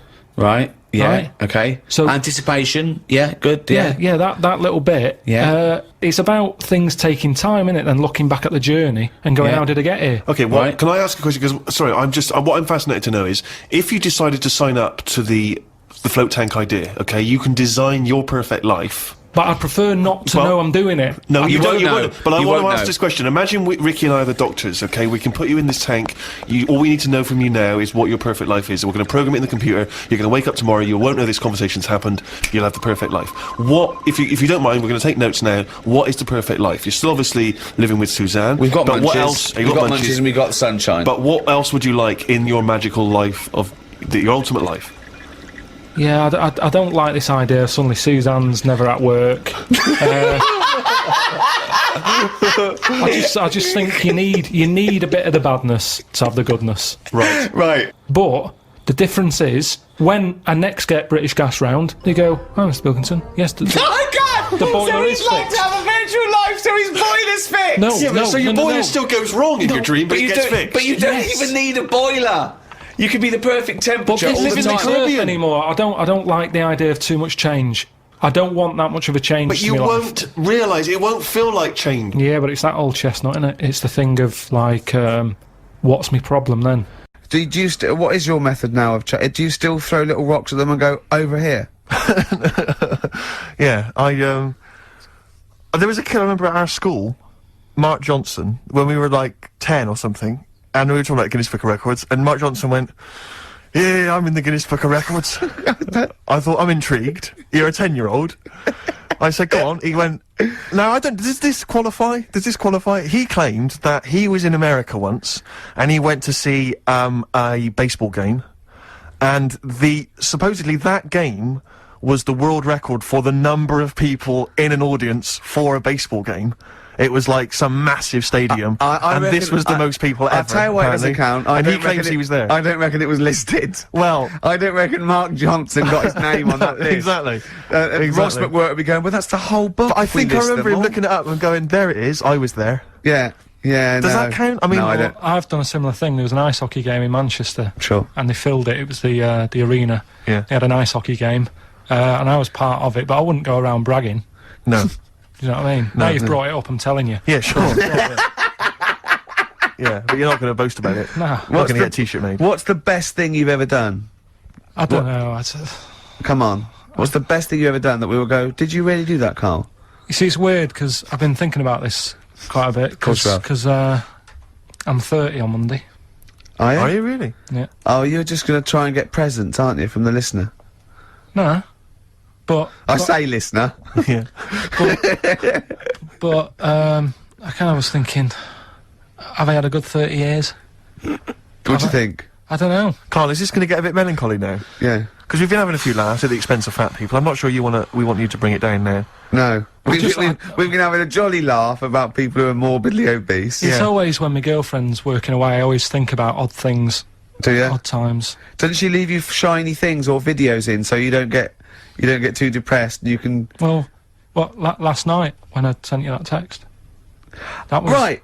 Right, let's play a record. This sounds intriguing, because I'm worried it that is Carl's a intriguing. bit- It's incredible. Right, play a record. Right, wait for this text that Carl sent me. Oh, All Along the Watchtower there by Jimi Hendrix. Beautiful. Can I just say straight away, Go on. Rick, before you carry on, we've had some people emailing in about the origins of sumo wrestling. Yeah. But they've sort of cut and pasted a huge ream of information from the web. Thanks very much, but we need bullet points, or not. Don't bother. You're wasting our time, frankly, with any too many sentences, proper grammar. We're talking about Ricky Gervais here. Yeah. So Not that just- I'd read the bullet points either, you'd read them to Exactly, me. but exactly. So But your concentration would lapse so quickly that it just Yeah. needs to be keywords. You know, arse, sumo, things like that. Yes, arse wipe. Yes, I arse need- wipe sumo, correct. Yeah, or maybe even a picture of someone wiping an arse with a tip next Exactly. to it. If you could get words out. If you could send through the origins of sumo wrestling in sort of diagram or sketch form, Yeah. or in a kind of comic book, or one of those flick books, that just maybe draw a quick flick book, send that in.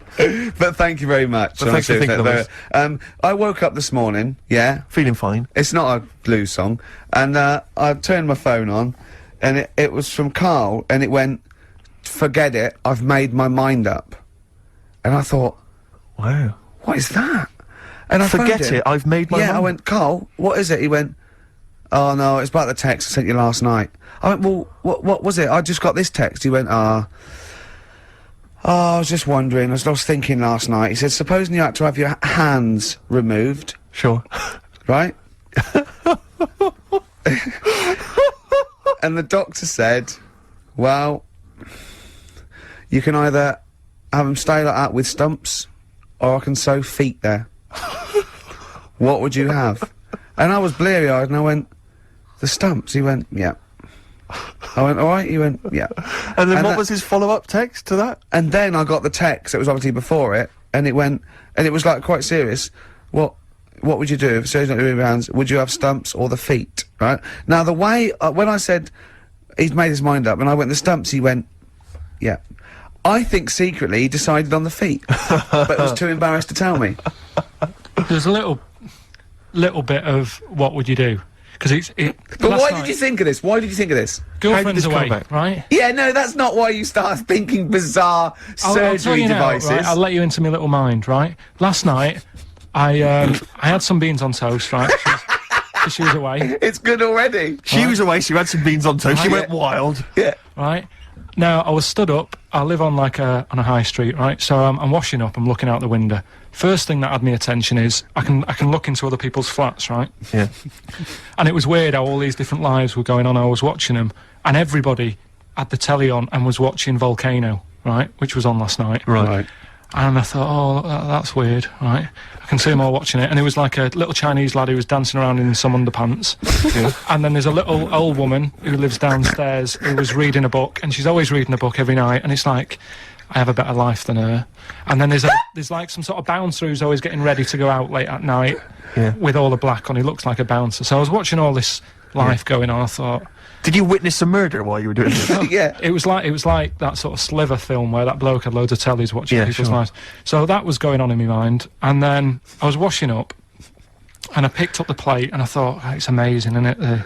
The human body, the way you can just sort of, you know, I want to pick that up, and you do. Yeah. And the way your hands work, right? Yeah. You've got 5 little digits, but it's just the right amount to do what Yeah. to do what you've got to do, right? So I'm cleaning the plate. Sorry, Carl. Stop. It's just the right amount. Might be one of the most genius things I've ever heard said. I would love David Attenborough to phone you up and say, Carl, how do I word this about the evolution of the mammalian front limb? Just go, we'll just say it's the right amount. Huh? But it is. It is, One of course extra it would is. get in the way. Yeah. And one less would just make it that little bit more tricky when picking up a bit of a slippery dish. Sure, or buying gloves. Yeah. A slippery dish. So then I was thinking, right, imagine like going to the doctors and they're saying, yeah, everything's all right, your heart's good and everything, but Your art's good? What, your Larry's, or...? yeah, your heart, you're in good form and what have Sure. you. It's good news. You know, I had Giano in earlier. He's not looking good. Yeah. I had Fat Swaller. But you're all right. But your hands need to come off. Right. Blimey. But That's bad. Like, I'd get a second opinion initially. But a better good news, I've got a nice pair of feet I can Sure. sort you out with. Yeah. And he puts them on, and then I was thinking, right, first of all, washing up, what would that be like? I thought, Steve. that'd be It's tricky. And then the second thing was, it'd probably ruin the sort of the shape of your jumper. Because you have to keep putting the feet through there. Yeah. And then I thought, but I could still cycle in Okay. to work. You could run in. Well, that's the thing. You'd be really Yeah. fast. Well, that's what I was thinking. I thought I could still cycle because I could balance, and then I thought, but the only thing is I probably couldn't pull the brakes. Because of the little short things. Yeah. And then, like you, I thought, but then again, you're running in half the time. So that's what was going on in last night. Right. That's what I was thinking about. Did you How ever... long did this take? Well, how long does it take to wash up? Right. Because I imagine you just being there for, like, all night. Probably 25 minutes. How long did the little Chinese fella dance for in his pants? He's always doing it. Last night he was at it for like 10 minutes. Just, yeah. And his girlfriend never sits in the same room as him. She's always sat in the bedroom. She's going, you dance in pants again, I go in next Yeah. door. Well, she was in the bedroom. She's always in the bedroom, sat on the floor, on the mobile phone. Right. All the Really? time, yeah. It's weird how people's lives are just like, it is like that Groundhog Day thing. It's like, you know, he's jumping about in his underpants. The old woman's sat there reading a book. Yeah. And that's what got me thinking about my life. Do you think I she thought, ever Are you goes... sure she's not dead? Every time you look down there, she's just flicking through she's just reading this book. The pages never turn. She never seems to finish it.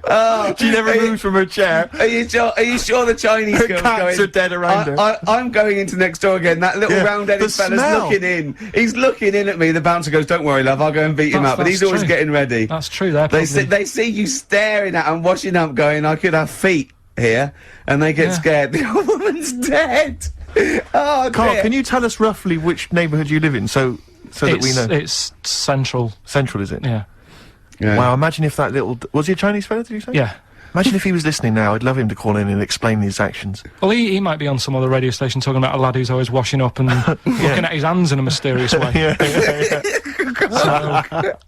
But do we have this doctor that would go, "Well, all right, Carl, you can either leave them as stumps, or I've got a lovely little pair of feet." Why? I mean, I told Jane this, and Jane went, "Is that the only choice? You could say, could I have some dead man's hands? Have you got any? Where'd you get the feet from? Where'd you get the feet from? Can I have? What would you rather have then? Human feet or monkey paws?" Well, I mean, that wasn't an option last night. That if the doctors said... No, it this wasn't is- an option last night, but don't forget, it's in your head, Carl. This didn't happen. No, This but I'm is- just saying at the time, that's all the doctor had to offer. But you know, it's your head, you can go anywhere. No, it wasn't a real doctor to offer. It's in your head, you can go anywhere. You're not trapped. Yeah, but if you can do anything, then you'd say, we'll sort us out some other hands. Fair point. That's fair record.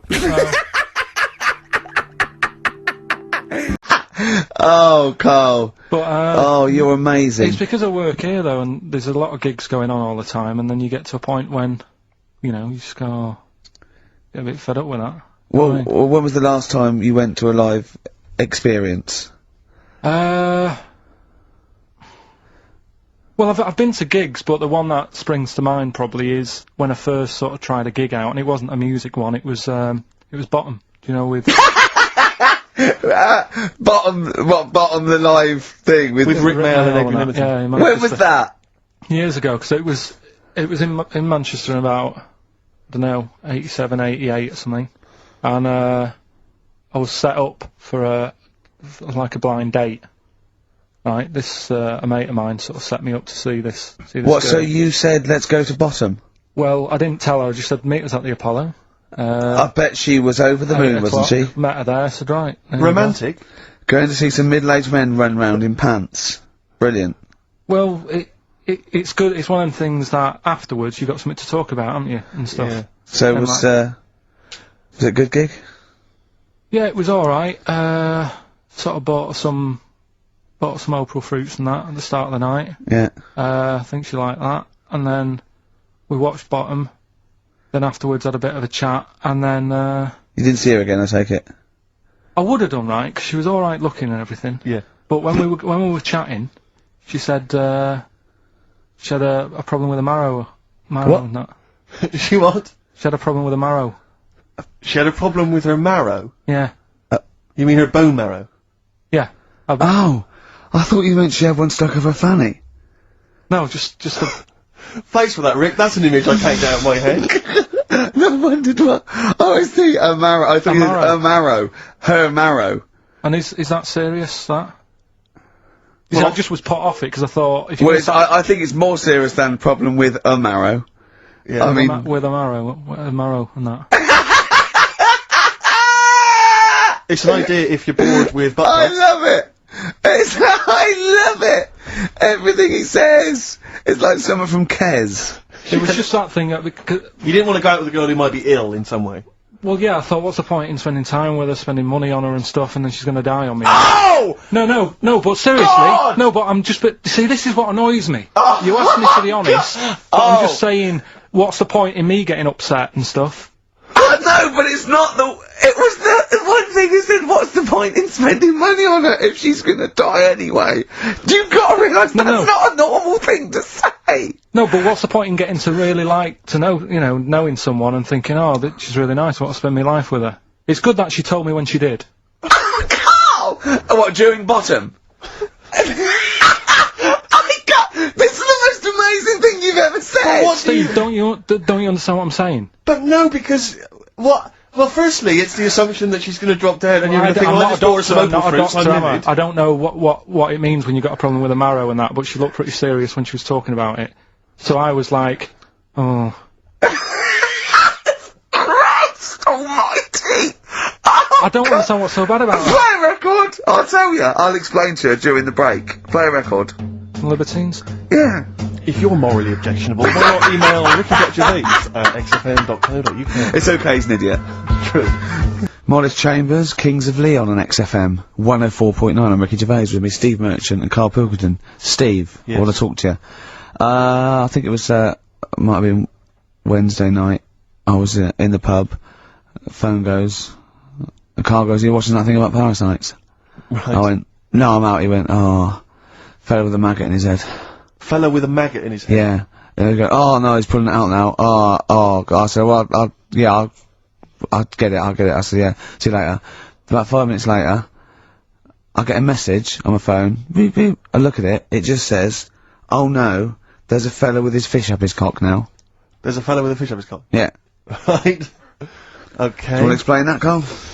Is it one of those little ones that swim up if you're having a slash in the Amazon? Yeah. Yeah. That's weird, isn't it? But it was still, like, stuff like that. It started off with, What does the fish do when it gets in there? just sits there. Why? Well, what else can it do?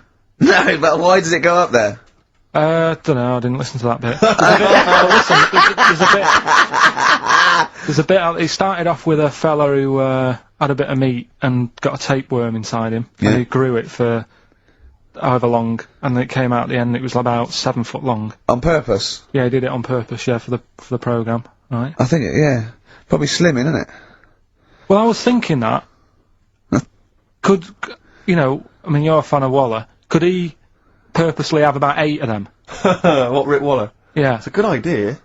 Because they were saying how they eat, you know, a lot of stuff when they're in you, they just eat all Well, of they take enough so you don't die, and nor do they, yeah.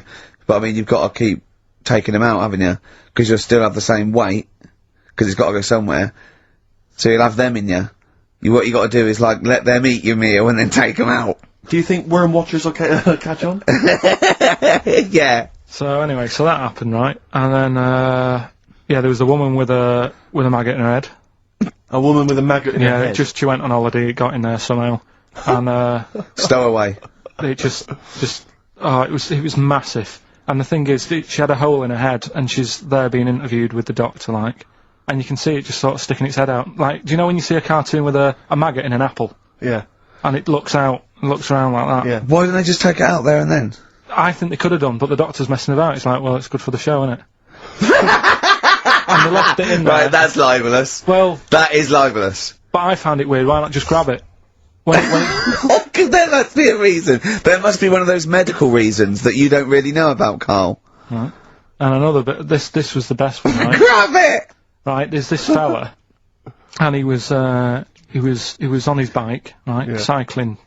cycling to work or whatever, and he sort of sees this thing in the corner of his eye. Right. Literally in the corner of his eye. Or you mean he saw He just said he saw in his something. peripheral He vision? saw Okay, something yeah. and thought, what's that? Yeah. So he thought, oh, doesn't matter, whatever.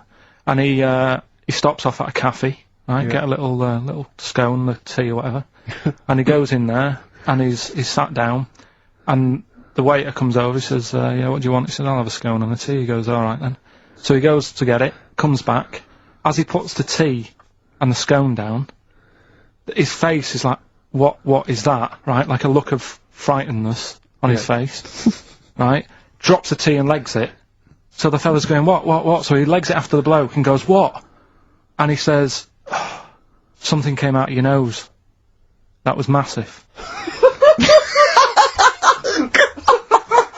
Sorry, something came out of the Listen, guy it's all serving. true because people would have watched it, so don't start saying it Sorry, didn't but hang on, I happen. just need to clarify. The guy I on the bike... I don't believe he ran away. Wait a I don't minute. believe he legged it. I don't believe he had a look of frightenedness on his face, and I don't believe he said something massive came out your nose. and I don't even believe he had a cup of tea and a scone. These are the things that I think are embellished. But who had something coming out of his nose? Was it the guy serving the scone? The one who was on the bike who ordered the scone. Yeah, but what was came out it? of his nose. What was it? Came out of his nose. Right. So he goes home and he thinks, I've got to sort this out because it's not good and that. So he's But what? No, it was out of his nose. So you mean it poked out of his nose? It didn't come out. It just said hello and then it... It was like the maggot in the head. Yeah, It just yeah, popped its head out, had a look around, and went back in. Why did the bloke drop the tea and run? Well, it's weird, isn't it? Alright, so he goes home. He goes home and he goes, oh, God, you know. So he sits in front of the mirror, and he's sat there waiting. This thing comes out. Again, sort of looks round, goes back in again, so he goes, oh. No scones. Right? No, So he goes, I've got to sort this out. He goes to the doctor's, says to the doctor, I've got something up my nose, it just keeps coming out and having a look round, going back in. Didn't say The that. doctor's like, oh, I haven't heard of that before, right? Didn't say that. So sat there, it does it again, the doctor looks, you know, frightened again. Runs away? Yeah. Well, He's got a look of frightenness on his face. he had a look of medical frightenness. He dropped his stethoscope and legged it. No, he said, I know what it was. So what? So you got a leech up your nose. He had a leech about that long. What's radio? Well, how long's that? 4 inches. 4 inches coming out of his nose. Next time it stuck its head out, he grabbed it, pulled it out. That's horrible though, isn't it? Isn't it? Can I just remind people, just let people know, when Carl was saying it was about that long, and Ricky said 4 inches, he was using his fingers. Oh yeah, he didn't have his... No. There's nothing else The there. feather out, no. So he had a leech up his nose. How did he get a leech up his nose? I don't know, again, I'm not that bothered about that bit. It's just all the footage and stuff. Oh, play a record. Brilliant programme. Yeah. It's just the same, he just sees that, he gets fascinated, he doesn't read on. His education is just sound bites and self-embellishment in his own head. Yeah. Well, It's okay, like, 'cause people- he gets all his news from Ananova and he just reads the headline. Yeah. Oh. And he just doesn't bother reading it. But you know, he considers that education. He Well- gets annoyed if you think that more Please information is don't useful. get going on that, 'cause Oh. we'll talk about that later. If you're I'll gonna tell you start having what. a go. Right, okay. Okay, we're gonna play a song now, and I'm gonna tell London Carl's confusion over evolution. Right. Are you two? Oh, brilliant. Sweet. Listening. 104.9 XFM, 104.9. But no, it's not odd. You see, there was a woman on the estate who did use. Have I told you about Miss Peggy before? No. It rings a bell. Go on. I think I told you ages ago. It's this fat woman who used to be on the estate. She had a 3-wheeler bike. And her Push husband. bike, pedal bike. Yeah, like a tricycle thing, but a big one. Right. She used to sit her husband in the basket in the back. Cycle about, what have you. Yeah. She was known as Miss Piggy. Anyway. Oh, is this the one that she used to beat him up so your dad pretended to be a policeman? Yeah, that's it. Anyway, well, the way she used to communicate, she used to always go in quick save and nick biscuits.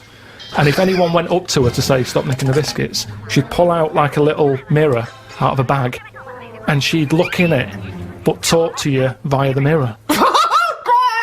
Oh, man! What? This So she's place you insane. grew up- It's weird, isn't it? It's It was like- really weird. Like It used to scare Narnia. me. It's like a Salvador Dali painting. you exist in there. Yeah. It's really, really So weird. hang on. So she used to talk to people through the mirror because she was mental.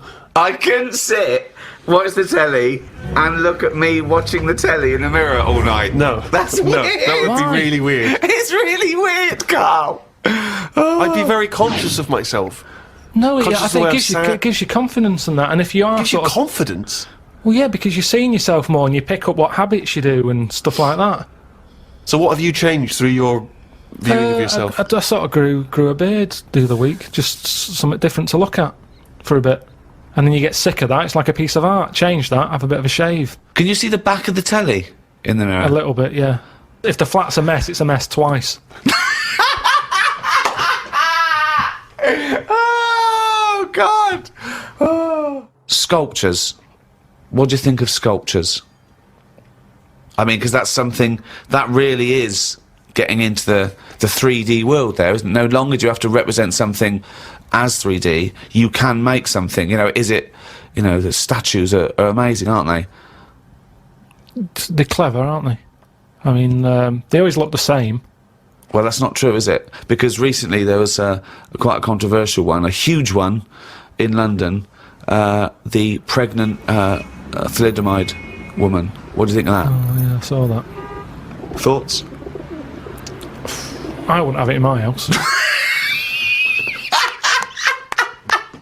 Well, there wouldn't be room because it would just be you, Suzanne, and a pregnant thalidomide watching telly. I don't know what he was trying to say. It's Maybe she was saying, okay, we've had the human form. This is an example of the human form. yeah, but do you think she started off trying to do normal, and it was like, oh, chipped a bit off?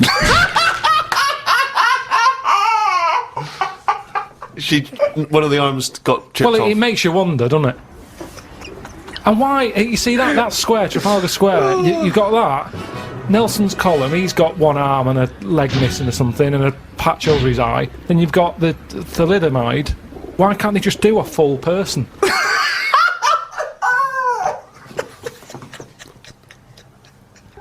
Well, that was what they saw. That was what the artist saw. It's about confronting us with certain preconceptions of what we expect of the human form, what we expect of sculpture. It's probably a little ironic comment as well on the famous Rodin. It's been wrapped up with all kinds of ideas of maternity, of the human form, of what sculpture is. Why wouldn't you put that in a big public place? But what about the subject? Did you think, who's that subject? Who is that woman? No, not really, because thalidomides are around, and we've all seen one. It's not like a shocking image. It's one of life's little things that it chucks out. There's some out there, so it's not shocking, is it? I don't understand what you mean. I think what I thought is, it just goes to show we're sort of running out of ideas. What do you think of people who are so angry at art they try and censor it, or they try and destroy it? Do you think art should ever be censored? It's where you put it. If it's in a gallery, then it doesn't have to be censored. If it's in Trafalgar Square, where everyone's wandering around having a nice time, you don't want a 12-foot cock. So it's all about where you put it. I think some art looks better because of where it is. Angel in the North, that's a bit of art, but it's a bit of a surprise, isn't it? You're driving along a miserable motorway. Yeah. Oh, what's that over there? Gives you something for your eyes to look at again. Motorways are the most boring place to drive. But you go, oh, look, there's a bit of art over there. Yeah, but Stick that then Angel again, in the should you be North. looking at art when you're going at 70 miles an hour along a motorway? Well, yeah, because it's really big. You can keep your eye on it and Look in the mirror. It's not a problem. Wait till you go past it and look in the mirror like normal. So you like the Angel of the North, Because it's something in the middle of nothing. right? But if you put it somewhere else, Stick it in Trafalgar Square, you'd go, oh, more clutter. I remember we were shown the cartoon version of Animal Farm when we were about like 15, 16. We were discussing it afterwards about Napoleon. Oh yeah, great. Oh yeah, communism versus the poor proletariat and all this. And this bloke went, "You lot make me sick. It was just a nice film about some animals." Brilliant. yeah. What's your take on that, Carl? No, go on. What's your point? Because you can see the irony there, can't you? I haven't seen it. No. If you want to do a serious point, don't use animals. No? Well, I disagree with there because I think my favourite is probably Charles Dickens, and I think the greatest story ever told is A Christmas Carol, and there's only one way that could ever be improved, and that is a Muppet Christmas That's Carol. absolutely right. Yeah. So, and I think that you could, and I think people could take a lesson from that and maybe do other films with the Muppets. A Muppet Schindler's List. Yeah. I mean, you could make it so moving, couldn't you? Schindler's List in space. Miss Piggy's Choice. Have we talked about that? What?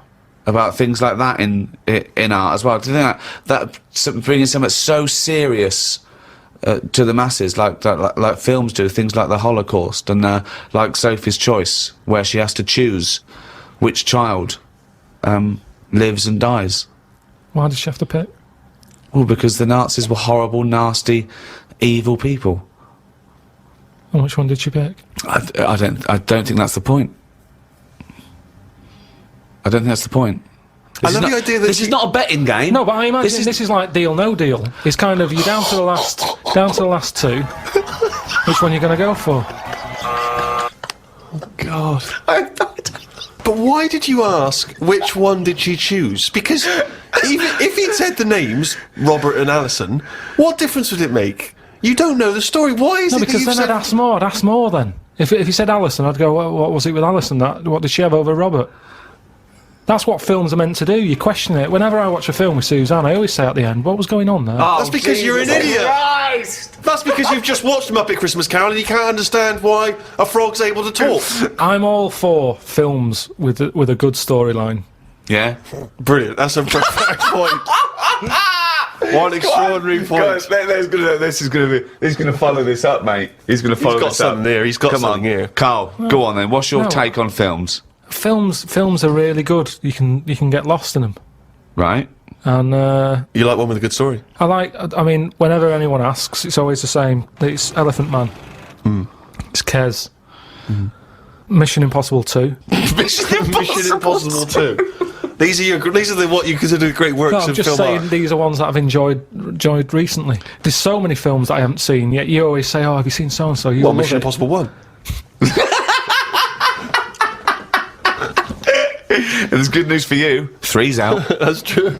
One of the most striking art exhibitions that I ever attended, Carl, was an exhibition of outsider art. Something I'm sure you're very familiar with. Outsider art, of course, is work that is made by people who are often institutionalized for mental health problems, or they are just incredibly, the people who aren't in any way part of the art establishment. Well, right up to psychopathic murderers, clinically insane mass murderers would count as outsider art. I went to an outsider art exhibition in New York. It was incredible, and I bought a painting of this guy.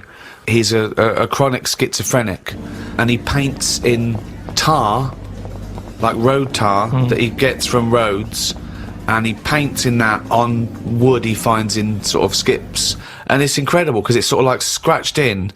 And it's amazing. And there's this thing of Jesus being helped down off the cross.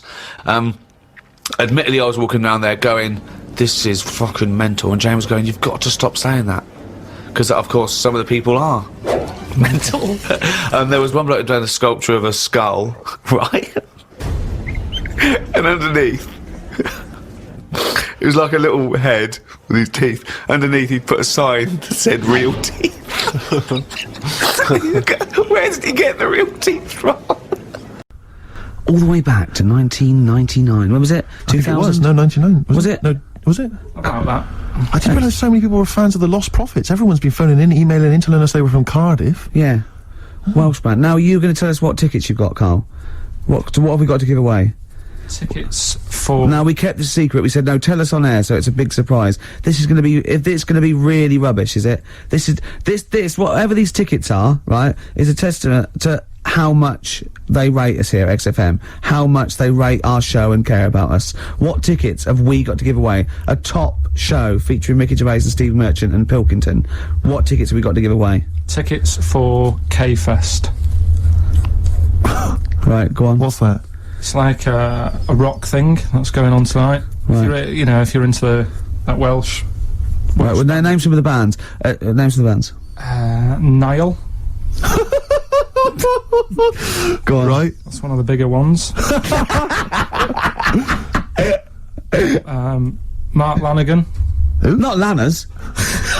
Is Lanners playing? He's not really. Yeah. Mark Lanigan really playing there? I think so. God, who's that? What? Who's that? Who is Lanigan? Is he someone you went to school with? Who is Mark Lanigan? Who else is Who on? is Mark Lanigan? Is he the promoter? Who is he? Is he head of Is this in a security? pub in Camden? You got Niall. We're giving away tickets to the K-Fest. Hold on, let's have a look. This is the enemy. Mark Lanigan, Masters of Reality. Right, okay. Who else? We got Niall, we got Mark Lanigan. Niall? Who else? I can't pronounce this one. Oh, let's have a look. That's good. Bedleyhem or something. Bethlehem? Behemoth. Behemoth? Behemoth, is it? Let me see. God, no one can Oh. read. I expected from a northerner, but not from a university-educated man like you today. Oh, yeah. Let me have a look. Where are we now? I can't even find it on the page. Here we are, yeah. Anyway. Behemoth. Yeah, Behemoth open But hold on, I proceedings. just thought of something. We're not really giving those away, are we? Surely we're asking some sort of financial reward for them. Right, okay, right. Is there a competition or Let's something? just... South Carolina Death Metalers, Niall. Okay, alright, Head to okay. K-Fest. Yeah, that means something to some people. we got a pair of tickets to give away? Yep. Okay, if you want to go to, K-Fest, it's the Mean Fiddler, Charing Cross Road, and that's, tonight, is it? Mm-hmm. The tickets would be $7.50, but we're giving away for free. Why don't we say we're giving away for a £5? No, That's still a saving. But I'll tell you what, if you can call in, what's the number? Oh. 08700 800 123. Yeah, and if the question is, because they're quite sought after. There's big names here, like Niall and that what's his name? Lanigan's on. The question is, who wants to go? Yeah. So if you can call in and answer that question, who wants to go to that, then you could be one of the lucky winners. Right. After this, some great chat and music. Could you also explain who Mark Lanigan is? De La Soul, watch out. Well, we're wrong. The lines went mental. It's amazing, isn't it? So that and they knew all about them and where they were from, what they were like, and the tickets. Death metal's just something that's it's obviously passed me by, but it's obviously huge. It is huge. It's sort of huge without being sort of in the public eye. Yeah. Famous. I think it's probably the only real alternative out there now, isn't it? Because everything else is sort of mainstream. There's no real alternative music. Even hip hop. Yeah. Yeah. Well, Slipknot kind of have snuck in, haven't they? Because they and their album went to #1 or something. Yeah. Yeah. Incredible. It still gets people saying, you know, son of mine. Yeah, exactly. Yeah, well, you're probably not. You're probably a daughter or something. I can't remember. You can't, I It's can't like really some tell. people who phone up about the heavy metal, though, they always sound such nice people. Yeah. The women always sound attractive. You know, if you meet them, though, they're like 8 foot tall. I wearing don't those know huge that boots. we suddenly sound like two old ladies on a bus. And you know what? I spoke to one of them rappers, and he was as nice as pie. Helped with me shopping and everything. I thought he was going to kill me. Yeah. Yeah. Well, I am 27 years old now, Rick. 28 according to Carl. Yeah. Talking of my birthday, you know, we did it was my birthday a couple of weeks back. Yeah. And we were talking about the stuff that my dad had given me as presents in the past. And anyway, my sister told me that he'd listened to some of it on the car driving up, and he was quite upset, and he had mentioned Oh, really? it. Yeah. Yeah, but it was all affectionate. It was done with wasn't affection, but it was like we were slagging off his gifts, which were awful. I know. Yeah. He's probably listening again. Well, possibly That on- happened to me once. online. I remember telling a story on XFM, and I'll tell you the story in case you've heard it, but I'll tell you. All it was, I used to live in just a little one-room sort of bedsit with my girlfriend, sort of it was sort of late 80s or whatever, and it was just awful. It was one room, and we had a bed, and it's sort of like the kitchen was the bedroom, so our bed, literally... The kitchen was the bedroom? Yeah, it was Wow. the bed in there, and then it was just one room we had, that's all we could afford, yeah? Bit like And so we had, mine. yeah, and so, you know, you were sleeping in bed, your head was by the fridge, and the sink was by your feet, and you had to go out and down the stairs to a communal toilet, so obviously, I'm a man, I could just pop out of bed, on tiptoes, the sink was quite high, and have a little wee in the middle of the night. So put him a cloak, and that's fine. Into the sink, not the fridge. Into the sink, yeah. So that was fine. And sometimes I'd just hear Jane go, "Oh, at least run the tap afterwards." And I go, "All right, run the tap, right." And I just remember once going, "At least take the dishes out first." Because I used to sort of lift, if it was just full of dishes, I used to lift them up and sort of like aim underneath it, and then it was quite hygienic. It was, you know, but What do you mean it was quite hygienic? well, I was In what tired. world is it quite hygienic? I was tired and drunk, and yeah, and it was just it was a horrible place, and we had mice. You urinate quite a lot, don't you? You have a problem with urination after lot. Well, I worry about getting caught, like on a tube. I have to, you know, or I don't take tubes anymore. Well, I just in listen to case. my dad's advice is never pass the toilet and not use it, because you never know when you might have to use one That again. is exactly mine. You might not see one for a long time. Oh, but anyway, sorry. What I was going to say was, Jane's mum was listening. Oh, to that story, when he told that story? And I said, Ricky's doing that sort of story about weeing in the sink. And you went, no. He makes an awful lot up. He makes an awful lot up. Yeah, that's what we have to say. No, I was joking. You know, I didn't mean it. So, you know, I think I got away with it. Although Mum did watch me every time I went out to the kitchen when I was at her house. You like, yeah, just go to. Right, Do you want a corned beef sandwich? No. If so, I'll have it on some Toilet's over there, newspaper. Ricky. I know. The toilet's over there. Okay. All right. Yeah. Oasis. Don't Look Back in Anger. A classic there. Absolutely. From the height of Britpop. Oh my God, it's mad to think it's a classic now, and I was there at the beginning. I know. I can't believe it. By the way, urinating isn't bad. It's a good thing. It's getting, you know. No, obviously it's good getting the. I'm not saying the urination's a bad thing. I wasn't damning the fact that you needed to urinate. It was the fact you were doing it in the sink. With dishes, you probably exactly. But you know, see, the thing is, you know, there are some societies where if you urinate on something, you sort of own that thing. What society is that? Cats, for example, cats. So I mean, you know, cats are, you know, enigmatic creatures, aren't they? Mysterious creatures.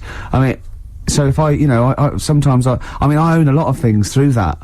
Right. Sinks, telephone boxes. Yeah. You know, lots of fences. My shoes. Your shoes once, yeah. When I was chasing you around Robin's shoes once. You'd be alright around, jellyfish.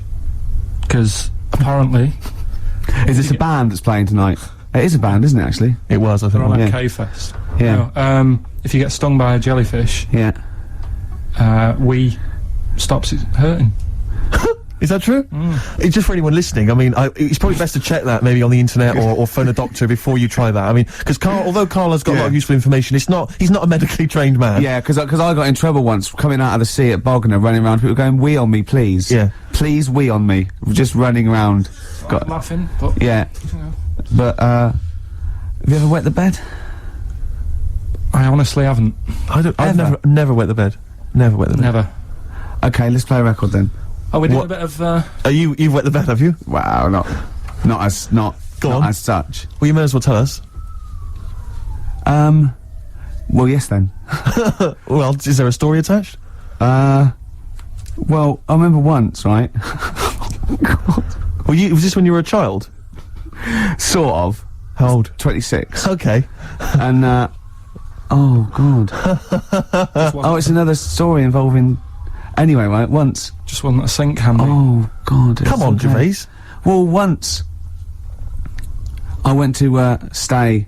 went down to Brighton with, Jane for a party, her sister's party. And, we were staying at her parents' house, her parents were away.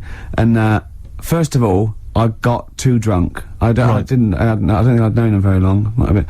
And, I remember... It was a fancy dress party, and I didn't go as fancy dress, but I remember laying on the floor trying to trip people over because I was so drunk. The sort of thing that's hilarious if you're drunk. Yeah, imagine Jane going, "Oh, that's my boyfriend. I'm so proud to all her family." And then we got a cab. I got a cab journey home to her that I didn't remember, and apparently the cab driver going, "Is he all right?" Because I was going, "I'll be sick. I'll be sick." Jane, going, "Yeah, he's fine." Then I laid on the bathroom floor, and Jane timed it. It was 45 minutes me singing "Right by Your Side" by the Eurythmics. And then I went to bed, and apparently I got up in the middle of the night, walked round the bed, and just thought the bed was a toilet. And Jane said, "Ricky!" I went, "What?" She went, "You're pissing on me." I went, "Well, you don't need to wake me up." And then just got back to bed. You urinated on the bed? Alright, yeah. Bit of hip-hop. Oh, man alive. Hip-hop hooray! Hip-hop hooray! Oh, it's the opportunity where Steve gets to play one of his classic hip-hop tracks, something maybe you've not heard before, Rick. Can I just say, I actually slightly regret telling a story about me weeing. Yeah, well, it doesn't stop there. I'm sure there's more. I'm sure you've told me more in the past. Alright, just go on with the hip-hop track. This is from, I need to just introduce it briefly, it's from an artist called Mad Skills, who on this record claims that he has written loads of other people's songs, which I think is true. The only thing I would say is that the names of the artists he's supposedly written for have been bleeped out, but of course, because it's also a radio-friendly version, all the swearing's been bleeped out as well, so there's a lot of bleeping, but if you can piece it together from it, it will actually be quite a good song. Go on. I'm gonna actually... No, you don't own it by urinating on it. Yeah, I am. No, Yeah. Put it away. Just a little dribble, that is mine now. That cost me over £5. Feeder, come back around on XFM 104.9. You're listening to Ricky Gervais. I'm with him as well, Steve Merchant. I was thinking of dropping that. What? Thinking of dropping that, just going, because it's just too, that's all that. I'm Ricky Gervais, with me Stephen Merchant and Karl Pilkington too. I mean, get to the music, so it's, "Hi, I'm Ricky Gervais, this is XFM. Sure. Here's Radiohead." Yeah. So they'll come out, "That was Radio on XFM, I'm Ricky Gervais. Tony Blair, what's he all about?" Yeah. That sort of, Snap, on a fast, because I quite, on a serious note, and you've always been saying it, I listened to an old show, because when Karl was compiling those things, I listened to an old show, and I listened to me, and I'm really concentrating now, because I sounded like the most inarticulate, brain-damaged older drunk I have ever heard given a show. Yeah. I mean, I was shocked. Not finishing sentences, leaving out words, slurring, just doing noises that you understand because you know me. Yeah. So I'm really going to make an effort for the listener. Yeah, it's not going to happen, is it? You're going to give up after about 3 But I records. thought you were joking. And I thought it was like, oh, he's taking it there. Did it then, you see? Again, I don't quite know what that sentence meant. No, but... Well, of course, I've got also your body language and your facial gestures, but obviously the listeners have got nothing else. They've just got the voice. They've just got the voice for it. That's all they've got. That's all they can rely on. Yeah. And when Karl Pilkington is the man holding the show together, when he's the that's quite most damning. articulate. Exactly. Exactly. How did I come across? You came across as lovely. I mean, I did an interview yesterday, right? And I was trying to describe you to this journalist, and I was going, it's like a cat can talk. because the things you say, I just want to know what your world is. You know when a cat comes in, you go, where have you been? And it looks as you're like, you know, it can nearly understand you, and you want, oh, I wonder, I'd love to know what that cat thinks. And with you, it's almost like we've got one. Yeah. Yeah.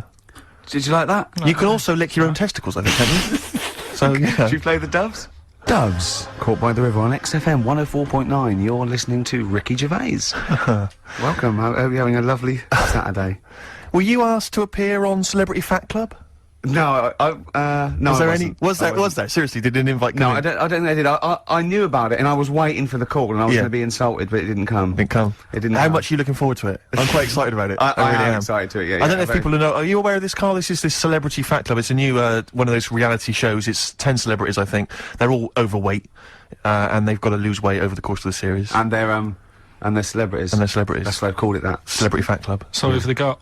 Well, I'm very excited because one of them is, you know, that guy who was in Pop Idol but didn't win in the end, that really big fat guy, Rick Waller, Fats Waller, as I call him. And I was reading about him on the web earlier.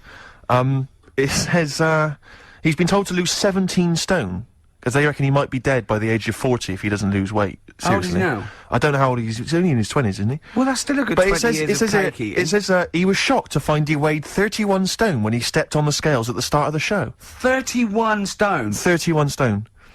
But I love That's the fact. really big. I like the fact it says he was shocked to find he weighed it. Yeah. I had no inclination. I kept my eye off the ball. Didn't I? Exactly. That must be all those breakfasts. I haven't stood on the scales for years, and I didn't know how much I weighed. Rick told the Sun. 31 stone, right?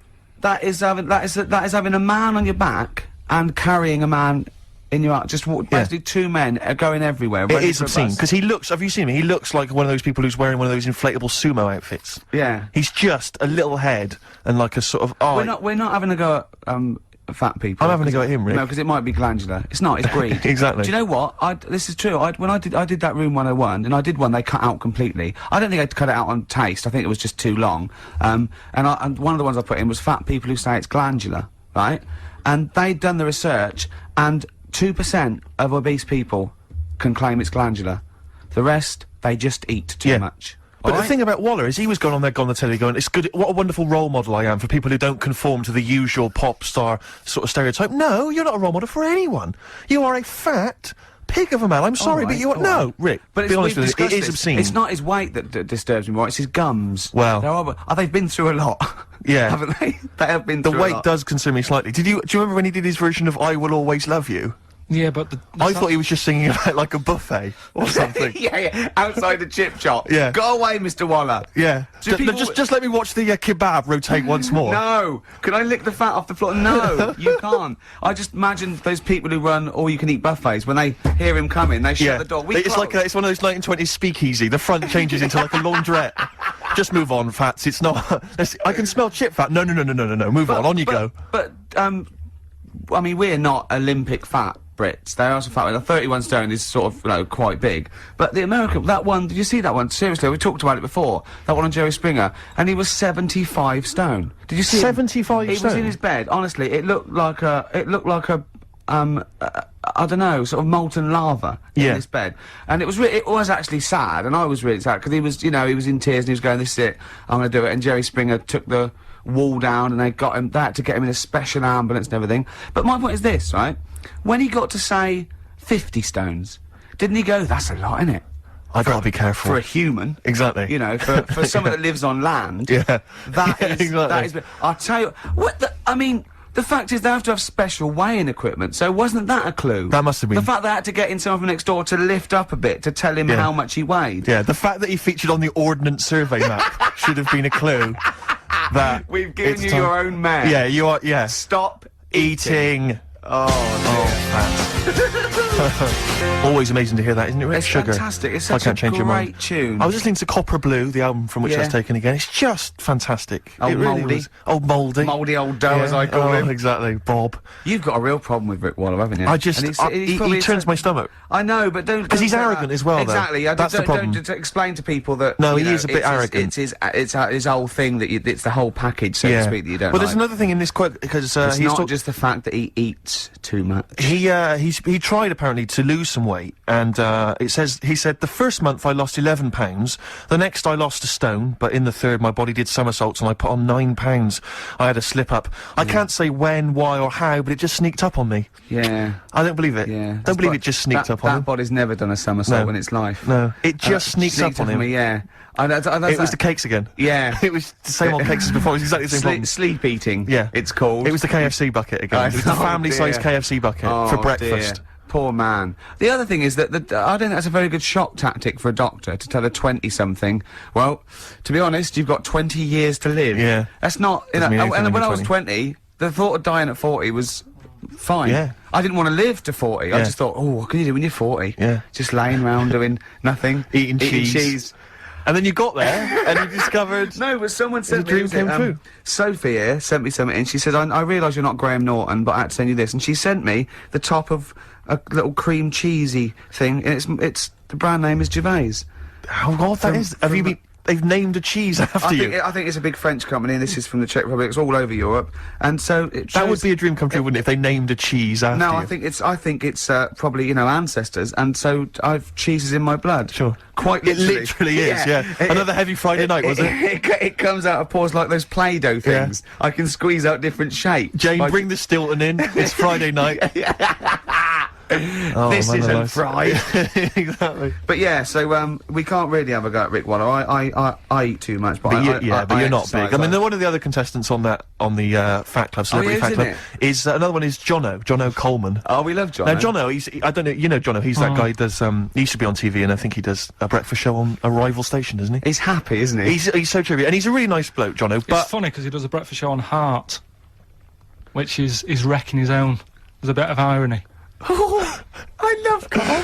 Thanks, Carl. Do you know what I mean? Yeah, I love you. I can see where you're coming from. Yeah, that's good. But we've met Jono a couple of times. We saw him at a couple of, not wishing to say not to show off, but a couple of awards dues. Yeah, And- that's showing off. but Like there- people would have seen dead there. Well, yeah, but Yeah. we we went to one where everyone was in like tuxedos or suits yeah. and ties.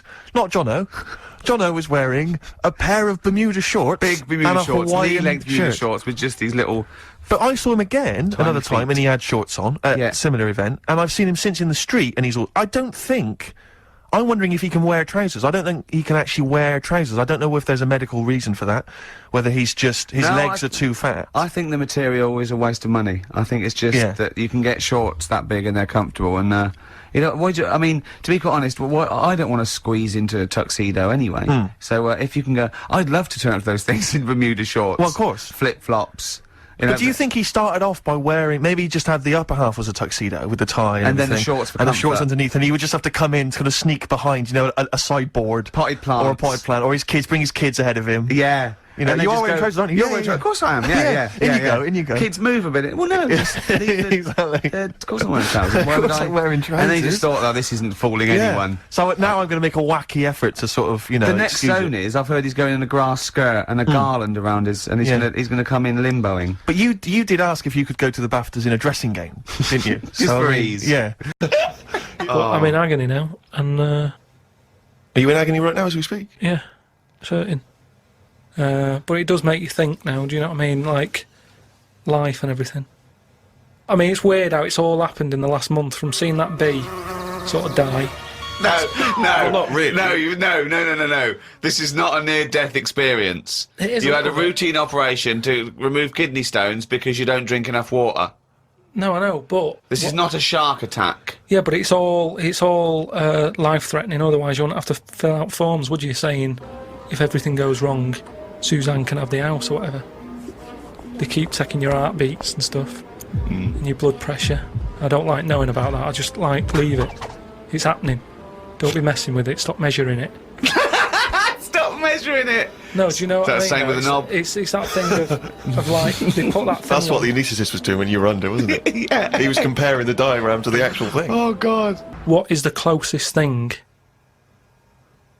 sort of living that's nothing? I don't know what you mean. What? What's like the closest, like, do you know at some point something's gone from nothing to something? Hasn't it? No, I don't know. I don't understand what you mean. Do you mean what is the first and lowest and most primitive and most simple form of life? No, He's right here in this room, Rick. say like when you look at a stick insect, Right. you go, right, there's a slight crossover there from a stick to a living thing. No, it's not.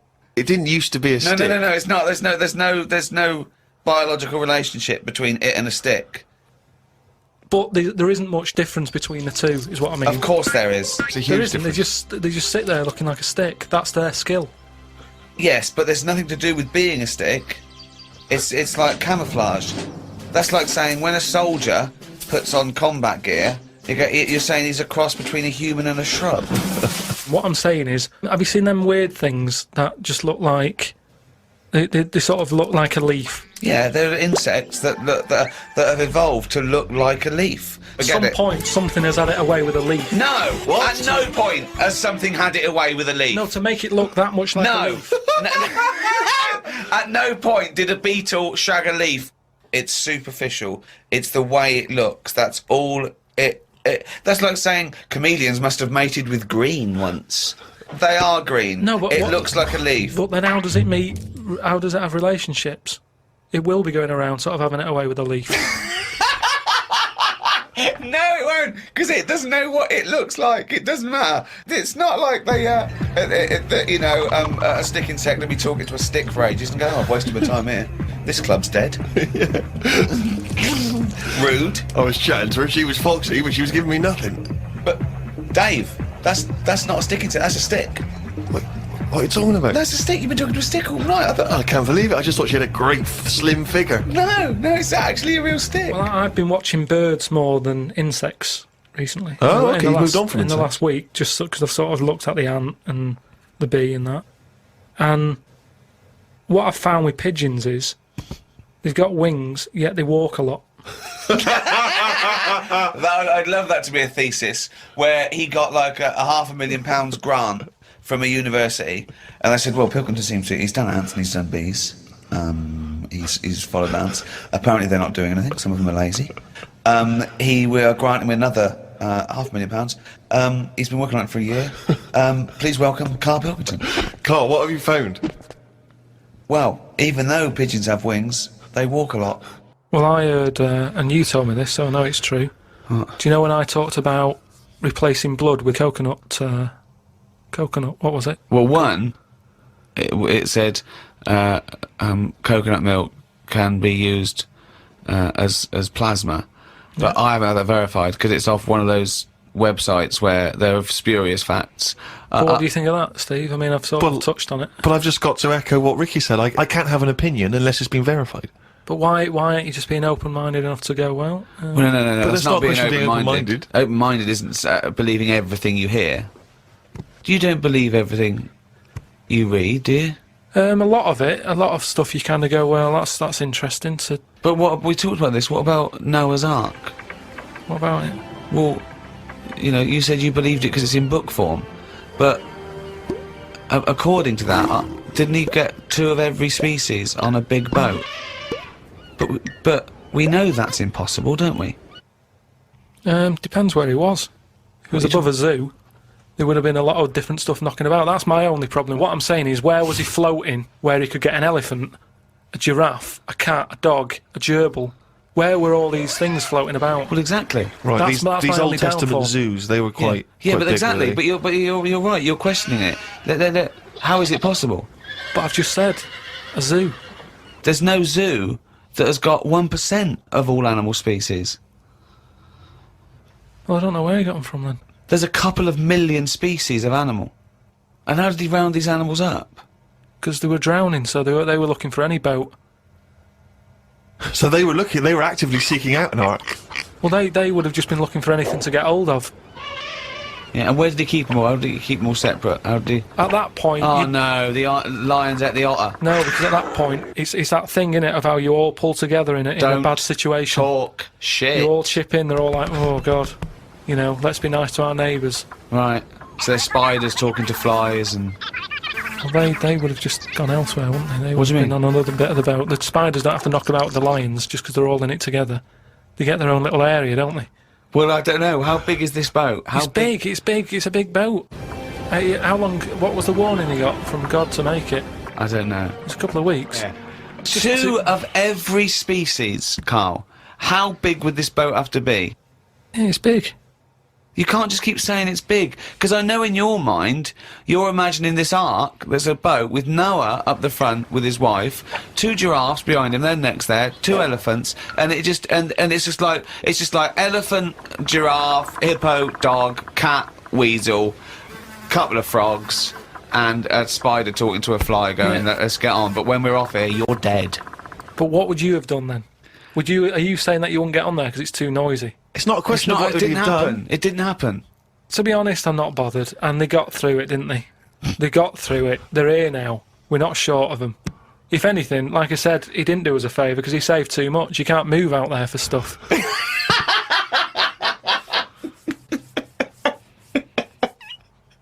I was swimming recently. I do a lot of swimming, and I've never quite mastered my front crawl.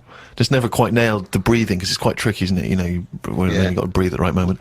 And so I'm in the swimming pool in the local gym, and there's a guy bombing up and down, really doing a great forward stroke. So I waited till he came up, and sort of went, excuse me, mate. I was just watching you when you were doing your front crawl. I was really impressed. Could you just watch me when I do mine and tell me if I'm going Why wrong? would you go to a man? I know, and that was what that was the problem, is only as I was saying it did I realise what it sounded like. I've just been watching you swimming up and down. I was really impressed. And you're both in Speedos. Both in Speedos. You know, I'm got the goggles on, prescription goggles, so that I can see when I'm swimming. But why do you need them? There's nothing in a pool to look at. It's not like you're scuba diving. There's nothing. Hold on. Clearly there is something to look at in a pool. Well, no, I wasn't checking. Well, I was checking him out, but I was checking him out for swimming tips.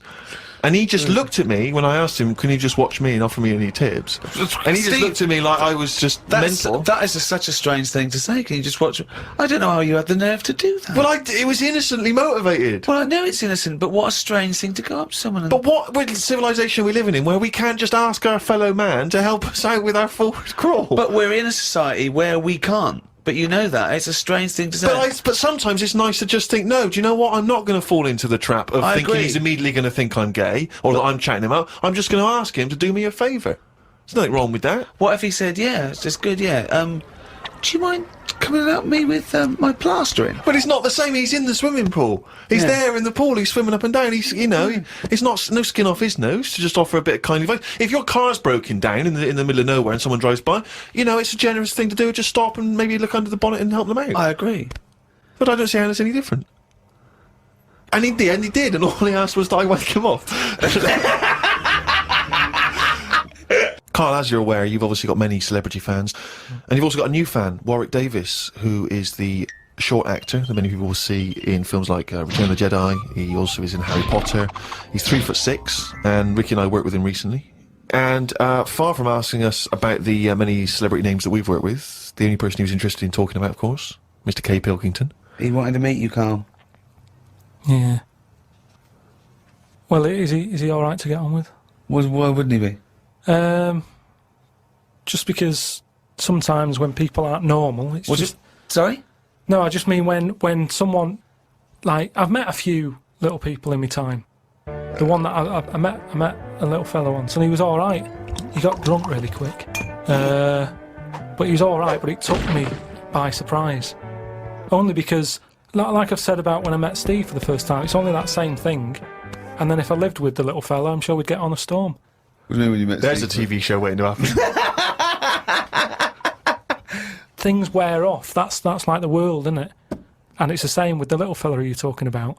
First time I see him, I'd be a little bit like, oh, what do you say? Whereas once you get to know him, I'm sure he'd be a lovely little fella. I don't know where to start, Steve. Gorillas rock the house on XFM 104.9, 2 o'clock, halfway through already. Ricky Gervais show. With Steve Merchant. Yeah, telling really quite embarrassing things that I wish I hadn't now. It makes me look like some sort of mad old urinator. No, you just can't handle your drink. You can't handle your drink. No, I can. I just get rid of it in the usual way of excretion via the kidneys, down the urethra, out the end, down the sink. Sometimes a sink, sometimes a toilet, Carl. Sometimes a bed. Yes. Or your girlfriend. You know, it just... Oh, embarrassing things. I remember once, right? I used to love nature when I was about like 8, 9, 10. Yeah. And I remember going out with my sister and my brother and their girlfriend and boyfriend, like to become their husband and wife. And Thanks for that. Yeah, you know, just keeping continuity there. Yeah. And I used to get shells and things on the beach, and I used to get anything. I love nature. And once I found I love reptiles as well, and I found this perfect snake skin, like a grass snake or an adder, and it was I absolutely I couldn't believe my luck. And I was going look, and they were going, okay, put it down, because I realised they were a little bit scared of it. They were going, put it down, it's dirty. And of course I'd torture them a little bit, and then I thought this was hilarious, and they made me leave it there, and I told mum and everything. And then, much later, when I had some friends when I was about 14 or 15, I was telling this story to embarrass my sister, and I was going, yeah, and she was scared of it. And she went, well, it was a used Johnny. She'd waited that long to embarrass me in front of my friends. God. I'd been running round with a used Durex, thinking that this was great because they were scared of snakes, and they were going, put it down, it's dirty. No, be careful of the poison. Yeah. That's horrible. It is horrible, isn't it? Have I gone too far again? How could you not realise it was made of rubber, for goodness sake? Well, you obviously didn't know anything about nature. Well, I used to love nature, me. Yeah, You know the difference between some skin and then this rubber is Johnny. Now be careful of the Johnny snake. Yeah. Their little poppy head and their poison that... Oh, dear. I always remember there was this kid who lived near me once, and this bird got run over, and he rushed it, he said, I can save it, and he kissed it. Because he thought he could give it the he thought he could give it the kiss of life. I thought you meant it was a girl. No. It got run over. And he kissed it. No, he thought he could give it the kiss of life, but he didn't know what the kiss of life was. He just thought you could kiss something and that would bring it back to life. I think it was an excuse. I think To he was kiss a thinking, I dead can't bird. wait for a bird to get run over, then I can pretend to be giving it a kiss of life, but really I'm giving it a nice little snog on the I remember he beak. kissed it like that and threw it up like it would fly away, and it just went vroom onto the floor. Oh, was it dead or? Yeah, it was blood everywhere. It was horrible. Oh no. Yeah. And what's he doing now? He presents Animal Hospital. No, I don't know what he's doing. But, He's the worst vet in the world. Got Yeah. struck off. For sleeping with one of his imagine patients. Oh, that's terrible. Oh, bless him. Oh no, I killed a fish once. Go on. Well, I made a little bow and arrow. I was about 8 or 9, and I made a bow and arrow. And you know, you never think. We had a pond, and there was a huge fish in it, about 8 inches long, a huge big sort of like golden orf or something, or a carp or something. And I was sort of playing, and I aimed, and I shot it, and it went straight through it and floated to the top. And I thought, oh my god. You pierced a fish with an arrow. That's an amazing shot. Well, it was luck. It was pure luck. I You're never a thought I'd Native do it. American. Yeah, yeah. You know those little things outside in the front garden by the front gate? A little sort of 4 inches by 4 inches bit of metal. You lift it up, and it's sort of like where the drains are if the plumbers need to get there, or the council or everything like that. Right. I dropped it down there, and I thought, oh my god, what if that's discovered? What if I have to drain? So I ran loads and loads of journeys in and out of my house, right to the toilet and back, just taking out handfuls of Vim and pouring bleach down, thinking that I can get rid of this fish before the council dig it up in 10 years' time and go, send him to jail. Yes. Fish aside. But what do you think they would have done? They'd have taken the dead fish, they'd have gone to each of the doors going, is this your fish? Do you Yeah, but recognise this fish? you don't think... Do you recognise either the arrow or the fish? Yes, it's arrow straight through it. But you don't think when you're 8 that it'd be okay if I can ride this out till I'm 20. Yeah. The statute of limitations on goldfish murder. yeah. It is about, I can't work it out, 12 years. Wow. Yeah. So that You're was a killer. Yeah. Carl, anything embarrassing ever happened to you ever? With what? With animals and stuff? Could be animals. I like animals, to be honest. So do I. It was a mistake. No, you don't. I thought you were feeling bad about the fish. Yeah. But really, you were more worried about you being locked up. Well, I felt bad. There was both the law and the moral side of fish death. I mean, we kill fish all the time, just not usually with a bow and arrow in a back garden in Whitley. Often the supermarket can lend a hand with that. I used to sell mackerel. Did you? Yeah, I had a pet magpie Did you? called Maggie. Oh, Inventive. pet magpie. You mean you captured it and didn't let it go away? Yeah. Can't have a pet magpie. But then it got really vicious. I mean, Well, it was quite right, it nasty. wouldn't let me go. What do you keep it in, a rabbit hutch? No, it flew around, but it used to just like come to me all the time. But then it started pecking me head and stuff. That's not a pet magpie. That's a bird in the garden. No, but I could actually, I could hold it and stuff. It wasn't scared of me, and it knew it was me. It used to come down from like the top. It hated you. That's why it wanted to peck you. Is that? And the other thing, I always remember being younger and like walking through the woods to school with my mum, and like, I was chasing a butterfly, and she said, "Oh, don't do that, Carl." And I said, "Why?" She said, "'Cause they only live a day." I said, "Oh, all right, I'll get a dead one in the morning." That's genius. That's great. That's quick thinking, isn't it? Oh, Oh, that's sweet. Let's play a song. Wu-Tang Clan and Gravel Pit. We love that, don't we? I love it, yeah. Yeah, brilliant. Fantastic track. We're talking about embarrassing stories and stuff, and I don't know if I've told this on the radio before. Have I told you, Carl? I'm not sure. But this was when I was working at the BBC. This is not even long ago, and I'd moved to London, and I was fairly new in London. And I was working at the BBC, and I had this BBC hire car, and I've never told it. If there's anyone listening who works for the BBC, I don't know if I can still get in trouble for it. But this BBC hire car, and it was like I'd been ferrying kind of actors and people and production people around all day in this car. And I was driving back, it was quite late, it was about sort of 7 or 8, and I was driving back, and I pulled in to get some petrol to fill up the car every day. And I went into this garage to fill up some petrol, and I was there, and this two blokes came in a white van, right? They sort of pulled into the forecourt, and I was filling up the car, and they went, "Hey, do you want to buy a couple of speakers?" And I said, "Yes, I do." Yeah. Because, tell you the reason, it was like I was so flattered that they thought I'd be the kind of bloke who would, A, need some kind of classy speakers, and Yeah. B, would like to buy them on the slide. Do you know what I mean? Yeah. I thought, yeah, they like the They've fact seen me. they They've could- seen I look a bit of a hustler. Exactly. Yeah. I'm a street sort of guy. You can Yeah. see by the way I use my walk. Exactly. Yeah. So I couldn't believe my luck. So they drove behind the garage, the little sort of garage bit at the back, and I went round there, sort of casually went round there, sort of locked the car, went round there. He went, yeah, open the back. He had these speakers in there. I said, "Are you sure these aren't knocked off, mate?" He went, No. We work for Dixon's. This is a story he spun me. We work for Dixon's, right? And we're delivery men. And if we make a delivery and the person's not there to sign for the goods, then we have to bring them back to the warehouse. But if we can sell them on the way back, Yeah. then that's really good That for happens a lot. Dixon's. Yeah, Dixon's must love that. And instead of thinking, are you sure some kind of troubleshooter didn't... I mean, did someone go into Dixon's and go, yeah, you're not getting in the garage John forecourt Harvey market? Jones. Exactly. Get a couple of lads in a white van. Exactly. Yeah. So anyway, so I sort of bought this story, and I was a little bit dubious, and I went, right, let me hear them then. He wired them up to the car stereo, and boom, boom, boom, they're playing. So it was some groovy hip-hop. I was thinking, great, these guys know what I'm into. Yeah. And he's giving me the talk and stuff. And, I said, I'm a bit worried these are knocked off. He went, no, listen, we got a bloke at Dixon's who can confirm this is fine, right? Phone him up, use my mobile, right? And quote this reference number, right? So I phone out, they go, dee-dee-dee-dee-dee, and I goes, yeah, I go, hi, some guys here in the garage forecourt trying to sell me some speakers. Just wanted to check. He went, it's fine.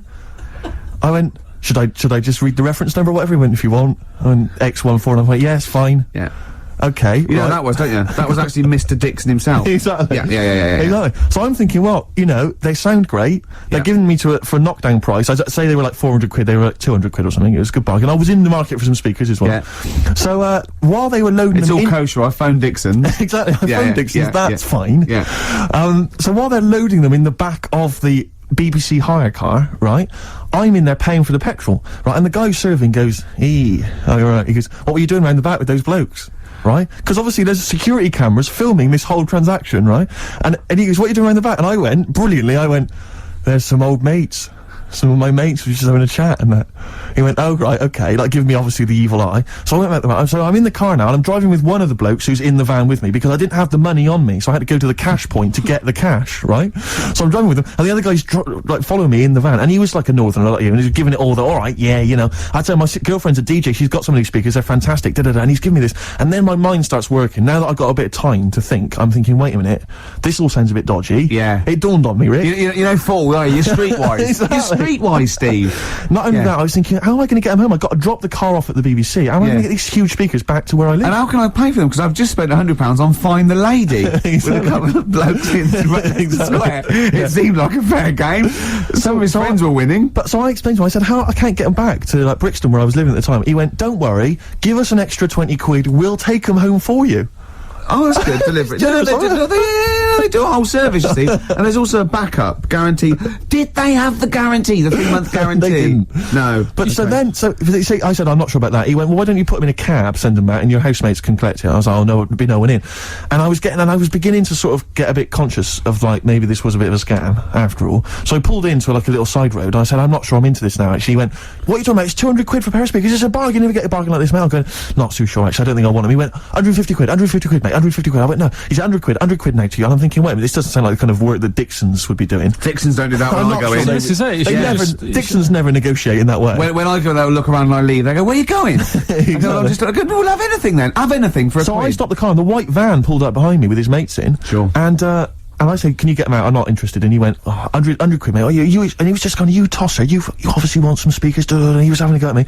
So I was carrying the speakers out and putting them back in the white van, and he was just shouting at me. He was going, 70 quid, 70 quid. I said, 70 quid from 200? This is ludicrous. You realise that wasn't Dixon's policy then. Exactly. They don't At usually that shout moment- "you tosser" as you leave the as you leave the shop and walk down Camden High Street. They're not usually shouting "you tosser." You should have took the offer of like the monthly payments they've got on at the moment.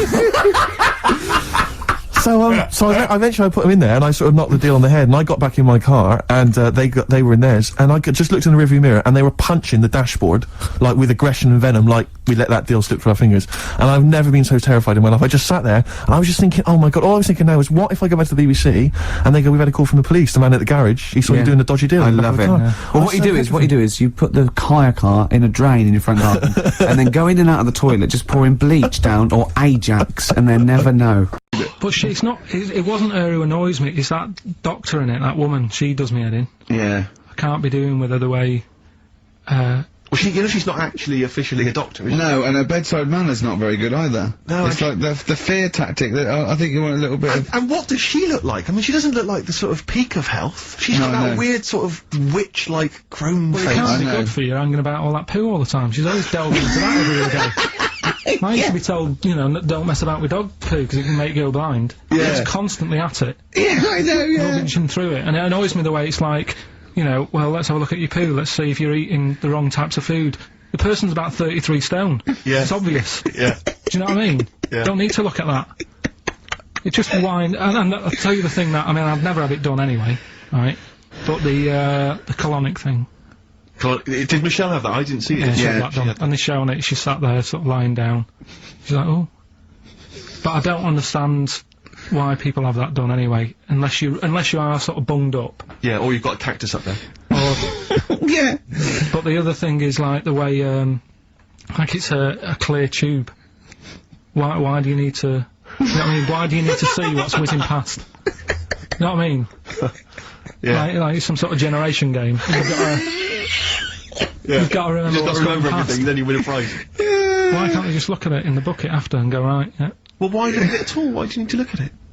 Well, it's, Out of interest, isn't it? see what's come out, I don't know. So yeah, that's where that went. Oh, that's where I've been looking for that remote control. How does it work? I don't want to go into graphic detail, but they just send water up there, don't No, they? caffeine. Caffeine? Yeah, so it's like it's like a gallon of coffee Wow. that goes up there, and it wants to come out immediately, obviously, and then it percolates. But when did that happen? How did someone sort of go, tell you what you want to do?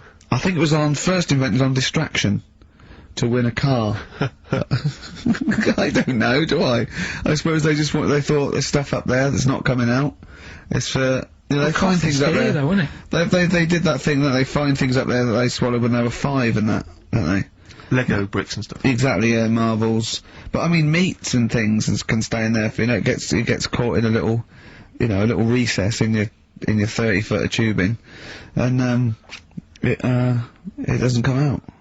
Talking of meats, I saw an advert on the way in today. Question to both of you: who eats pepperoni? I don't know. Have you ever eaten a pepperoni? It's disgusting. I've never seen anyone eating a pepperoni, buying one.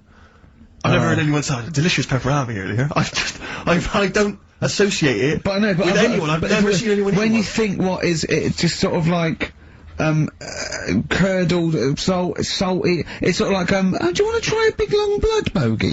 Yeah. I won't. No, it lasts forever.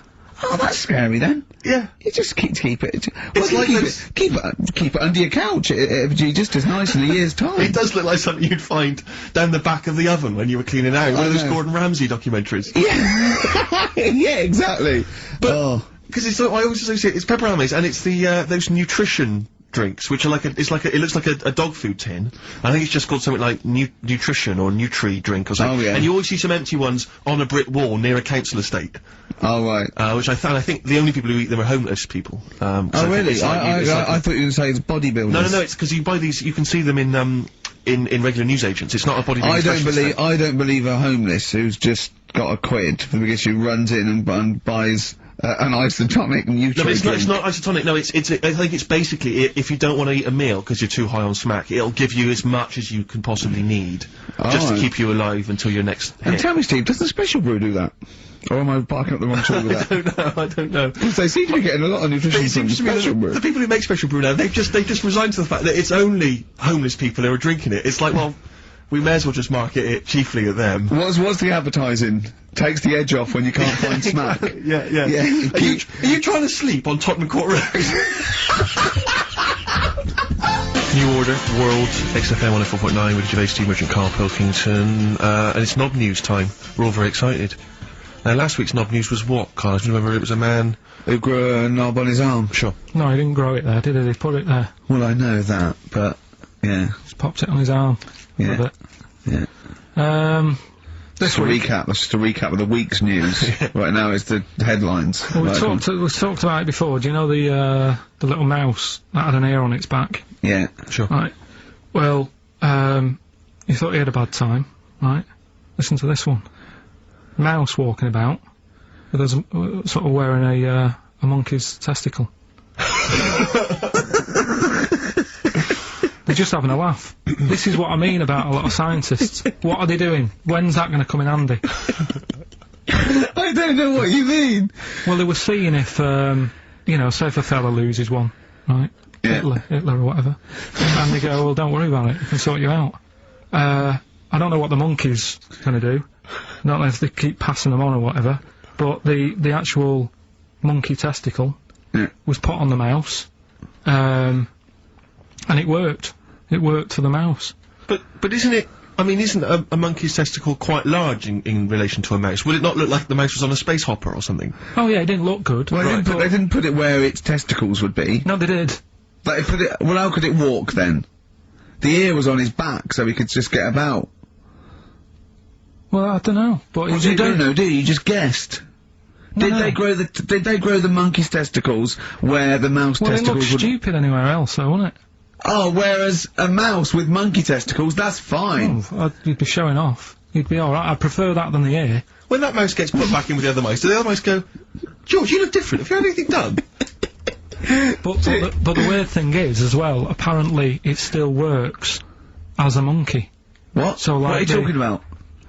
Like the sperm and that was, it was still sort of monkey Of course sperm. it was. What are you talking about? But that's weird. But what, Carl? What do you? It's only a thing to give it nutrients. That's all the thing they're testing. It's like grafting at that level. Right. What's your question? Because I'm right. What do you think? It would change eventually. It would have changed into a mouse testicle because it had been hanging round a mouse for so long. No, I thought the actual sperm of it though would be a mouse's Why? because it's hanging off a mouse. No, but your sperm is actually created in the testicles. So That's say why this that's why it has to be outside your body. Otherwise, we put them in a nice little cage. But a little bit- I'm guessing then that they've done this operation so that they can do it to humans. Yeah? Why would I want a monkey testicle if my kids are gonna be monkeys? What use is it? No, think. That's no. That's gonna happen anyway, Carl. No, yeah, but think. Think of what you're saying. They've grown a monkey testicle on a mouse to see if it would still function as a monkey's testicle, okay? So they can do that to humans. So think, Carl.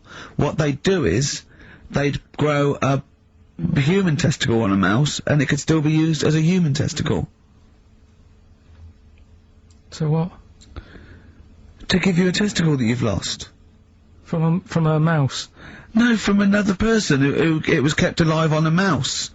Because it's kept the nutrients alive, as opposed to keeping it deep freeze. Maybe bollocks go off after a week. I don't know. Maybe they get accidents. He had a little a card. Do you donate your testicles? Yeah, I'll tell you what. No one needs testicles yet. Let's keep them on a mouse. You have yours ripped off in some sort of bizarre skiing accident. You go, well, you go in a Battersea Dog Town. You pick the ones you want. They can grow them on anything. They can grow them on a Dachshund. Bulldogs are growing them usually that's where you see a bulldog. Usually that's waiting for an operate. What don't you understand, Carl? Hang on a minute. I thought this was knob news, not testicle time. I don't understand Yeah, what. this testicle time's not for another 10 minutes. Yeah. No, it's all sort of linked and that though, isn't it? Well, Sometimes it's linked to a mouse. But what do you think about like, I don't know, testing stuff out like that? Is it worth it? Could you not just go straight from... But listen, Carl, I'm getting this information from you. No, it's If this was on right. Question Time and someone said there were, you know, Dimbleby and Paxman or whoever said it, I'd think about it as a moral dilemma. You've just said you saw a mouse with a monkey testicle. What do you think of that? I don't think any of it. I don't think anything of it is the answer, Carl, because I can't trust the info. I cannot trust anything that comes out of your mouth. Well, it's true, but it's just all this. It's the same thing, innit? It's the leeches in a blender. It's the fella looking at an electron. Yeah. It's the mouse with an ear on its back. Yeah. I don't know what the point is. But you don't read on. Because I've seen you read somewhere and you're going, look at that. Man survives on eating knee. And I go, what else? You go, I didn't read on. I didn't read on. You look at the mouse with the ear on the back, and you just think, that must be murder at a concert. You don't think. You don't think. No, anything I else. just You don't think, read is on. it worth sort of wasting all the... You think he swallowed someone's ear? He gnawed it away and swallowed it and it's just in his system? Yeah. No, I just get a bit sad about the mice and... I agree. I mean, that is sad, yeah. Of course, anything like that is awful. But saying that, I remember ages ago, they have a load of people on Oxford Street. Don't know if you've seen them, where they get you to sign stuff. Yeah. And the woman got annoyed with me, right, because she was saying about, you know, drugs with animals, testing them out and stuff like that, which is bad. But, and I was saying, yeah, it's really bad, and I was looking at the pictures and that. But I said, what would happen, you know, if like, the drugs, aspirin, and the monkey's got headache, is it such a bad thing? She got annoyed, didn't want to listen anymore. It's a good point, though, isn't it? At what point is it cruel to test stuff out and things? Yeah. Give it some Nurofen. It's happy. Yeah, well, I bet That's that not ear, honest. I bet that mouse had, headache. Because everything must have been loud. The other mice squeaking must have done its head in. Yeah. Oh, that would give him Turn a that Nurofen. radio down. Give him a Nurofen, please. The number of times I find a theory that he said in gobbledygook, but it's true. I think that, I think he's been dealt a bad hand in the brain department. Do you know what I mean? Yeah. Thoughts, Carl? Well, your brain's in two bits, isn't it? Yeah. And I wonder if one half is really good, the other half's messing it up. Yeah! That's how I feel sometimes. That could be the case. Yeah, well, it is split into two, yeah, and they are responsible for different things. Yeah. It's like these sort of families where there's a kind of really bright kid and then a sort of wayward child who just gets into drugs and stuff. Sort of like that up there Yeah. in your head. Because you have quite sort of out there nebulous thoughts, and you've got a lot of common sense, haven't you? And just having that other sense of, like, this is dodgy. What spider sense? Just that sense where you just go, I don't know why, but something's telling me we shouldn't be here. And you go, alright, let's go. And you move from it, and you don't know what that is. Yeah. You don't know what's decided that. You know, it's like when you're lost. A part of my brain's got me lost, but then there's another bit that I don't know what it is, where they go left. And you do, and then you go, So remember that time when you called me and I said I don't know where I am, and I couldn't concentrate? think of that! Think of that! I called him! Oh, Carl, what are you doing? I don't know where I am. What do you mean you didn't know where you were? What, you... I got lost. I went in London wandering. you got yeah, lost? Yeah. And I went wandering, and then, you know, I It's was when like, he first moved into his new place. He was walking back from his old place to his new place, and he didn't know where he was. He How tried can to you take a ever short. really get lost in London now? I'm just... It's a cabbie. well, yeah, I don't want to do that because I feel bad pulling one over and then saying, where am I? Yeah, they don't appreciate that, do they? But I found my way back, didn't I? Yeah. But you told me 20 one minutes. time that you much prefer getting lost. You love wandering around and getting lost. Yeah, you said go- that's much better. go down It was a cold cul-de-sac. day. It was a cold day. I just wanted to be at home. I had things to do. There's a time and place to be lost. Well, go on. Well, a place What's you the don't place? know. What's and the place to be lost? Somewhere you don't know. Right, good. Okay, And the specific. time? The time. Time when you're not in a rush. Right. But that time I was in a rush, and I was And- cold. So a typical argument in your head is what? I'm lost. I'll do one side of the brain, you do the other side of the brain, okay, in your head, okay? Carl, What? this isn't where we should be. You want to go home, didn't you? This isn't your house, because it's a field. You live in a house, don't you? Why are we standing in a field? This isn't your house. You're meant to going home, but you've walked into a field. No, but that wouldn't. I've never been that lost. When I'm walking across a field, at the edge of the field, I'd go, hang on a minute, this isn't right. I wouldn't get in the middle. I wouldn't go that far. I'd go, right, I definitely shouldn't be here. You did once. You were in the middle of a field, and your dad had to rescue you. Yeah, and carry that's you when I through was the a kid, because I was reading as I was walking. That's,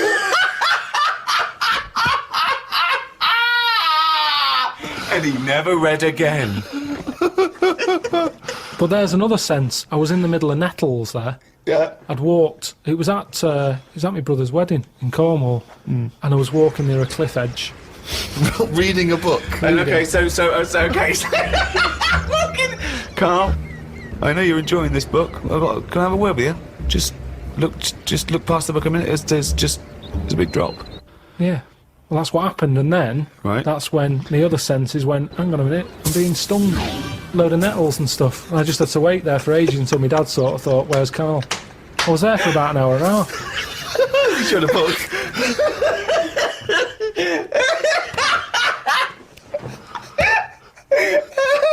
Fuck me like a cartoon. But why are you wandering off reading a book when it's your brother's wedding? No, this was like, we were in, I think it was St Ives in Cornwall. Yeah. Yeah. I was in St Ives, and just, you know, it was a nice day and that. There was no telly in the place. It was a horrible house. It was haunted, actually. No, honestly. No, not honestly. It wasn't haunted. There's no such thing as ghosts. So you saying honestly it was haunted means fuck all. It's the weirdest place and weirdest sensation I've ever had. I spoke to a woman called Mrs. Battersby, Right. who sat on my bed keeping me up all night. My mum came up, she said, you look shattered. I said, yeah, I haven't had a kip all night. She said, why? I said, I've been talking to Mrs. Battersby. She said, who's that? I said, I don't know, some old woman. Now, I can't remember it now, but that's what I did then. And then, Sorry. So Mrs. Battersby didn't exist. Is that what you're saying? She was the ghost. yeah. Wasn't the landlady. No, there's no landlady. It's a big house, Right. about 12 bedrooms in it. Right. Dead cheap to stay there because it was a wreck. My Were mum you and dad ill? went out Were you one ill? night. Did you have flu at the No, time? I had nothing like that. I just... So you were sitting up and you were awake and you were having a conversation with Mrs. Battersby. What did she look like? I can't remember. I can't even remember having the chat now. Right, But so- at the time, I was like, oh, she just doesn't shut up. Chatting all night. So you don't remember this happening? Or you do remember it happening? No, I remember that, like, if I see my mum now and I mention St. Ives, she'll go, oh, yeah, Mrs. Battersby. She remembers coming in, because she was older than me, wasn't she? So, to Who? her, my mum. Was she? How old was Mrs. Battersby? She was older than both She of you. was old, because I'm calling her Mrs. Battersby. If she was my age, I'd probably say, oh, it's Susan or whatever. Right, sure, You Miss call Bat- older Miss people Battersby. by the surname, don't you? Yeah. Anyway, so she kept me How up all old were you? night. You know, I'm thinking of pictures at the wedding. Why do you have to go through other things to just have a memory? How old do you reckon you were? I don't understand why you haven't got direct access to your memories. How old do you reckon you were?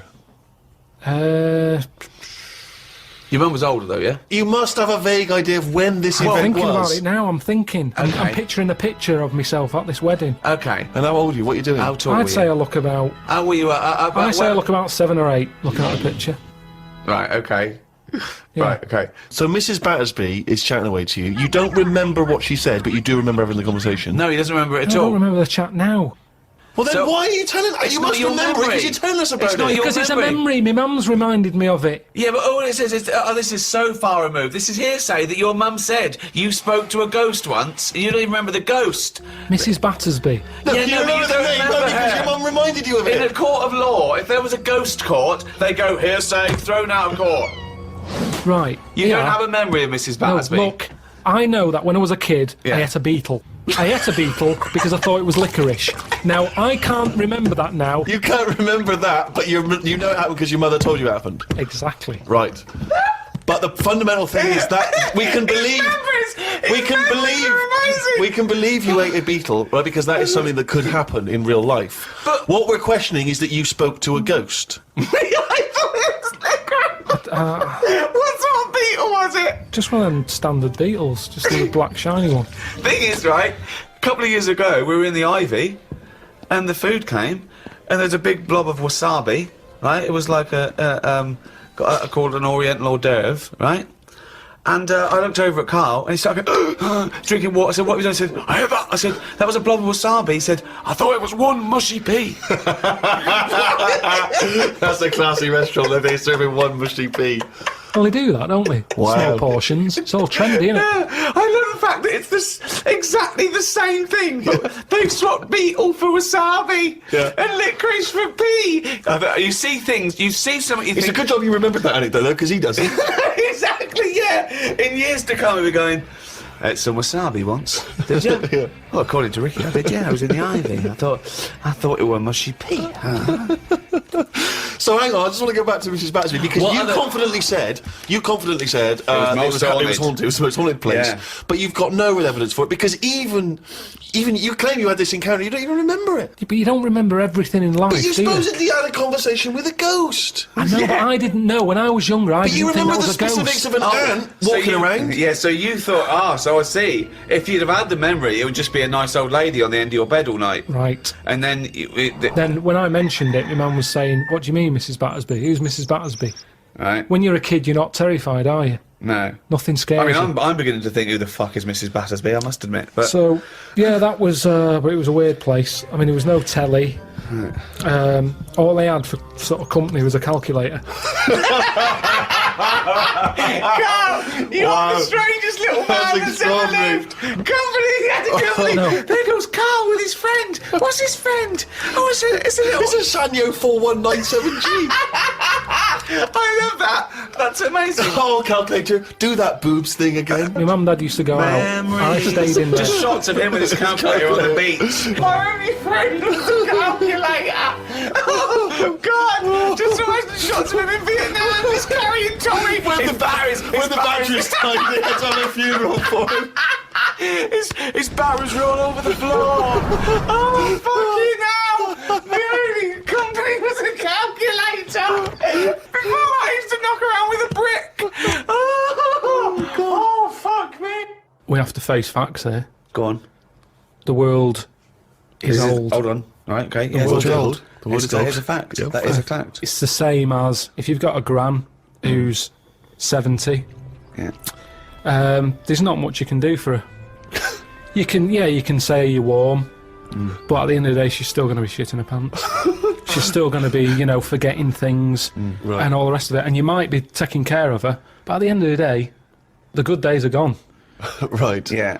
So, in a way, like the world, it's got to a point that it's old, and yeah, we can say turn the tap off, turn the lights off, close the windows, stop letting heat out. The earth, metaphorically, is shitting its pants. We are not the same as the first man that nature made. No. No, we're not, no. And that's where we went wrong. And if we didn't interfere at that point, we might have been more suited to the conditions now. U2, the sweetest thing on XFM. Ricky Gervais, Steve Merchant, Carl Pilkington. So, we're with Carl in the week. So, well, what can we do this week? I was saying, well, don't do Rockbusters, that's dead in the water. I hope the listening public agree with me. He's going, well, won't I teach stuff again? Remember what I taught you last week? I went, no, no idea. Were you joking? I went, no. And it was, he went, Ivan the Terrible gouged out a fella's eyes. Yeah. He actually said Ivan the Terrible at the time. Yeah.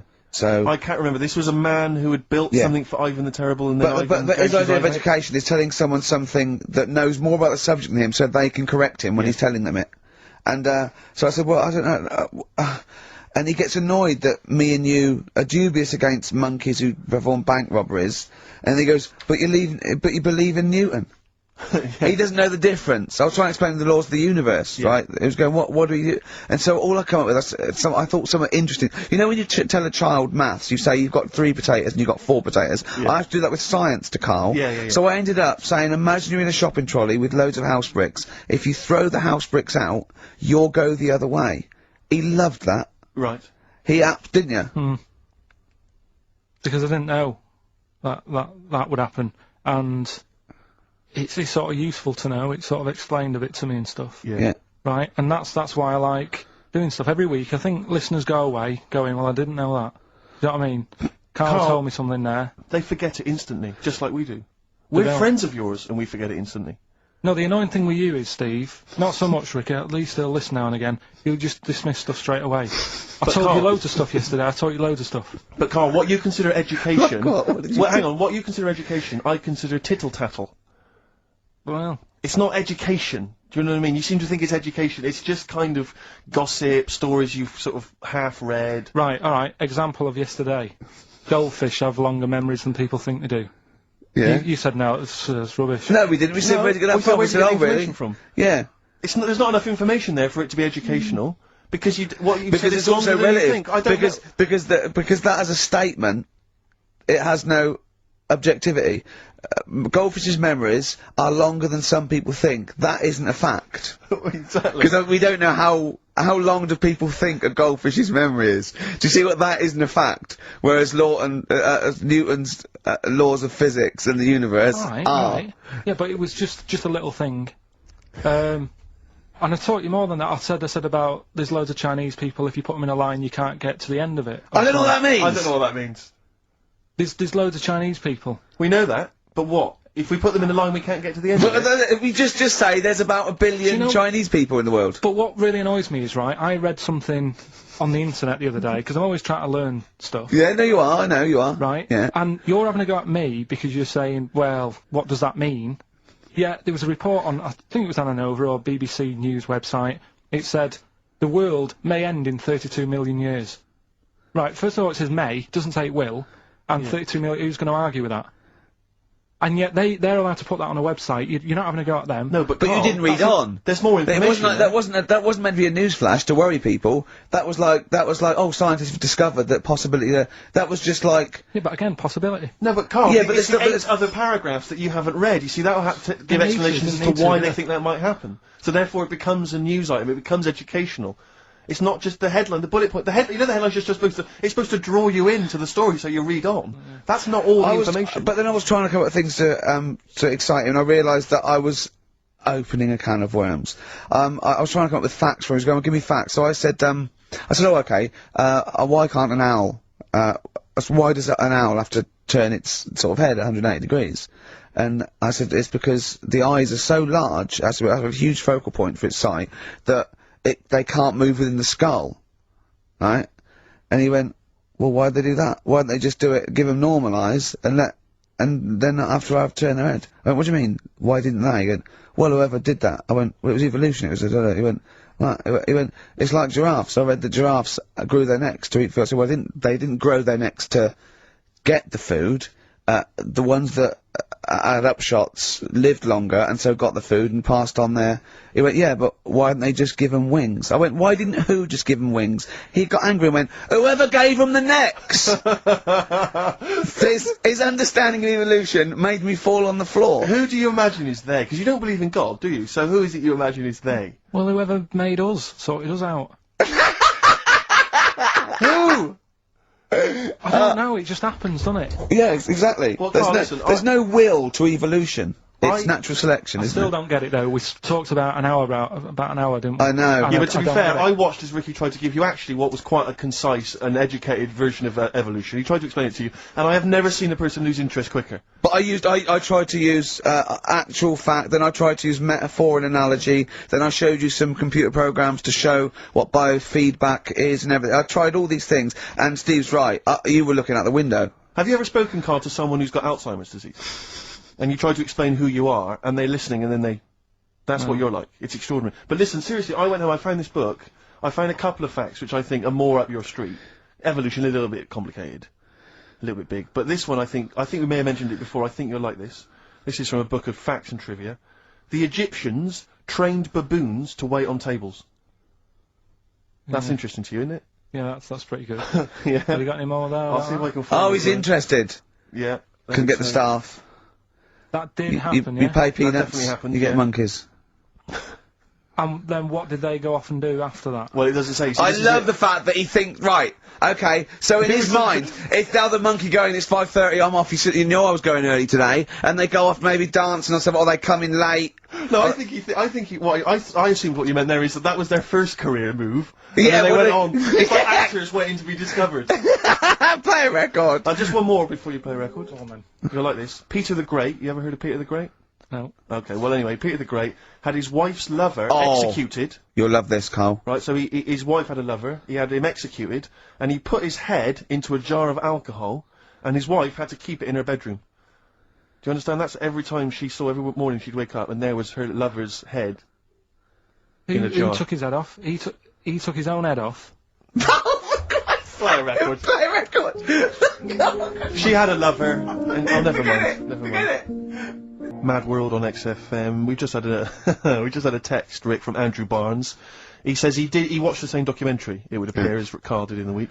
And he says here, just to clarify, the leech nose man got it up there when drinking from a muddy stream.